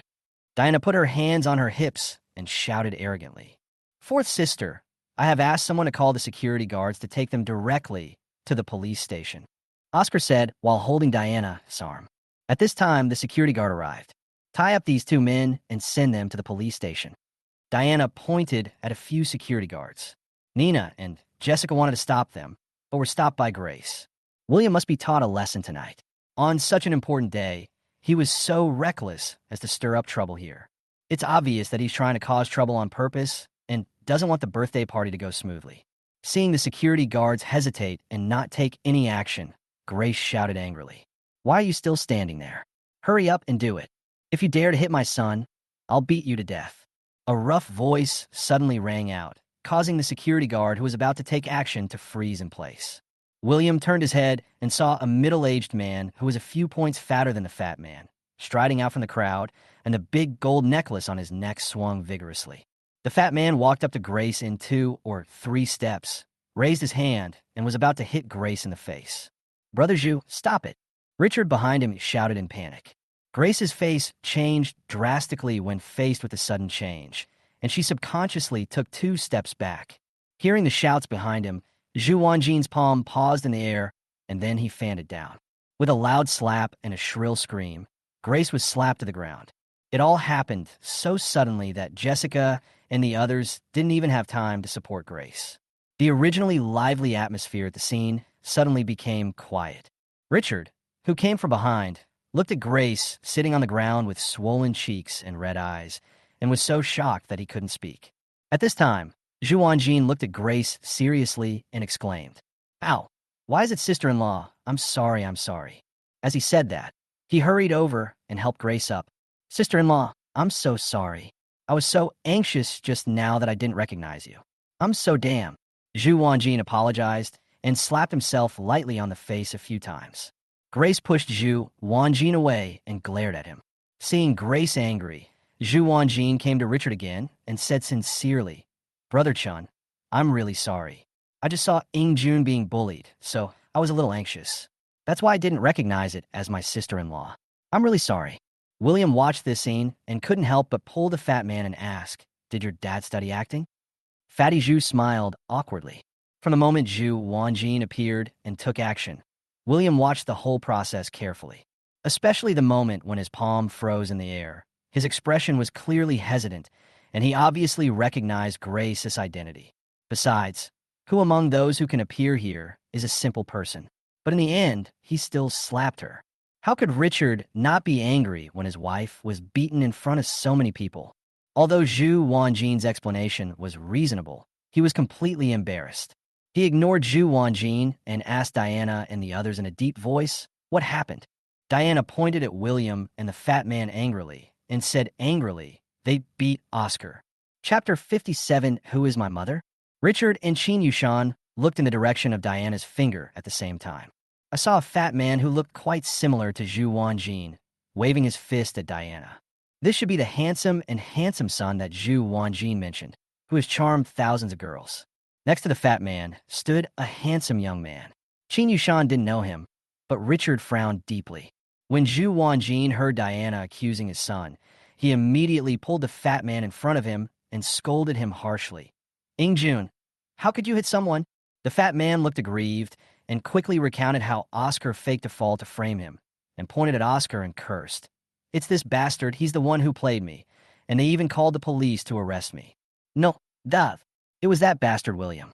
He ordered the fat guy to beat Oscar." Diana retorted unconvinced. Both sides have their own opinions, and I don't know who to believe. At this time, everyone turned their attention to the culprit, William. You were in the room. Why are you here?" Richard was so angry that he almost called his son a disobedient son, but luckily he reacted quickly and changed his words. Facing everyone's questioning gazes, William just sighed and said helplessly, "Mr. Chun, since things have come to this, it doesn't matter who is right or wrong. You should comfort the guests and prepare for Master Chen's birthday party. Isn't it more important?" William was really too lazy to waste any more words. After all, there was no point in continuing the argument. Without any substantial evidence, there was no way to prove that Oscar had faked a fall. Besides, Grace was also slapped, so he didn't lose out. His purpose today was to help Eva cancel the engagement, and he really didn't want to waste time talking about other things. William's words were immediately affirmed by Zhu Wanjin and Qin Yushan. Especially Zhu Wanjin, his own son was not injured, and he even slapped Grace, venting his anger. As for what the truth is, it doesn't matter to him at all. He just wants to get the matter over with. The two of them looked at William with admiration. The child looked quite old, but his words were mature and sensible. "Your name is William?" Qin Yushan suddenly became interested and asked with a smile. William didn't know who the middle-aged man in front of him was, but he seemed to have a good relationship with Richard, so he was probably some big shot. "This name sounds familiar." Qin Yushan stared at William, frowned, and muttered to himself. After looking at it for a while, Qin Yushan seemed to have thought of something, and his eyes lit up. "Are you EVA's tutor?" William was stunned for a moment, then guessed that the man in front of him might be EVA's father. He nodded in affirmation. "EVA's grades are pretty good. You're able to tutor her. That's amazing. That's amazing." Qin Yushan sighed and looked William up and down, as if he had a strong interest in him. Qin Yushan's words shocked the Qin family and made them look confused. William's grades very well, so there was no way he could be EVA's tutor. "Uncle Qin, did you misunderstand something?" William's grades are only good enough to get into a 211 university, so he definitely can't tutor EVA. Vivian expressed her doubts. Brother Chin, you must have misunderstood. He can't possibly coach EVA. Richard's tone was firm, and he looked unquestionable. Seeing that the two were so sure, Qin Yushan suddenly began to doubt whether he had heard it wrong or his daughter had said it wrong. Well, maybe I misheard, but EVA did praise this little brother several times in front of me. TSK, what good can he have? It's good enough that he doesn't cause trouble for others. Diana sneered, with a look of disdain on her face. Oscar felt uncomfortable when he heard Eva praising William in front of Qin Yushan. Fourth sister, although Brother William has many shortcomings and sometimes likes to steal things from home, he is a good person by nature. You bastard, what are you talking about? Uncle William would never do such a sneaky thing. Heard Oscar insulting William. He immediately got angry and raised his fist. William, however, looked calm. He pressed down Zhu Yingjuan's fist and told him not to be impulsive. Then he teased Oscar, just be happy now. I hope you won't cry with your mom later. No one present understood what William meant, but through the conversation, Qin Yushan judged that William seemed to have a close relationship with the Chen family, which aroused his interest. You seem to be very familiar with this young brother. Qin Yushan asked casually. Zhu Wanjin and Zhu Yingjun also looked at the Chen family members with anticipation. Zhu Wanjin has learned from Zhu Yingjun that William is the Uncle William that his beloved son has been thinking about. Zhu Yingjun had just met William, and they hadn't even exchanged a few words, so naturally he wanted to know about William. Faced with everyone's questions, Chun Jia was silent for a long time, not knowing how to answer, and couldn't say anything for a long time. Finally, it was Diana who spoke. He is our nanny's son. She said it firmly, as if it was the truth. After hearing this, the other members of the Chun family did not refute. After all, they couldn't think of a better explanation for William's identity. Is that so? Qin Yushan nodded slightly. Zhu Yingjun had tears in his eyes. Uncle William, it turns out that your life is so hard. No wonder you are bullied by them. William looked calm and glanced at the Chin family. He suddenly had an idea and asked with a smile, Excuse me, where's my nanny mother? What's her name? No one expected William to suddenly bring up this topic in public. The Chun family members were stunned and looked at each other, not knowing how to answer for a moment. Since I am your nanny's son, why don't you call my mother out? Seeing that the few people were silent, William stared at Grace and sneered. Grace had recovered from the slap in the face. Although she was still a little embarrassed, her appearance had returned to normal, except for slightly red and swollen cheeks. The guests present were also confused by William's question. They didn't know their own mother, but they asked others. What's even more bizarre is that the Chun family hasn't answered this question yet. The strange looks from the guests made the Chun family members feel nervous. At this time, no one came out to smooth things over, and everyone was waiting for the Chun family's answer, because they vaguely felt that there might be something big going on. William raised his eyebrows, his eyes swept across the faces of the Chun family members, and finally stopped at Grace's face. He walked up to Grace with a gloomy face, closed his eyes, and took a deep breath. Then he put on a smiling face, leaned down, put his face close to Grace, and asked in a very gentle tone, Mrs. Young, you should know who my mother is best. Can you help me call her out? Chapter 58. Aunt Wang is my mother? William's voice was soft and gentle, without any questioning tone, as if it was really just an ordinary inquiry. But Grace couldn't help herself and took 2 steps back, her eyelids drooping, not daring to look directly at William. After a moment of silence, William suddenly leaned forward, grabbed Grace by the collar, pulled her in front of him, and suddenly shouted, Speak! Are you mute? Where's my mother? Call her out. Halfway through his speech, William's voice returned to a whisper. Is she dead? Grace looked at William with horror and said incoherently, She is not dead. William chuckled, his tone cold. Since she is not dead, why didn't she show up when she saw her son being bullied? Or maybe she doesn't even have me as her son in her heart. No, it's not like that. She has you in her heart, and she loves you very much. Grace's eyes were red. Tears welled up in her eyes and then fell. William raised his hand, wiped away the tears from the corners of Grace's eyes, put it in front of his eyes, rubbed it, and said with a smile, I don't know who these tears are shed for. There is no warmth at all. Richard looked at this scene with a frown on his face, feeling very annoyed. He always felt that it was not only Grace who was being questioned by William, but but also himself. I also didn't know how to answer William's question. Vivian and the others all lowered their heads silently. They could clearly feel the sadness and helplessness in William's tone. It is a sadness of being abandoned. At this moment, they felt extremely uncomfortable in their hearts, as if something was blocking their chests and making it difficult for them to breathe. Nina and Chen Manqing had an urge to announce loudly to everyone that William was actually the young master of the Chen family and their younger brother. But when they turned around and saw the lonely look on Oscar's face, the impulse was suppressed again. If the truth were revealed, their other brother's life would change drastically, and everything that belonged to him would disappear overnight. At least, the engagement with Eva no longer belonged to him. This is really cruel. At this moment, Wang Ma squeezed in from the crowd. Master, madam, the guests are all here, and the time is not too far away. Can we start the banquet now? The Chen family was worried about how the situation would end. If things continued like this, William's identity would be exposed, and Wang Ma appeared at the right time. Richard breathed a sigh of relief and was about to announce the banquet to end the farce. At this moment, Oscar pulled Wang Ma to William before everyone could react. Brother William, your mother is here. To Oscar's action, at most there was a hint of disappointment on their faces.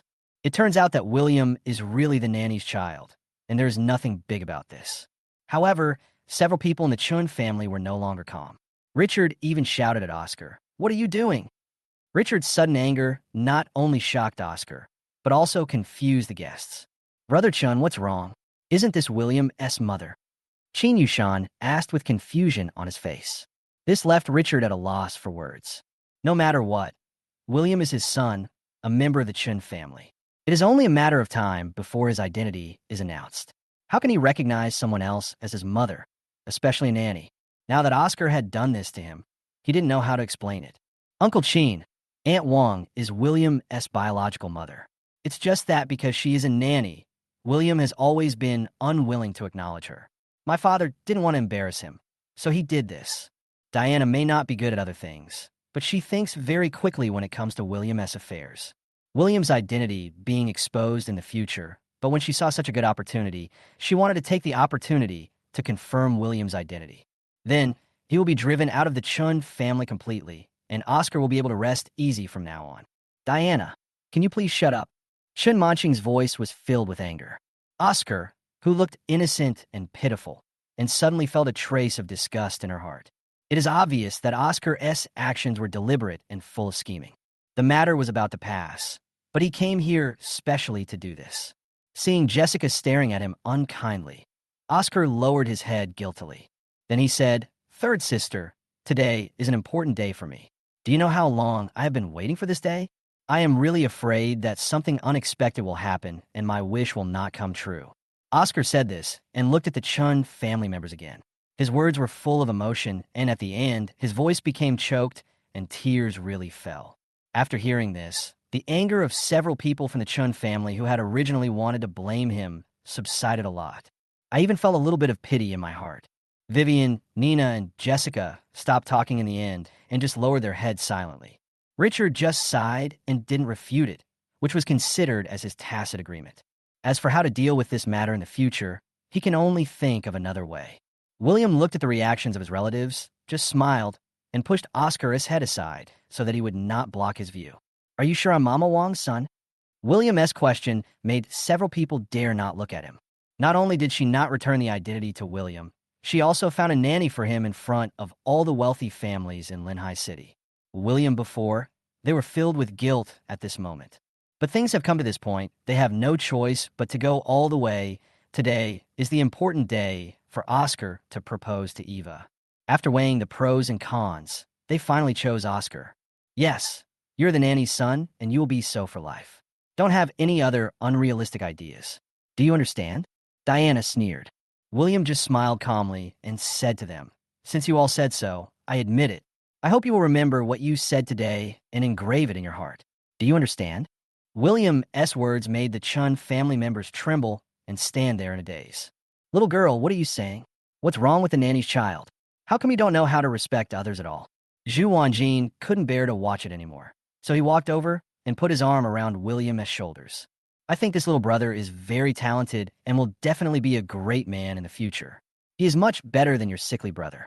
Zhu Wanjin's personality is that of a rough guy, at least on the surface. He even dares to hit Grace, and he also manages these juniors and speaks directly. Diana, however, had a look of disdain on her face and clearly disagreed with Zhu Wanjin's words. In her mind, William was not even qualified to be compared with Oscar. Oscar in any aspect, not only in academic performance, but also in chasing girls. He still wants to pursue EVA. He's just like a toad wanting to eat swan meat. Just now, Zhu Wanjin slapped Grace in public. Diana had no respect for him at all and responded directly to him rudely. What, he also likes EVA?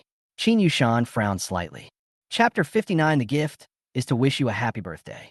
Yes, Uncle Qin, Brother William also likes EVA. He always plays EVA when he has nothing to do. Oscar added, a beautiful lady is a good match for a gentleman. Zhu Wanjin said with a smile, without caring. Qin Yushan's brows relaxed immediately. His daughter was beautiful and had many suitors, and William was just an ordinary boy in adolescence. It was normal for him to like EVA. Yes, but William, after today, I advise you to give up. Everyone understood what Qin Yushan meant. Oscar and Eva's engagement would be officially fulfilled tonight. After tonight, Eva will officially become Oscar's fiancée. Unless there are special circumstances, there will basically be no changes in marriages between wealthy families. I don't think William will let it go that easily.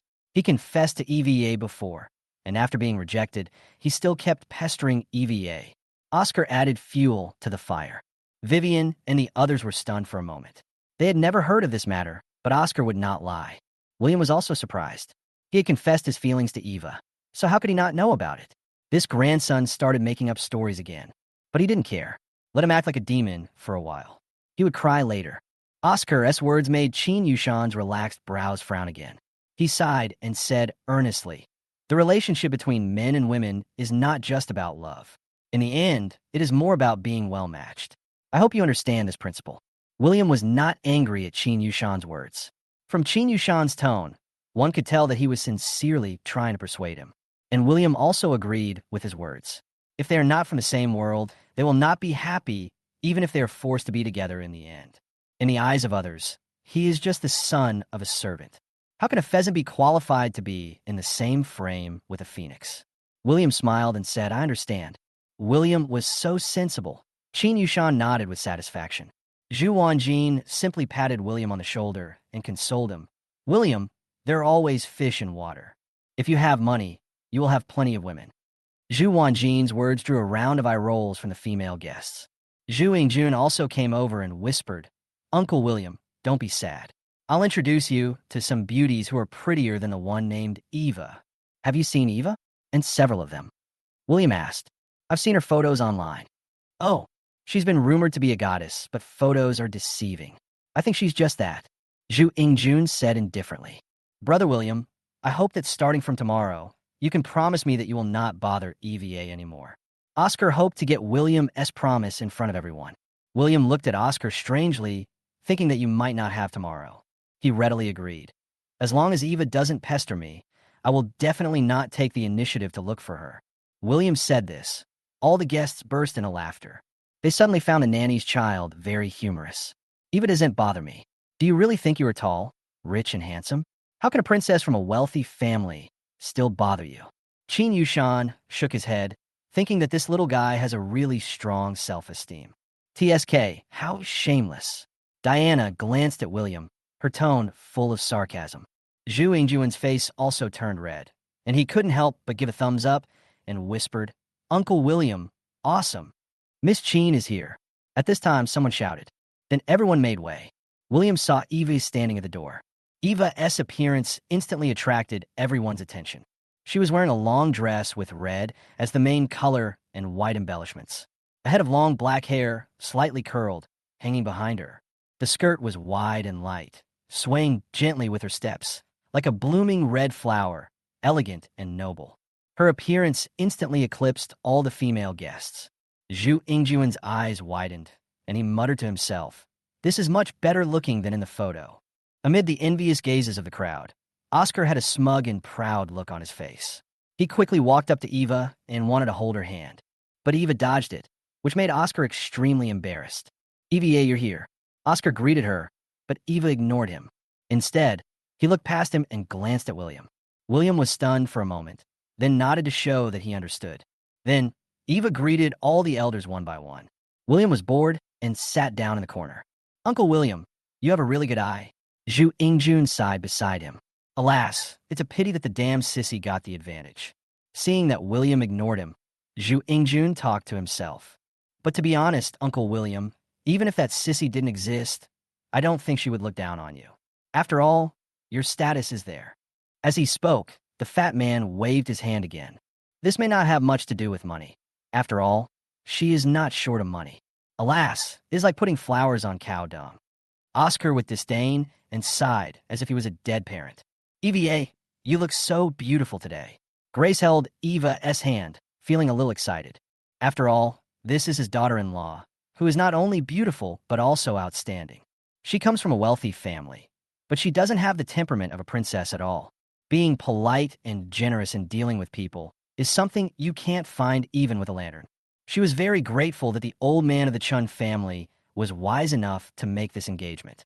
Richard and the Chun sisters all smiled happily at Eva, especially Diana, who sat next to Eva and praised Oscar nonstop and even planned their future married life for them.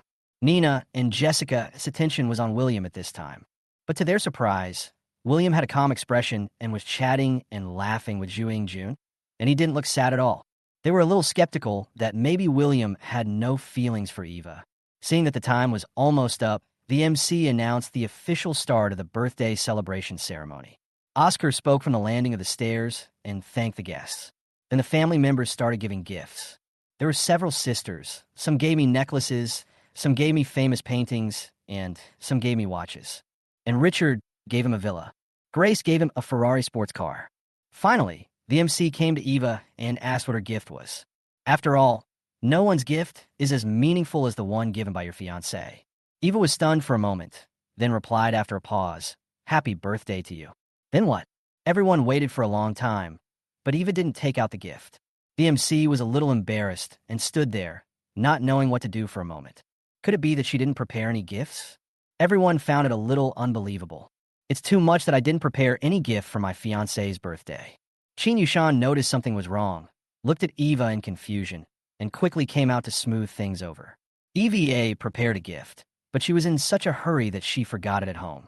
Eva had asked him for his opinion on birthday presents a long time ago, so she should have prepared it. Could it be that she really forgot it at home? Oscar said nonchalantly, "I don't need anything else. EVA is the best gift for me." Oscar's corny love words drew warm applause from the guests. He pressed his hand, signaling everyone to be quiet.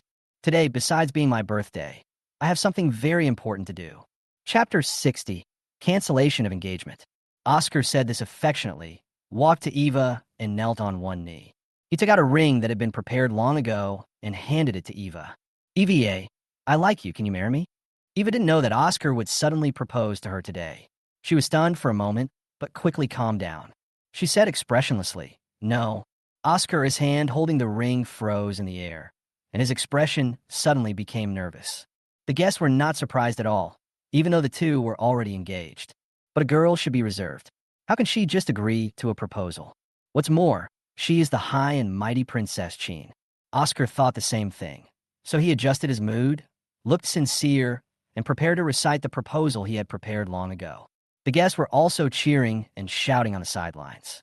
"Marry him! Marry him! Brother Chun, it looks like Oscar's proposal tonight won't go too smoothly."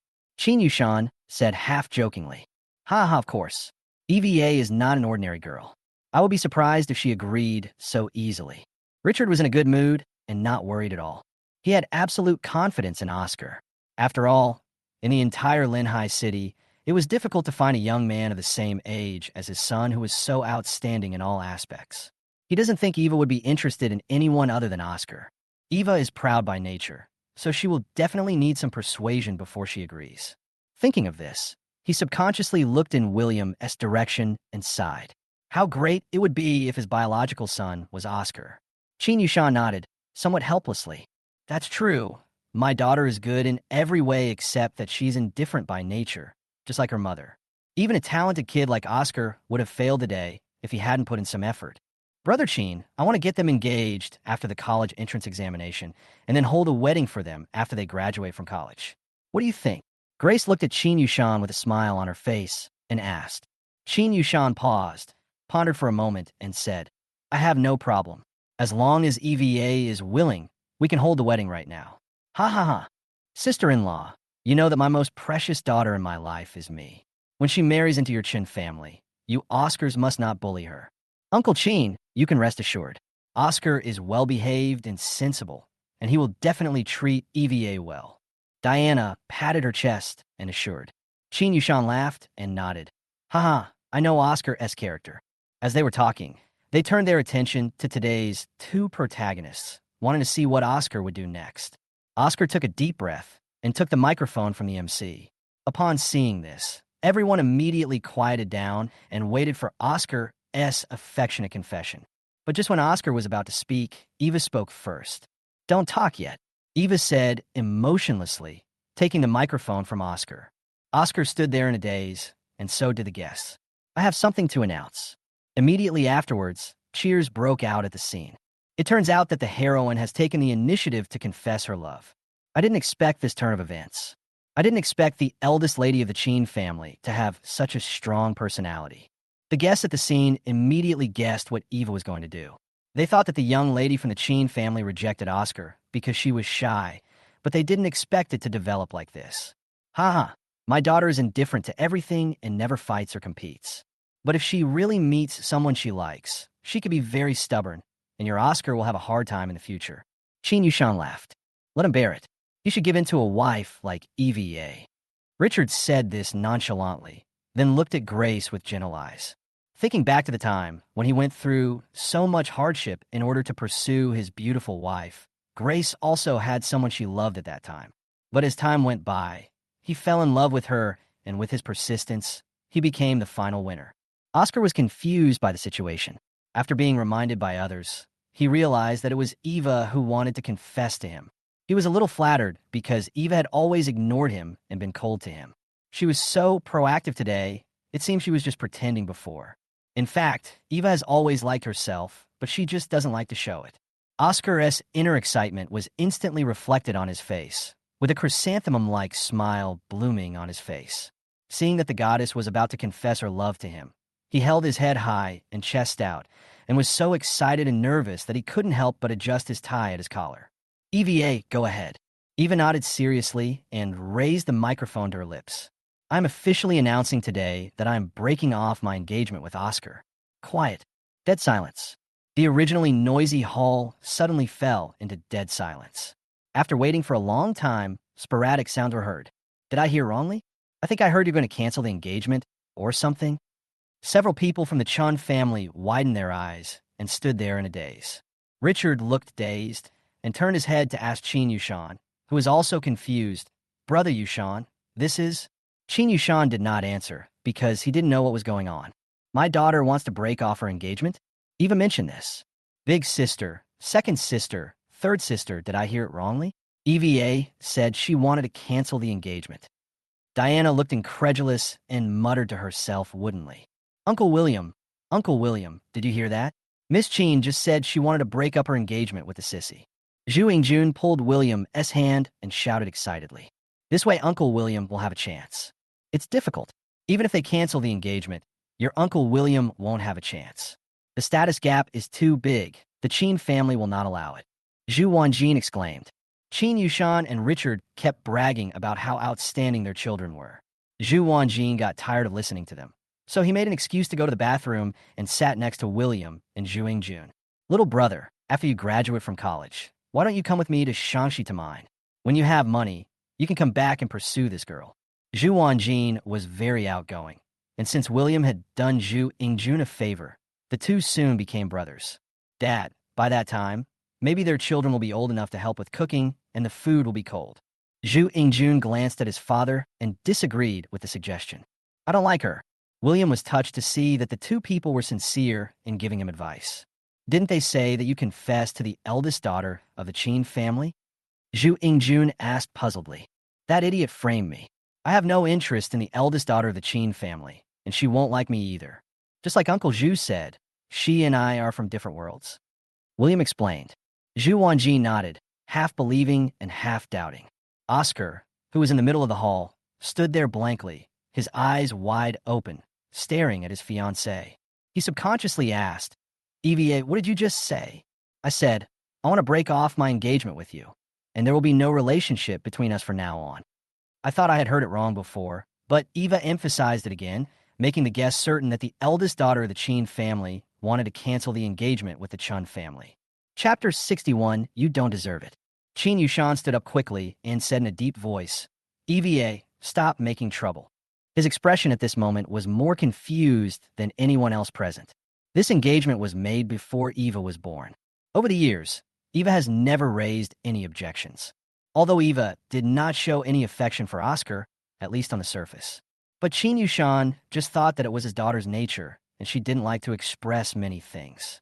After all, Oscar is an outstanding figure among many rich second generations. To take a step back, even if you don't like him, you should discuss it with him if you want to cancel the engagement.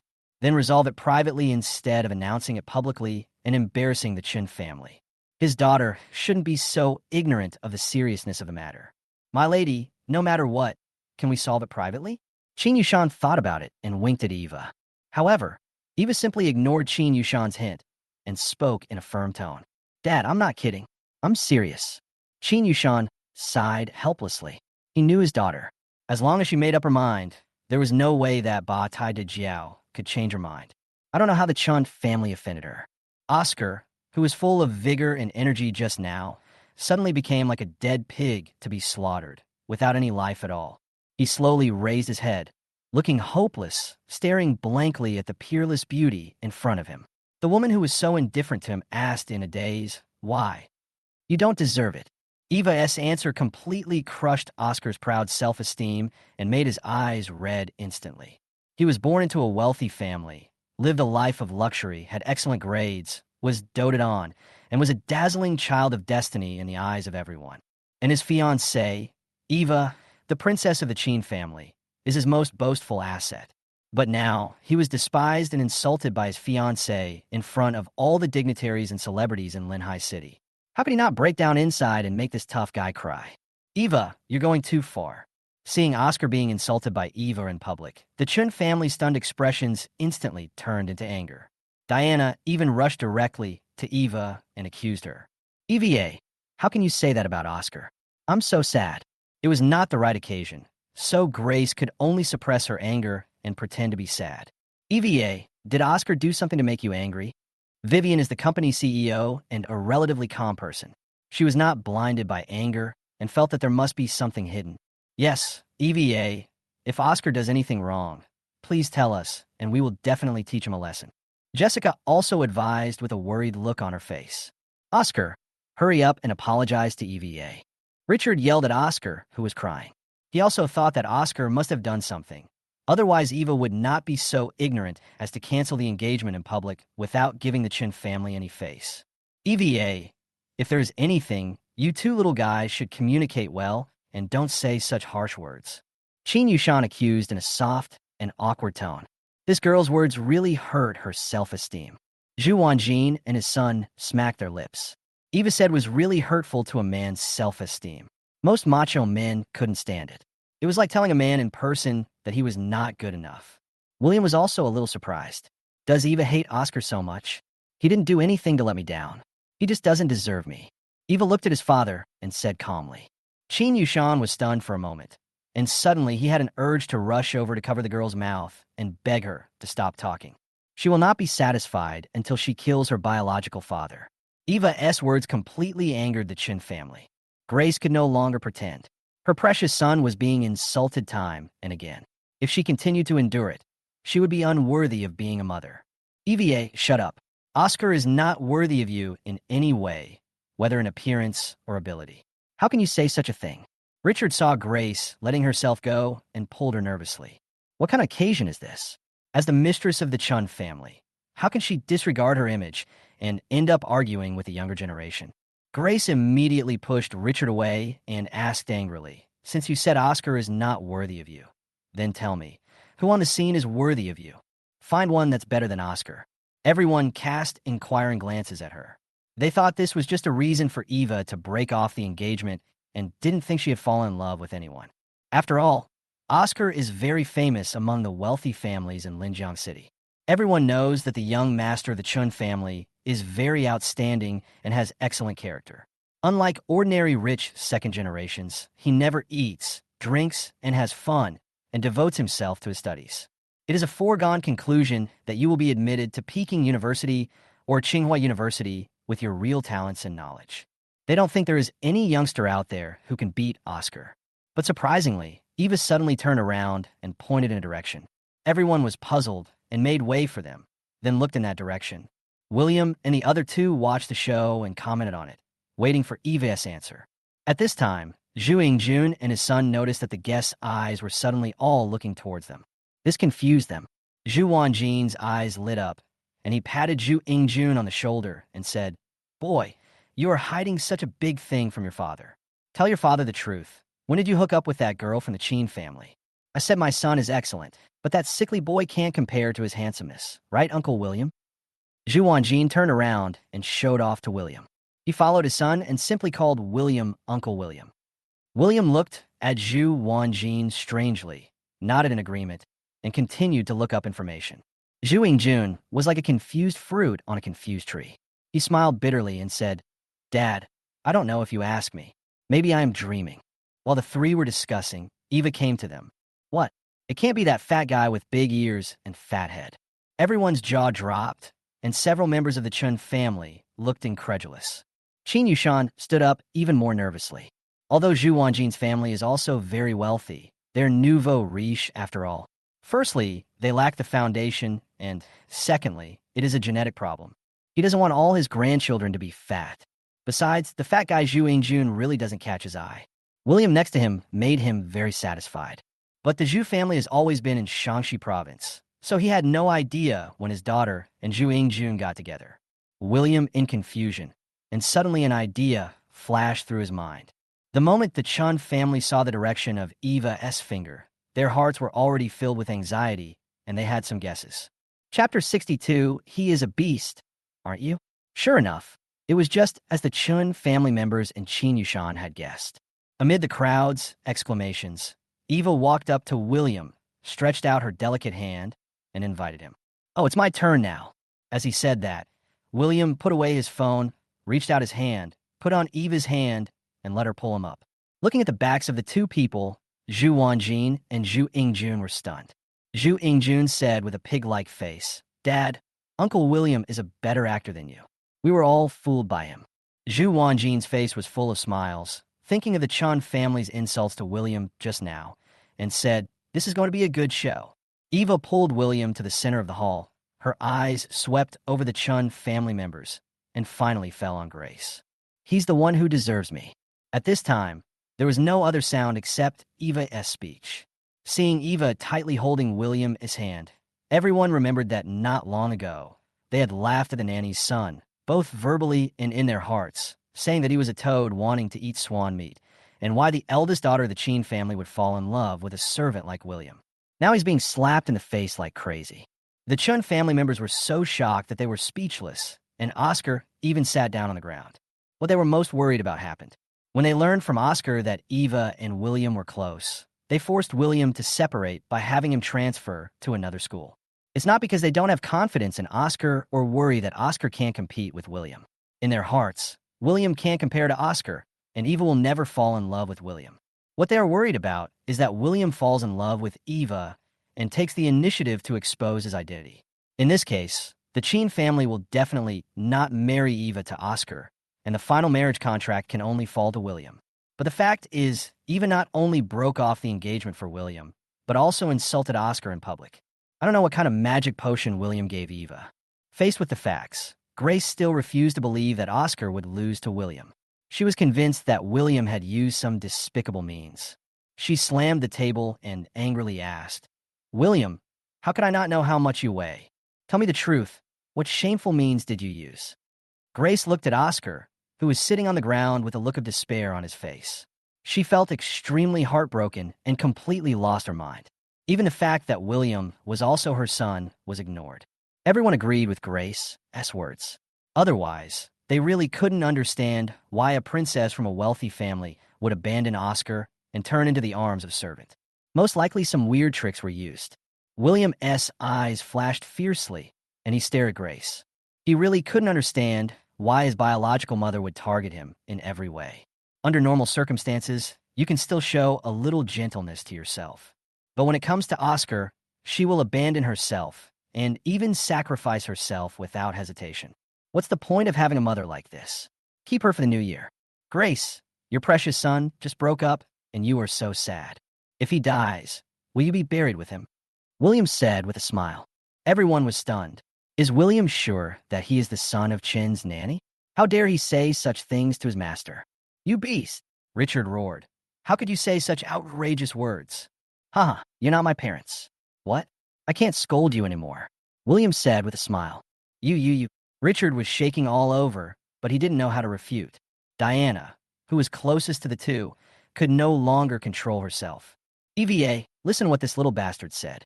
You actually fell in love with this scumbag. It's not too late for you to turn back.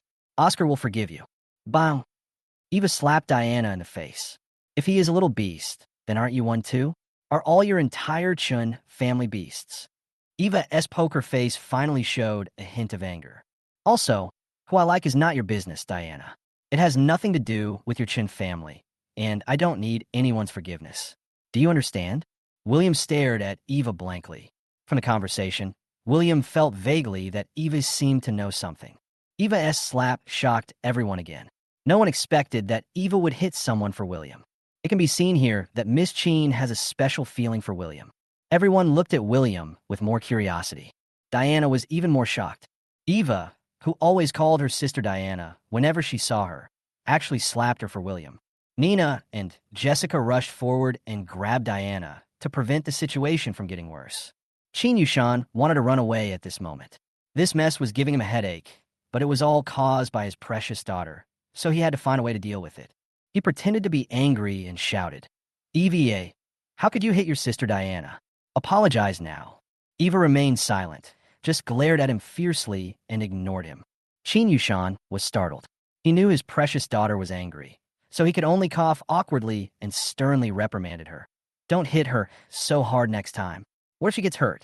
Got it, Eva responded, giving her father face. Looking at Qin Yushan's attitude towards his daughter, everyone understood that the Chun family's marriage proposal was over. Unless the old man of the Qin family steps in, there will be no improvement. EVA, let's stop here for now. As for the engagement, we can discuss it with your Uncle Chun and the others in private. What do you think? Qin Yushan wanted to end this farce quickly, but seeing his daughter's attitude, the marriage with the Chun family had to be put aside for the time being.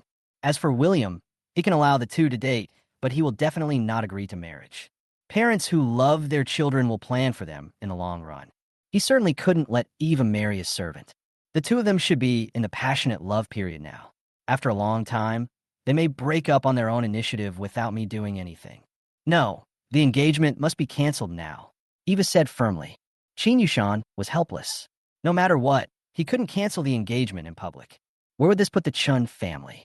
What's more, the relationship between the two families is not ordinary. Oscar on the side had already given up, his eyes dull and lifeless. He was now filled with hatred towards William and wished that William would disappear immediately. Hey, I remember William seemed to have violated the Chun family's babysitter before. At this moment, a voice suddenly sounded. Chapter 63, Counterattack. The sound was neither loud nor soft, but it was clearly heard by everyone. Oscar, who was originally disheartened, suddenly had his eyes brightened. Today is his birthday party, so naturally many classmates are present. William molesting the nanny had already spread throughout number 1 middle school due to his publicity. At this moment, Oscar seemed to have grabbed a life-saving straw and was extremely excited. There is no way the Qin family would allow Eva to be with a strong prisoner, unless the Qin family is crazy. He still has a chance. Oscar couldn't wait to rush to Qin Yushan and said, "Uncle Qin, Brother William has violated our babysitter. You can't let EVA be with such a person." When everyone heard this, their faces were filled with horror. Qin Yushan was even more shocked and asked Richard and the others, "Brother Chun, is what Oscar said true? If William really did such a thing, it would not just be a character issue.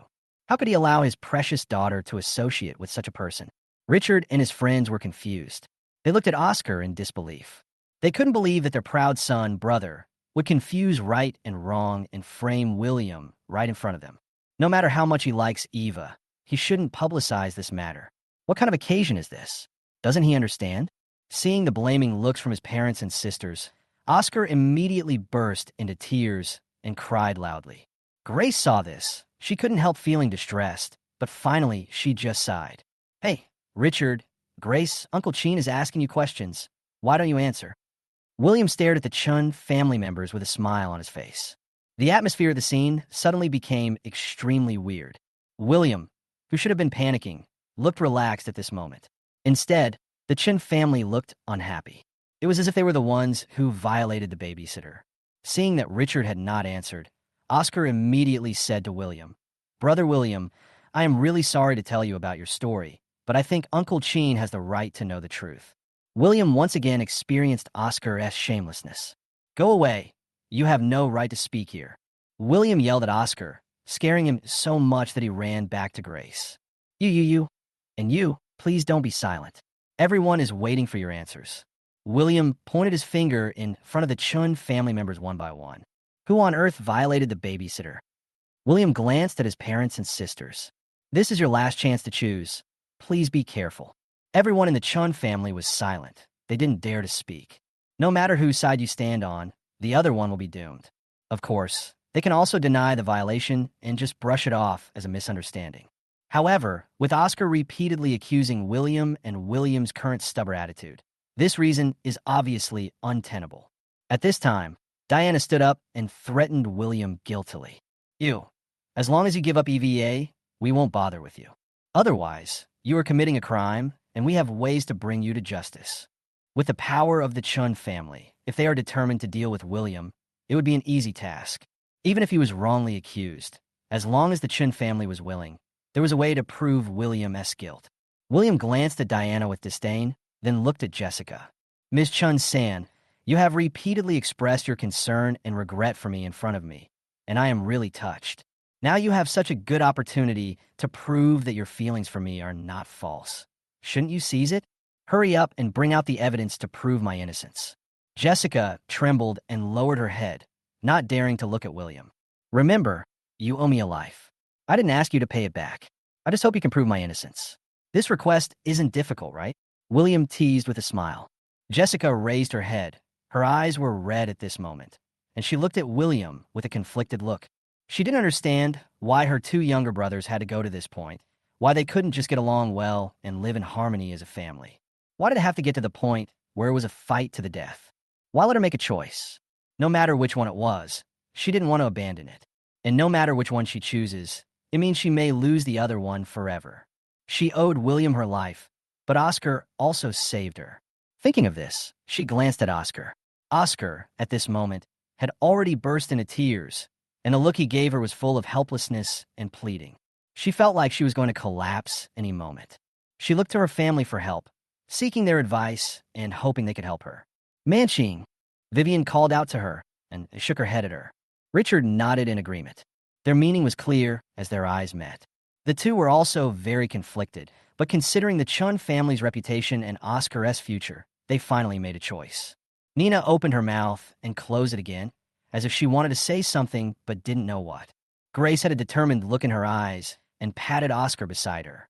William, our Chun family will not pursue this matter anymore. Please leave. After saying that, she turned her head and stopped looking at William. It was obvious that the Chun family had made their final choice. In front of a group of upper-class families in Linhai City, they acknowledged their crimes and chose their adopted son. If you don't pursue it, I will. William glared at Grace, his eyes filled with disgust. Then, he stared at Jessica and grinned. If you don't want to reveal the evidence, I'll publish it for you. As he spoke, William walked slowly to the corner of the hall and returned to Jessica, carrying his school bag. He glanced at his third sister coldly, then took out a file bag from his school bag and waved it in front of Chun Manching. He asked with a smile, Do you know what this is? Jessica shook her head in confusion. Forgotten. William calmly opened the file bag, took out the documents inside, and placed them in front of Chun Manching so that she could see them clearly. Jessica's eyes widened. her face full of disbelief. She asked in a trembling voice, "How did this end up in your hands?" She remembered this was the DNA test report of the nanny and Oscar, the first report she got from the hospital, with the date and her name on it. After taking the report, she was kidnapped. Although the robbers were caught later, only the valuables in the bags were sold.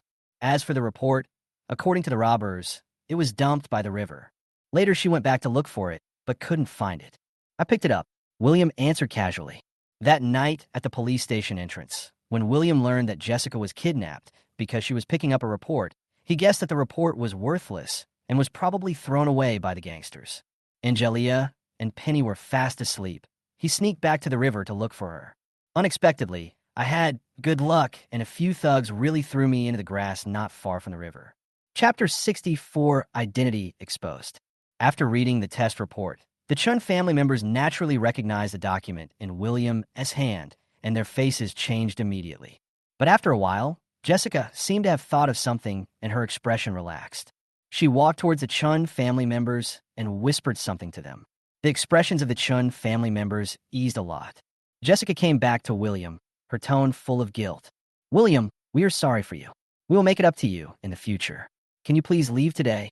William raised the corner of his mouth, with a hint of sarcasm on his face. "Jessica, don't be too happy yet. Do you think this is an anonymous test report that can't prove anything at all?" William's words made Chun Manching's originally relaxed body suddenly tense up. William with horror. When she took Lisa's body fluids and Oscar's hair for testing, she did use an anonymous method to prevent privacy leaks. In other words, there is no need to worry even if this report falls into the hands of someone else. But looking at William's expression, it seemed as if he was prepared. Sure enough, William whispered in her ear in a voice that only Jessica could hear. "Actually, after Lisa left your Chun family, I immediately took her to a specialized identification agency, took new samples, and did tests." As he spoke, William took out another file bag from his school bag and showed it to Jessica. Jessica stood there in a daze. William continued in a low voice. "This is a specialized judicial appraisal agency with legal effect. The time and identity are clearly recorded, and the samples are also preserved. I also have the recording of Lisa's accusation. With all the evidence, your brother Oscar has no chance of escaping this time." A month ago, on the day William left the Chun family, he asked Aunt Wong to keep an eye on the nanny's movements and then inform him. Even if the nanny was not kicked out of the Chun family in time, he would find another way to send the nanny for testing. But to his surprise, before he received the notification from Wong Ma, an anonymous text message was sent to his mobile phone, informing him of the nanny's departure. When he found the nanny, he thought it would take some effort to convince her to cooperate. Unexpectedly, the nanny did not resist at all and agreed readily, which surprised him. William's words drained all of Chun Manching's strength, causing her body to go limp, and she almost fell to the ground. Fortunately, Vivian and Nina were quick to act and supported her. When the Chun family members saw Chun Manching's sudden change, they were shocked and their expressions became nervous again. Chun Manching quickly relayed William's words to them. The faces of the Chun family members were suddenly filled with shock. Not only were they surprised by the evidence in William's hand, they were also afraid of William's caution and scheming. They never imagined that William, who used to be timid and servile, would actually do these things behind their backs. But there was a different light in Vivian's eyes when she looked at William. Even Richard, who had always looked down on William and thought that he was a world apart from Oscar, actually had a slightly changed look in his eyes. With such spirit and wisdom, perhaps it is really possible to cultivate them. However, they were more worried about William publishing the evidence in public, which would completely disgrace the Chun family and make them a laughingstock across the country. The halo around Oscar will completely disappear, and he will be despised. However, Grace and Diana looked at William with fear and resentment. But soon, Grace's expression became kind and gentle, and her tone was soft with a hint of pleading. "William, let's discuss these things in private, okay? I can satisfy you with whatever you want." William laughed and teased. "You can find a new mother for me. What else can I ask for?" The Chin family members were stunned for a moment. William ignored them and took out his cell phone, waving it in front of them, suggesting that they would call the police. "Hurry up. Have you figured out a solution?" William looked at Oscar with disdain as he looked at the horrified Oscar and urged the Chun family members. "There's no point in calling the police. even if the evidence is right in front of you. If people from wealthy families are so easy to deal with, they don't deserve to be called the top of the food chain. The law is fair and strict, protecting people's lives and property from infringement, but it is not omnipotent. It's not that there are no loopholes. As long as it is handled properly, even a murderer can escape legal punishment by getting a certificate of insanity. Not to mention that it was just an assault on a babysitter. Even if the situation got out of hand, the Chun family would have a way to keep Oscar, or at worst send him abroad. But this is not the result William wanted. However, people of status pay attention to reputation, especially families with deep roots. The reason why he chose to expose it at this time was to increase his bargaining chips. Otherwise, he wouldn't have agreed to Eva's request so easily. William's actions made the Chun family members completely panic. If William called the police and the matter became a big deal, the impact on Oscar would be devastating. They can keep Oscar, but the stigma of being a power play foul may follow him for the rest of his life. Especially in a wealthy family, it is impossible to hold your head high. As for the engagement with Eva, let alone. Even without William, there would be no chance for him and the Chin family. Thinking of this, Grace and Richard looked at each other, and they seemed to have the same idea. They knew what William wanted most. Then give it to him. Grace sighed helplessly and said loudly to the guests, "Actually, I have something important to announce today." William's actions had already puzzled the guests.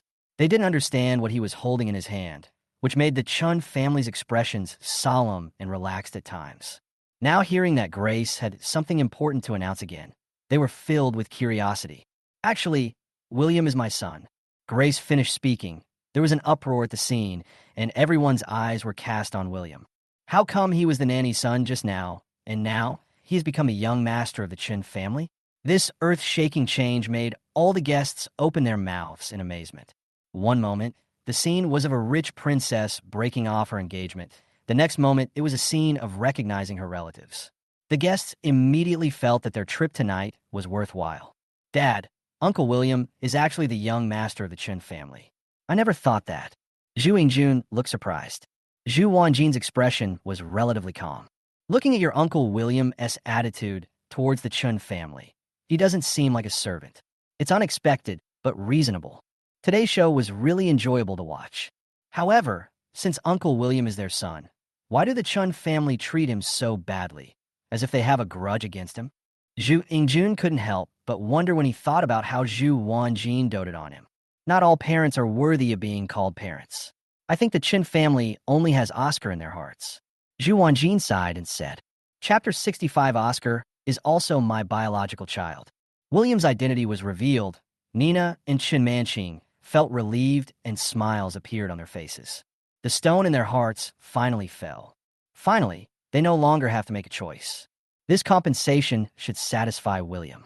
They knew in their hearts that revealing his identity had always been William's wish. I remember that in the past, William would often follow them and ask them how long he would have to pretend to be a servant of the Chin family. At that time, they felt annoyed and just dealt with it casually. "Brother Chun, this is serious."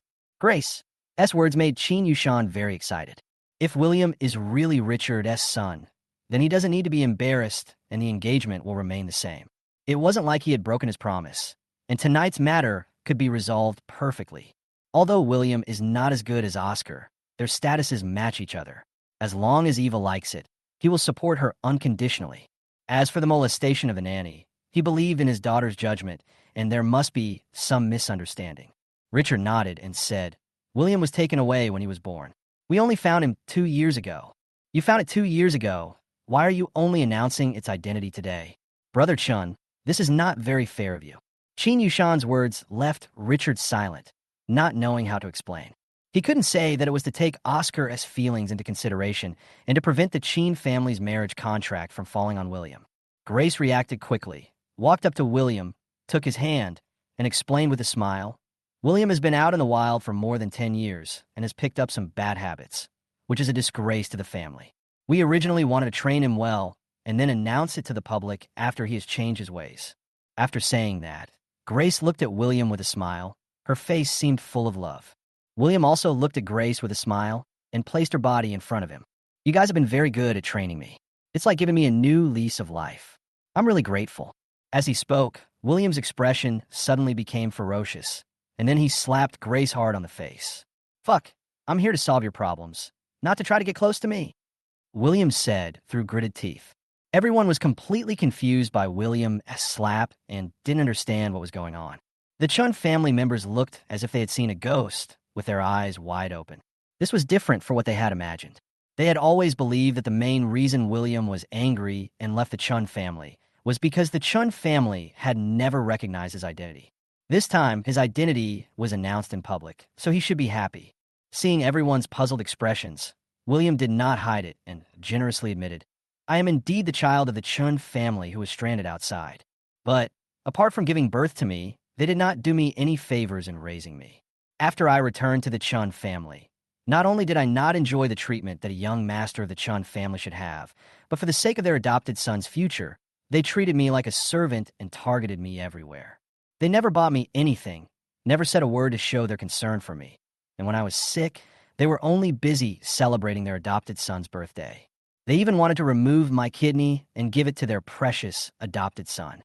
You said, what's the point of me coming here with parents and a sister like this?" After saying that, William glanced at Richard, Grace, and Vivian with great indifference. Several people lowered their heads, not daring to look directly at William. The guests were instantly shocked, with shock on their faces. Everyone thought that the Chun family was simply out of their minds, as they were willing to sacrifice their own biological son for the sake of their adopted son. If they only relied on William's one-sided words, they might not believe it.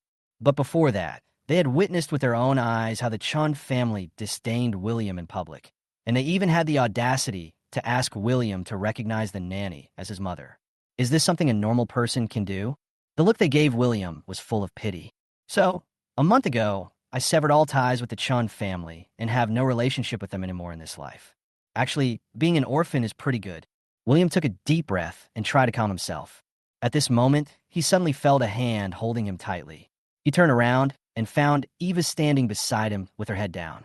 "No, William, you really misunderstood. It's not what you think." Nina and Jessica looked extremely panicked. If these words were only said in front of them, they might still think that William was pretending. But now, in front of so many people, William was still determined to sever ties with the Chun family. This convinced them that William was serious this time.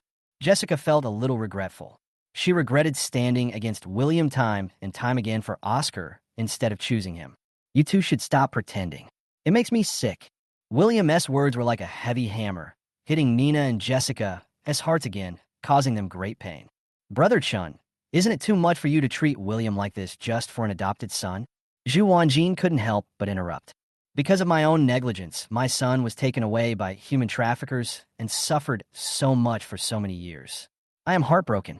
After finally getting it back, I tried every way I could to make up for it. In order to prevent him from suffering any injustice, I did not hesitate to drive his stepmother and her son abroad. And you actually did it for an adopted son?" Zhu Wanjin said this with a look of contempt.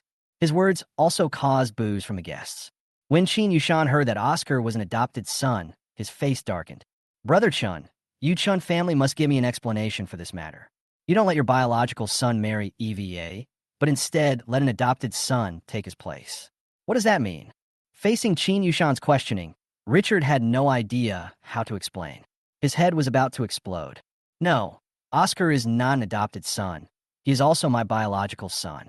Grace spoke loudly in panic, ignoring the pain on her face. Her words once again stirred up a huge wave, leaving people confused. Richard looked at his wife in astonishment, but with Grace's eyes, he quickly regained his composure, as if he had figured something out. The two nodded in tacit understanding. This scene naturally fell into William's eyes. "I remember William and Oscar seemed to be the same age." Eva asked with a hint of doubt in her tone. Grace hesitated for a moment and said, "Actually, Oscar is 1 year younger than William, but his household registration number is 1 year older." After listening to Grace's explanation, the Chun sisters, who were still in shock, finally reacted and understood Grace's plan. William looked at Grace meaningfully and said, "My appearance today is actually a good thing for you. If your husband and I die accidentally, your precious son will truly inherit the Chun family business."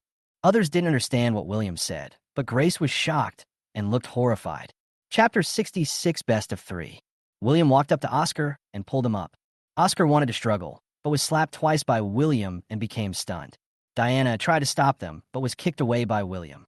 He dragged Oscar to Richard, scanned their faces, and sighed. Mr. Chun, your genes are not strong enough. How come this guy doesn't look like you at all?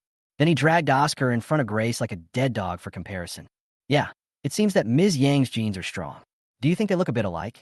William's seemingly unintentional words caused a huge wave in the hearts of the Chun family, and Richard's eyes widened.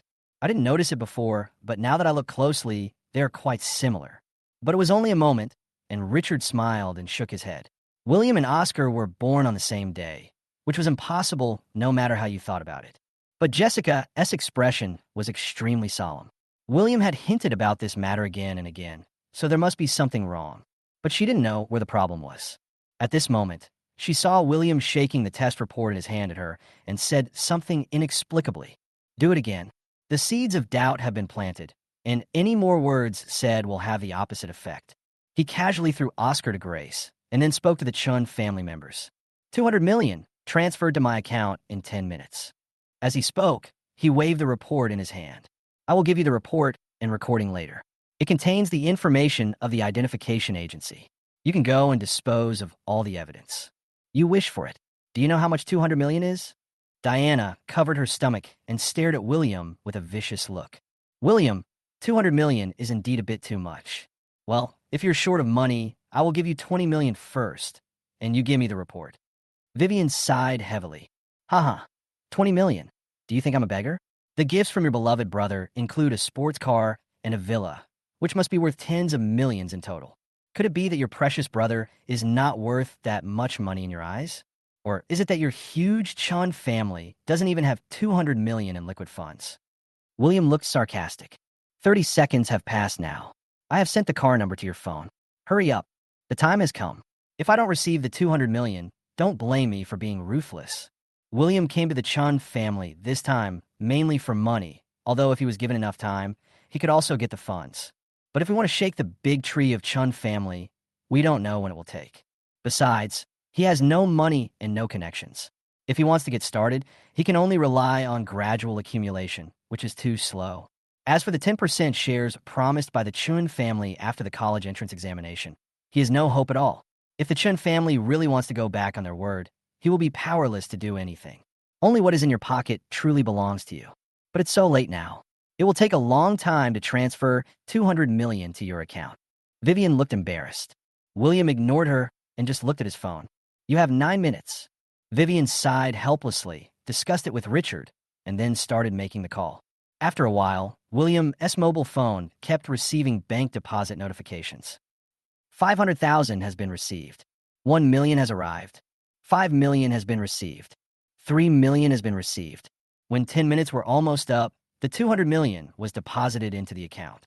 William clapped his hands in satisfaction and said, Miss Chun, you are very efficient. As parents' sister, you are quite qualified. I don't know. If it were me, would you be willing to spend so much money to help me? I think they're unwilling to do so. After all, in your eyes, I am just a worthless weed. William smiled and handed the report and recording to Vivian.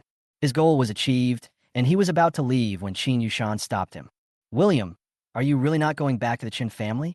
William nodded, firm in his attitude. You have to understand that this marriage was made between the Qin family and the Qin family. If you really want to marry EVA, I hope you can return to the Qin family. Compared to 200 million, identity is far more important. Qin Yushan advised sincerely. Uncle Qin, I have no relationship with the Chun family, and it is impossible for me to go back. Just tell me how to cancel the engagement. William's answer made Qin Yushan sigh helplessly. Alas, you don't understand the importance of this marriage to the two families. Eva frowned slightly, gave her old father a fierce look, and said lightly, I am pregnant. Everyone, Qin Yushan and William were stunned, glared at Eva at the same time, and said in tacit understanding, Stop making trouble. Uncle Qin, I don't have to marry EVA. I just want to cancel the engagement between the two families. Whatever debts may arise between your two families, that is your own business. You should not let EVA, your daughter, pay for you with her lifelong happiness. William's words made Qin Yushan's heart tremble, and the smile froze on his face. Eva guiltily and discovered that his usually indifferent daughter had tears in her eyes. Qin Yushan remembered that after her daughter cried bitterly when her mother passed away, she never cried again. He finally understood why his daughter, who had always been cold and arrogant, fell in love with William. People really care about her. Qin Yushan was caught in a dilemma. Several people from the Chun family stared at him nervously, fearing that he would really cancel the engagement on the spot. At this moment, someone shouted, "Since they are brothers, let's have a competition. Whoever wins will marry him." This proposal immediately made the scene boil. Two brothers fight to the death for a woman. What a wonderful script. The guests at the scene did not mind the big deal and echoed it. Yeah, it would be best to have 3 matches, the best of 3 kind. That way it would be more suspenseful. The Chun family seemed to have grasped a life-saving straw, and things seemed to be looking up. Regardless of the content of the competition, at least Oscar has a glimmer of hope. Moreover, compared with William, Oscar's excellence is obvious to all, and William cannot compare with him in every aspect. Richard immediately responded, "Brother Qin, I think this method is feasible." Qin Yushan frowned, feeling a little conflicted. William inquiringly. William glanced at Eva and said calmly, "Let's talk about the content of the competition first." Although Qin Yushan loves Eva very much, William can also see that this engagement means something to the Qin family, and there may be some unknown hidden secrets in it. The college entrance examination is coming soon. Let's compare our scores. Diana shouted excitedly. William and Eva looked at her strangely at the same time. That's fine, I agree. William's straightforwardness. Although William was the tutor mentioned by Eva, Qin Yushan thought that this was just his daughter trying to win William's favor in front of him. It's just a prelude to breaking off the engagement today. He knew Oscar's results, which were almost on par with Eva's. Qin Yushan was worried and confirmed it again and again, but William seemed indifferent. Chapter 67 Revenge begins. He then announced the content of the second competition. The second competition is about making money. Whoever makes more money wins. The deadline is the moment the college entrance examination results come out. Qin Yushan pondered for a moment and continued. The upper limit is 10 million. That is to say, when the college entrance examination results come out, whoever earns more wins. Whoever reaches the 10 million mark first automatically wins. Oscar was so excited about this competition that he immediately shouted, "I agree." With the financial resources and connections of the Chun family, let alone 2 months, even if he was given only 1 day, he could immediately make 10 million yuan. But soon Qin Yushan's words poured cold water on him. Of course, there are conditions and constraints here. William deeply as he spoke. First of all, you cannot engage in any speculative or investment activities, such as lottery, gambling, stocks, etc. Secondly, you cannot borrow the connections around you or any existing resources. Starting capital is also included. You have to earn every penny yourself. It is obvious that these restrictions were set by Qin Yushan to help William, as William has no connections and no resources. If there are no conditions or constraints, this competition will be meaningless. But even so, William is still at a disadvantage, as there are many invisible things that cannot be avoided. Oscar's progress will be much smoother because of the Chun family's relationship. In order to ensure fairness, I will strictly check and judge every amount of money you receive. If there is any problem, it will be automatically eliminated and not counted. Qin Yushan asked for their opinions. Oscar agreed readily. William asked after a moment of contemplation, "What if the Chun family secretly did something bad and deliberately set a trap for me to frame me and put money into my account? This is a very serious problem. If something goes wrong with one of the funds, a chain reaction will occur, causing all incoming funds to be problematic funds." William's words reminded Qin Yushan. Qin Yushan said that although the Chun family is William's family, they are now William's opponents. If the source of funds is found to be related to the Chun family, it will all be counted. Of course, if William does the same thing in reverse, it will also count. William then nodded and said, "I can take this competition." After that, in order to ensure the transparency of the competition and increase its intensity, Qin Yushan asked someone to create a group and added both parties to the group. And every fund of the 2 people must be coordinated with the dedicated personnel in the group, and then the situation will be fed back to the group. In this way, the 2 people can always understand each other's situation and enhance their sense of crisis. Afterwards, he would give each of them a bank card to facilitate the accountant's checking. "Brother Qin, pull me in too." Zhu Wanjin shouted excitedly. "Lao Qin, I want to go in too." Boss Qin and me. Seeing Qin Yushan create a group, the guests became excited and expressed their desire to join the group to watch the game. Qin Yushan thought about it and agreed readily since he had these people as witnesses. As for the third competition, Qin Yushan said he hadn't thought about it yet. After all, if the winner was decided in these 2 rounds, there would be no need for the third round. William walked out of the Chun family's door, and Eva followed him out. EVA, it was Nian Nian who told you about my affairs. William asked. From Eva's behavior at Chin's house, William guessed that Eva already knew everything, which was why she acted so extreme. Eva didn't deny it and nodded. Uncle William, wait for me. At this time, Xiaopeng rushed up from behind and hugged William, making William a little breathless. Zhu Yingjun let go of William. He immediately asked to exchange contact information with William. Sister-in-law, let's exchange your contact information. Fatty Zhu said to Eva with a smile. Eva was stunned for a moment, then handed over the phone. William kicked Zhu Yingjun. What nonsense are you talking about? We were just pretending. Zhu Yingjun pretended to cry out in pain and said with a smile. Uncle William, isn't it your birthday today? Let's go out and celebrate. William was slightly stunned. He didn't expect that after nearly 10 years, the fat man still remembered his birthday. At this time, Eva said, let's go to William's house. Angelia and Nian Nian are waiting. Wait for me. I'll make a phone call. As he spoke, William took out his cell phone and made a call. You can go in now. Don't forget to take videos and videos. In the car, Eva sat in the passenger seat, and William and Zhu Yingjun sat in the back. Uncle William, your parents and your sister are such bastards. I think it's too cheap for them to just take 200 million. Zhu Yingjun had no idea of the weight of the 2 small things, but for a rich second generation like him, money was just a number, which was understandable. Of course we can't just let it go like this. William smiled, took out his cell phone, and sent a document to Eva. EVA, help me do something. Eva, the co-pilot, nodded slightly. Good. William continued. I sent you a short essay about Oscar's assault on Lisa, and the anonymous DNA report is on your phone. By the way, there are also some recordings of conversations between me and the Chun family over the past month in which they falsely accused me. Please ask your public relations team to help me polish the plot.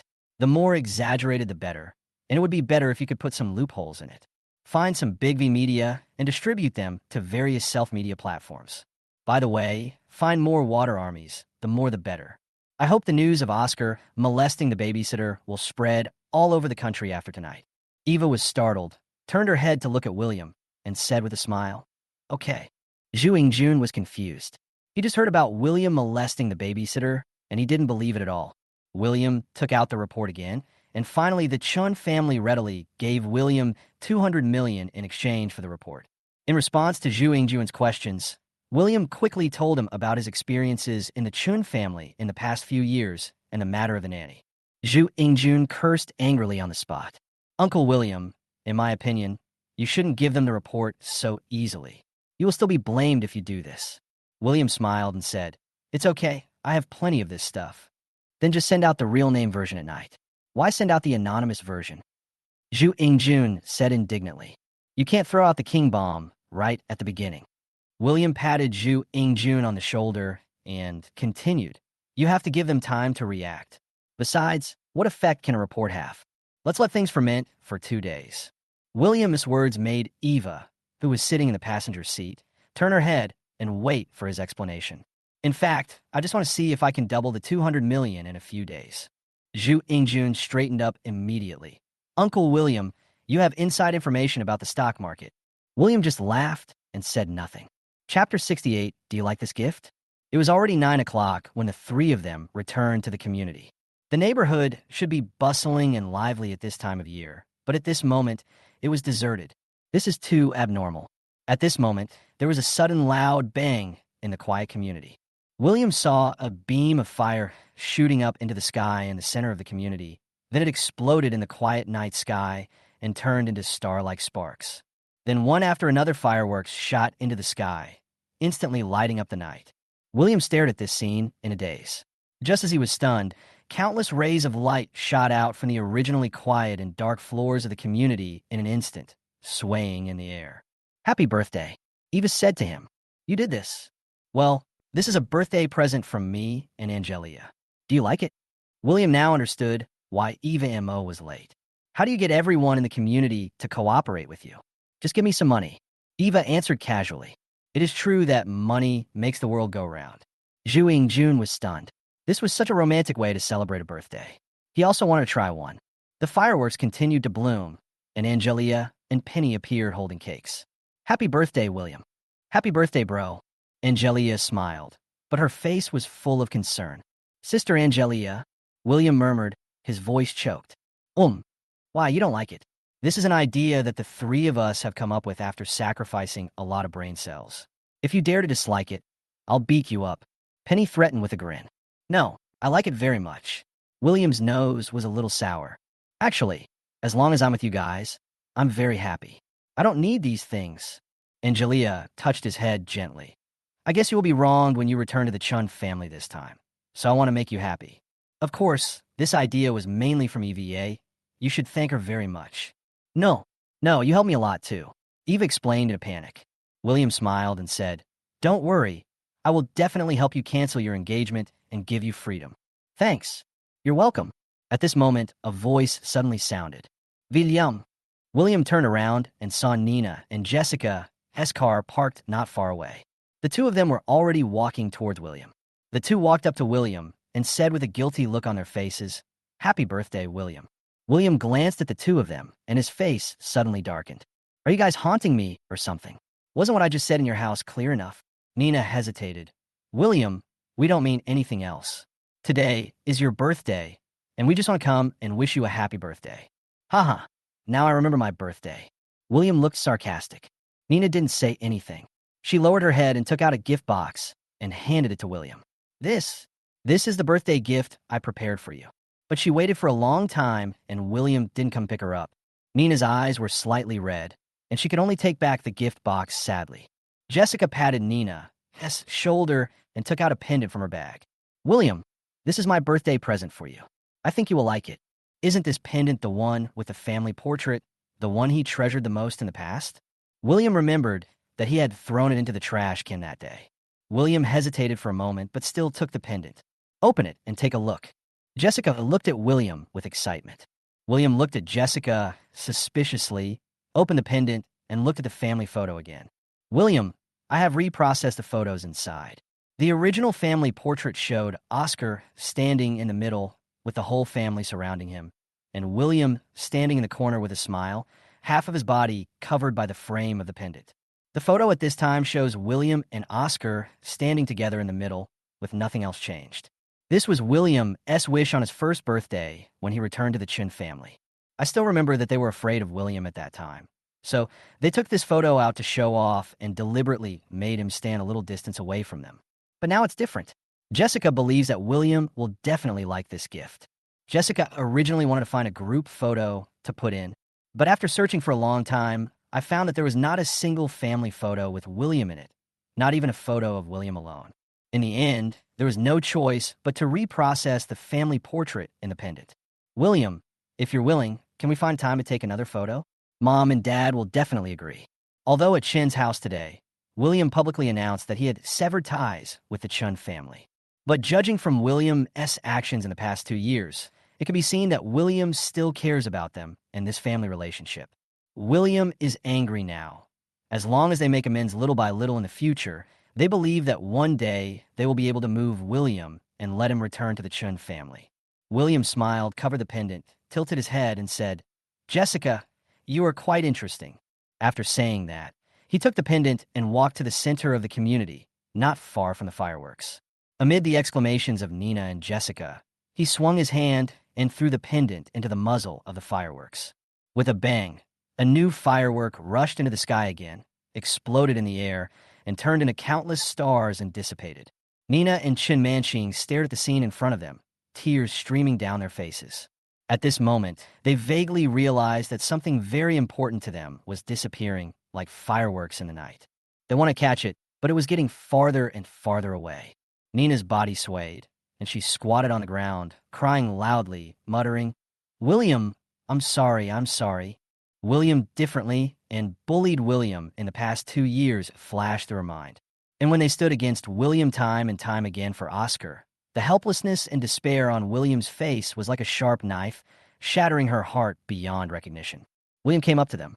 He looked cold and glanced at Nina, then turned to Chen Manqing with a mocking look on his face. I say you two have quite a lot of free time. Your brother Oscar is about to explode, yet you still have the leisure to chat with me here. Jessica was stunned by William's inexplicable words. At this time, Chen Manqing's cell phone rang, and she picked it up. What? Oscar was taken away by the police. Chapter 69, Am I Going Too Far? Chun Family Hall. Receiving Vivian's call, Nina and Jessica hurried back. As soon as I entered the door, I found that the atmosphere in the house was weird and Richard's face was heavy. Grace, Diana, and Oscar were nowhere to be seen. Only Richard and Vivian were at home. What happened? On the phone, Vivian only asked the two to hurry back, but did not explain clearly why Oscar was taken away by the police. Richard looked a little unhappy when he saw the two men finally come back. Where are you two going so late at night? Today is William's birthday, and we want to give him a present. Nina's answer surprised Richard and Vivian.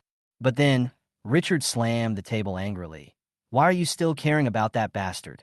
Nina and Jessica didn't understand why Richard was so angry. Vivian sighed and said, That night, Lisa went to the police station to report that Oscar had assaulted her. Just before you came back, the police came to take Oscar away for investigation, and Mama Diana went with them. Vivian's words left Chen Manqing and the other person stunned. How is that possible?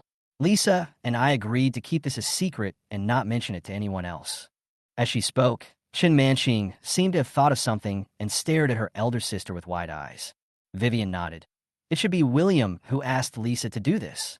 Except William. Richard heard this. The anger in his eyes almost burst out. This bastard, taking 200 million is not enough. He actually broke his promise. Just then, Richard's phone rang. When he saw it was Qin Yushan, he adjusted his mood and picked up the phone. Hey, Brother Qin. Richard had just finished greeting when Qin Yushan on the opposite side said in a bad tone, Brother Chun, you must give me an explanation for this matter. Otherwise, don't call me brother anymore. Richard was confused. He didn't know what had happened and why Qin Yushan was so angry.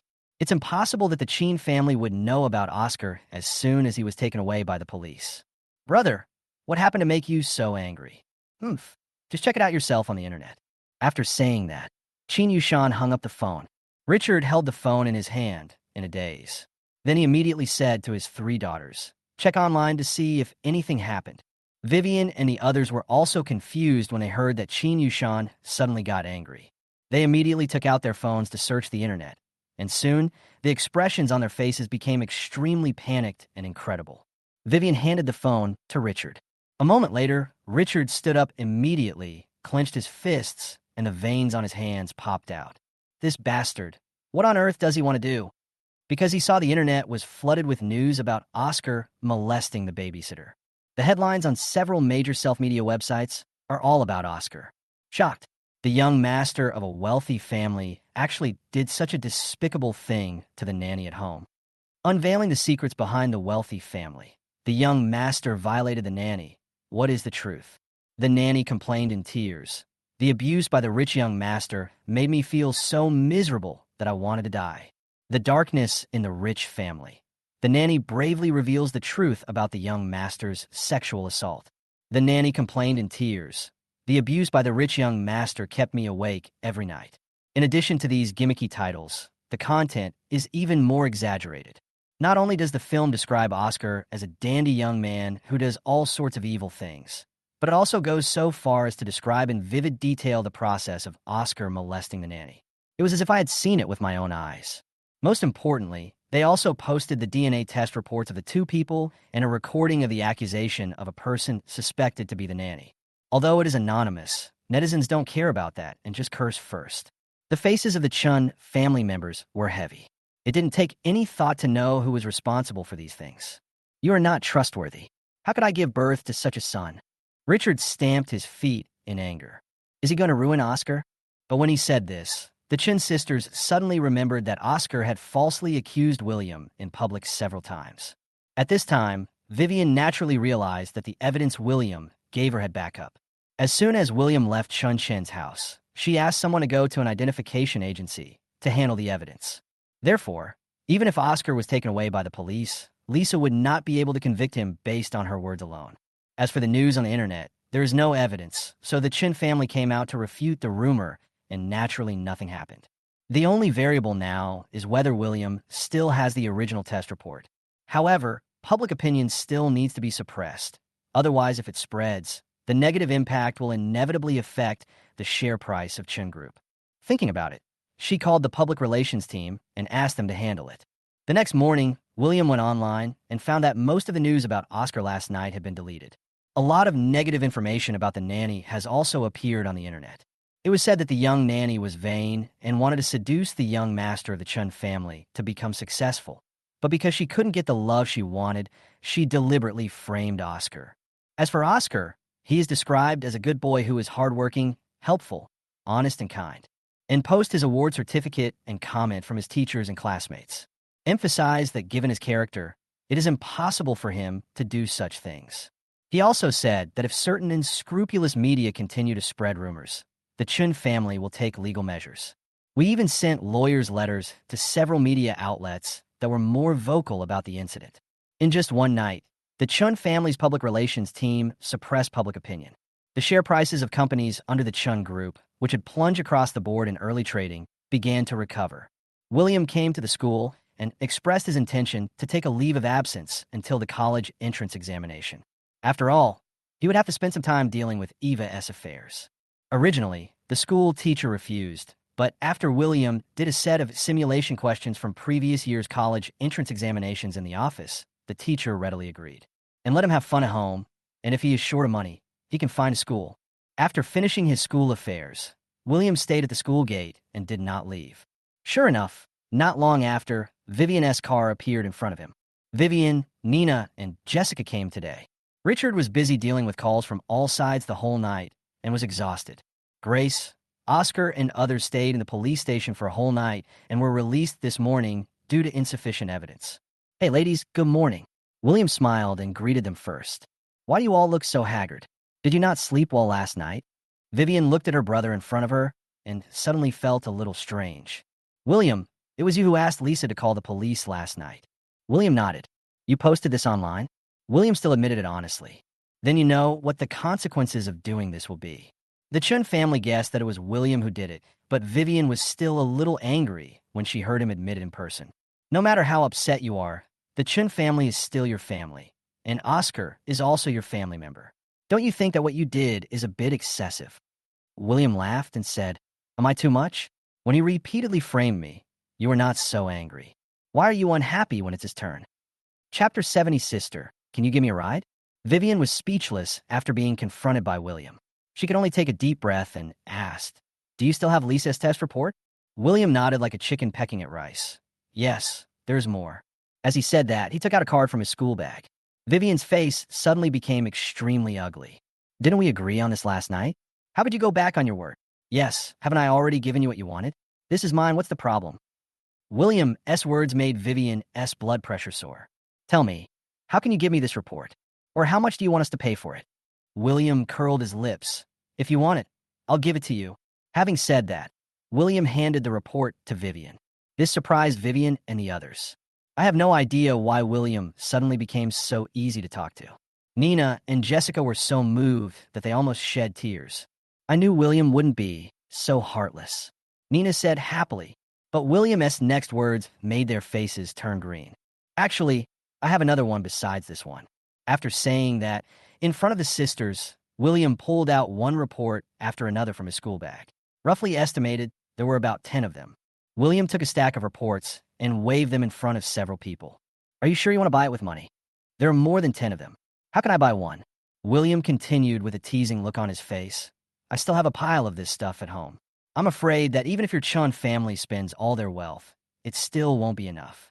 Vivian was really angry at this time. William, what do you want to do? Do you really want to make everyone in the family restless? William also became famous. Aren't you the ones who are causing unrest in the whole household? It's also your precious brother. I seek justice for myself. Where did I go wrong, my Miss Chun? Facing William's questioning, Vivian sighed helplessly. So what do you want? I just want to prove my innocence. I can't be so generous as to take the blame for your brother for no reason. William said sincerely. Then do you know what kind of harm this will cause to the Chun family? Vivian's face was extremely serious, and then she said gently, "After all, you are the eldest son of the Chun family. The Chun family's assets will be yours in the future. Why do you have to do this?" William glanced at Vivian and said calmly, "If it's mine, I will take it back myself. I don't need charity from others." Vivian was stunned for a moment, staring at William with strange eyes. "Don't worry too much about it. I'll post these things online soon. Go back and think about how to do PR." Vivian suddenly felt very tired, more tired than ever before. Even after working overtime, she had never felt as tired as she did today. When the three were about to leave, William suddenly called them. Eldest sister, second sister, third sister. William's words made them freeze in place. Nina and Jessica's eyes instantly turned red. They had never thought that this name sounded so nice. William was actually willing to call them sister. They thought they would never hear this title again. "Can you give me a ride?" Okay. Vivian also looked incredulous and a little flattered. It had been a long time since they had heard William call them like that. In the past, William followed them and called out every day, which they found annoying, but now it sounds so pleasant to them. Her whole mood improved instantly. After getting in the car, Vivian asked gently, "William, where are you going?" "I'll take you there. Please take me to the police station." William smiled and said, "I feel it's too pitiful for Lisa to be slandered by you guys. I have to help her." In an instant, the atmosphere in the car dropped to freezing point. Vivian had a dark face the whole time. Finally, they sent William to the police station. Seeing that they were in a bad mood, William gave them a suggestion before leaving. "Although I can't help you here, you can talk to Lisa. As long as she can change her words, there is still a way for your precious brother to avoid going to jail. At most, it's a consensual thing between you and the nanny. Although it may not sound good, you can still get away with it. This way, I can get rid of the blame. It's the best of both worlds. What do you think?" Vivian and the other two returned home exhausted. They actually planned to talk to William first and then find a nanny. After sending William off, they started contacting the nanny, but no one answered the phone after a long time. I went to where she lived, but couldn't find her. This made the three of them very worried. "Dad, Mom." The three saw Richard and Grace sitting in the hall, looking sad. When the three came back, Grace asked impatiently, "How was it going? Did he get the evidence back?" Vivian shook her head with a bitter face. This rebellious son, Richard, who was exhausted after a night of work, added fuel to the fire and shouted angrily. Grace was stunned and murmured, "How could he be so cruel? We have done nothing wrong to him, but he wants to treat Oscar like this." Vivian called Wang Ma and asked her to go upstairs and wake Oscar up. Grace saw this and stopped it immediately. "Oscar didn't sleep much last night. Let him sleep a little longer." Vivian looked at Grace helplessly and said, "Maybe the police will summon Oscar later, so let him get up and get ready." "Why?" "There is no substantial evidence. Oscar has already been cleared of all charges. Why are you still looking for him?" Grace asked in confusion. The three of them looked at each other, and Vivian hesitated for a moment and said, "William went to the police station." "What?" Richard and Grace were furious. "He's going to kill Oscar," Grace said, crying. "This is outrageous. I'll go find him right away," Richard said as he asked the driver to prepare the car. Grace said she wanted to go too. The two were stopped by Vivian. "Dad, Mom, it's late." Grace lost her strength in an instant and collapsed on the sofa, then hugged Richard's arms and began to beg. "Lao Chun, Vivian, you have to help Howard. He is still too young to go in." Richard and Vivian looked extremely heavy. If William had simply submitted evidence, it would have been fine. As long as it is done in private, they have ways to handle it, but they are afraid that William will make the matter public on the internet again. Under pressure from public opinion, Oscar might actually go to jail. The only way now is to find Lisa and convince her to withdraw the lawsuit against Oscar. Vivian comforted. "If you want to solve the problem once and for all, you have to solve it from the source." Richard nodded in agreement. "Then go find Lisa right away." Grace cried anxiously. But looking at the three people with bitter faces, Richard immediately felt that something was wrong. After Vivian's explanation, I learned that Lisa was missing. "Hurry up and send someone out to look for it. She also has people guarding her home." Richard's tone was somewhat urgent. For Oscar, it doesn't matter if it's delayed a bit. The main concern is that the bastard will post the report online again, and the public opinion that has been suppressed with great difficulty will explode again. Then something occurred to him. "Oh, go wake up Diana and go to the nursing home together to explain the internet incident to the old lady. She called me early this morning and scolded me. By the way, let her step in and tell that guy to stop messing around." I guess now he will only listen to your grandma. It just so happens that you haven't visited your grandma for a long time. I'll let Butler Fong take care of the matter of finding Lisa. Chapter 71, The Old Lady's Threat. After William came out of the police station, he went straight to the nursing home to visit his grandmother. After leaving the Chen family, I haven't been to the sanatorium for nearly a month. He wanted to visit her several times during this period, but was always delayed by other things. In addition, he had to tutor Eva in her homework at night, so he was quite busy. However, he would take time to video chat with the old lady every night and report his living conditions to her so that she could feel at ease. Soon, he saw his grandmother lying in bed. When Mrs. Zhou saw William coming, her eyes suddenly lit up and she wanted to sit up in excitement. Aunt Lu, who had been taking care of her, immediately helped her up. "My dear grandson, come here quickly and let Grandma see if you have lost weight." The old lady excitedly grabbed William and looked at him here and touched him there. William felt extremely sad as he saw his grandmother's complexion getting worse day by day. "Grandma, I'm doing fine, don't worry." "Really? I know exactly what happened last night." William was stunned for a moment. In order not to worry the old lady, he always reported good news, but not bad news to his grandmother. Due to health reasons, the old lady has to stay in bed all year round. "Grandma, how did you know?" Old Mrs. Zhou smiled and said mischievously, "Because I've planted a spy next to you. Besides, who in Linhai City doesn't know about this embarrassing thing now?" Hearing that there was a spy around him, William couldn't help but ask, "Ooh, this is a secret. You always lie to me, an old man, so I can't tell you." The old lady made a hush gesture. William scratched his head and said, "Then I extorted 200 million from the Chun family last night. Will Grandma blame me?" The old lady straightened up suddenly and glared at William. "Silly boy, you're using your own money and you're trying to extort money. It's so ugly. That thing on the internet." William felt that the old lady knew about this, so he had to confess. "Well done, but the matter has been suppressed by them. If there's a backup plan, it will be even better." William an appreciative look. "Yes, there is, but if it is done, it may have some negative impact on the Chun family." William said a little embarrassedly, "Go ahead and do it with confidence.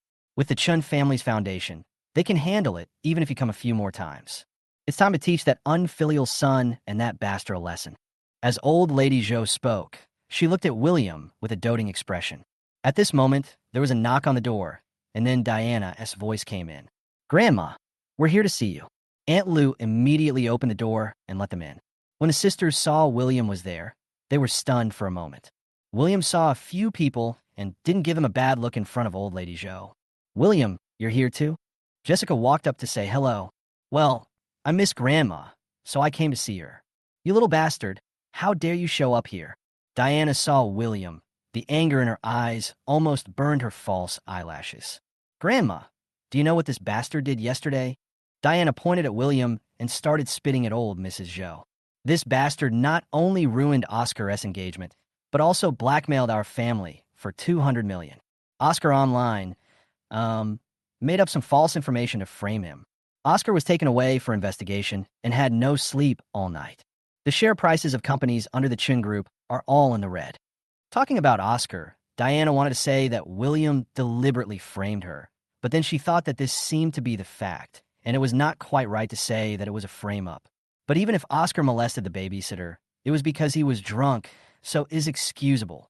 William's behavior is that of a mean person, and it is not an exaggeration to say that it is a frame-up.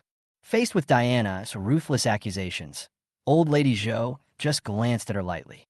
Then he snorted coldly. "Your family's money? Whose money will this be in the future?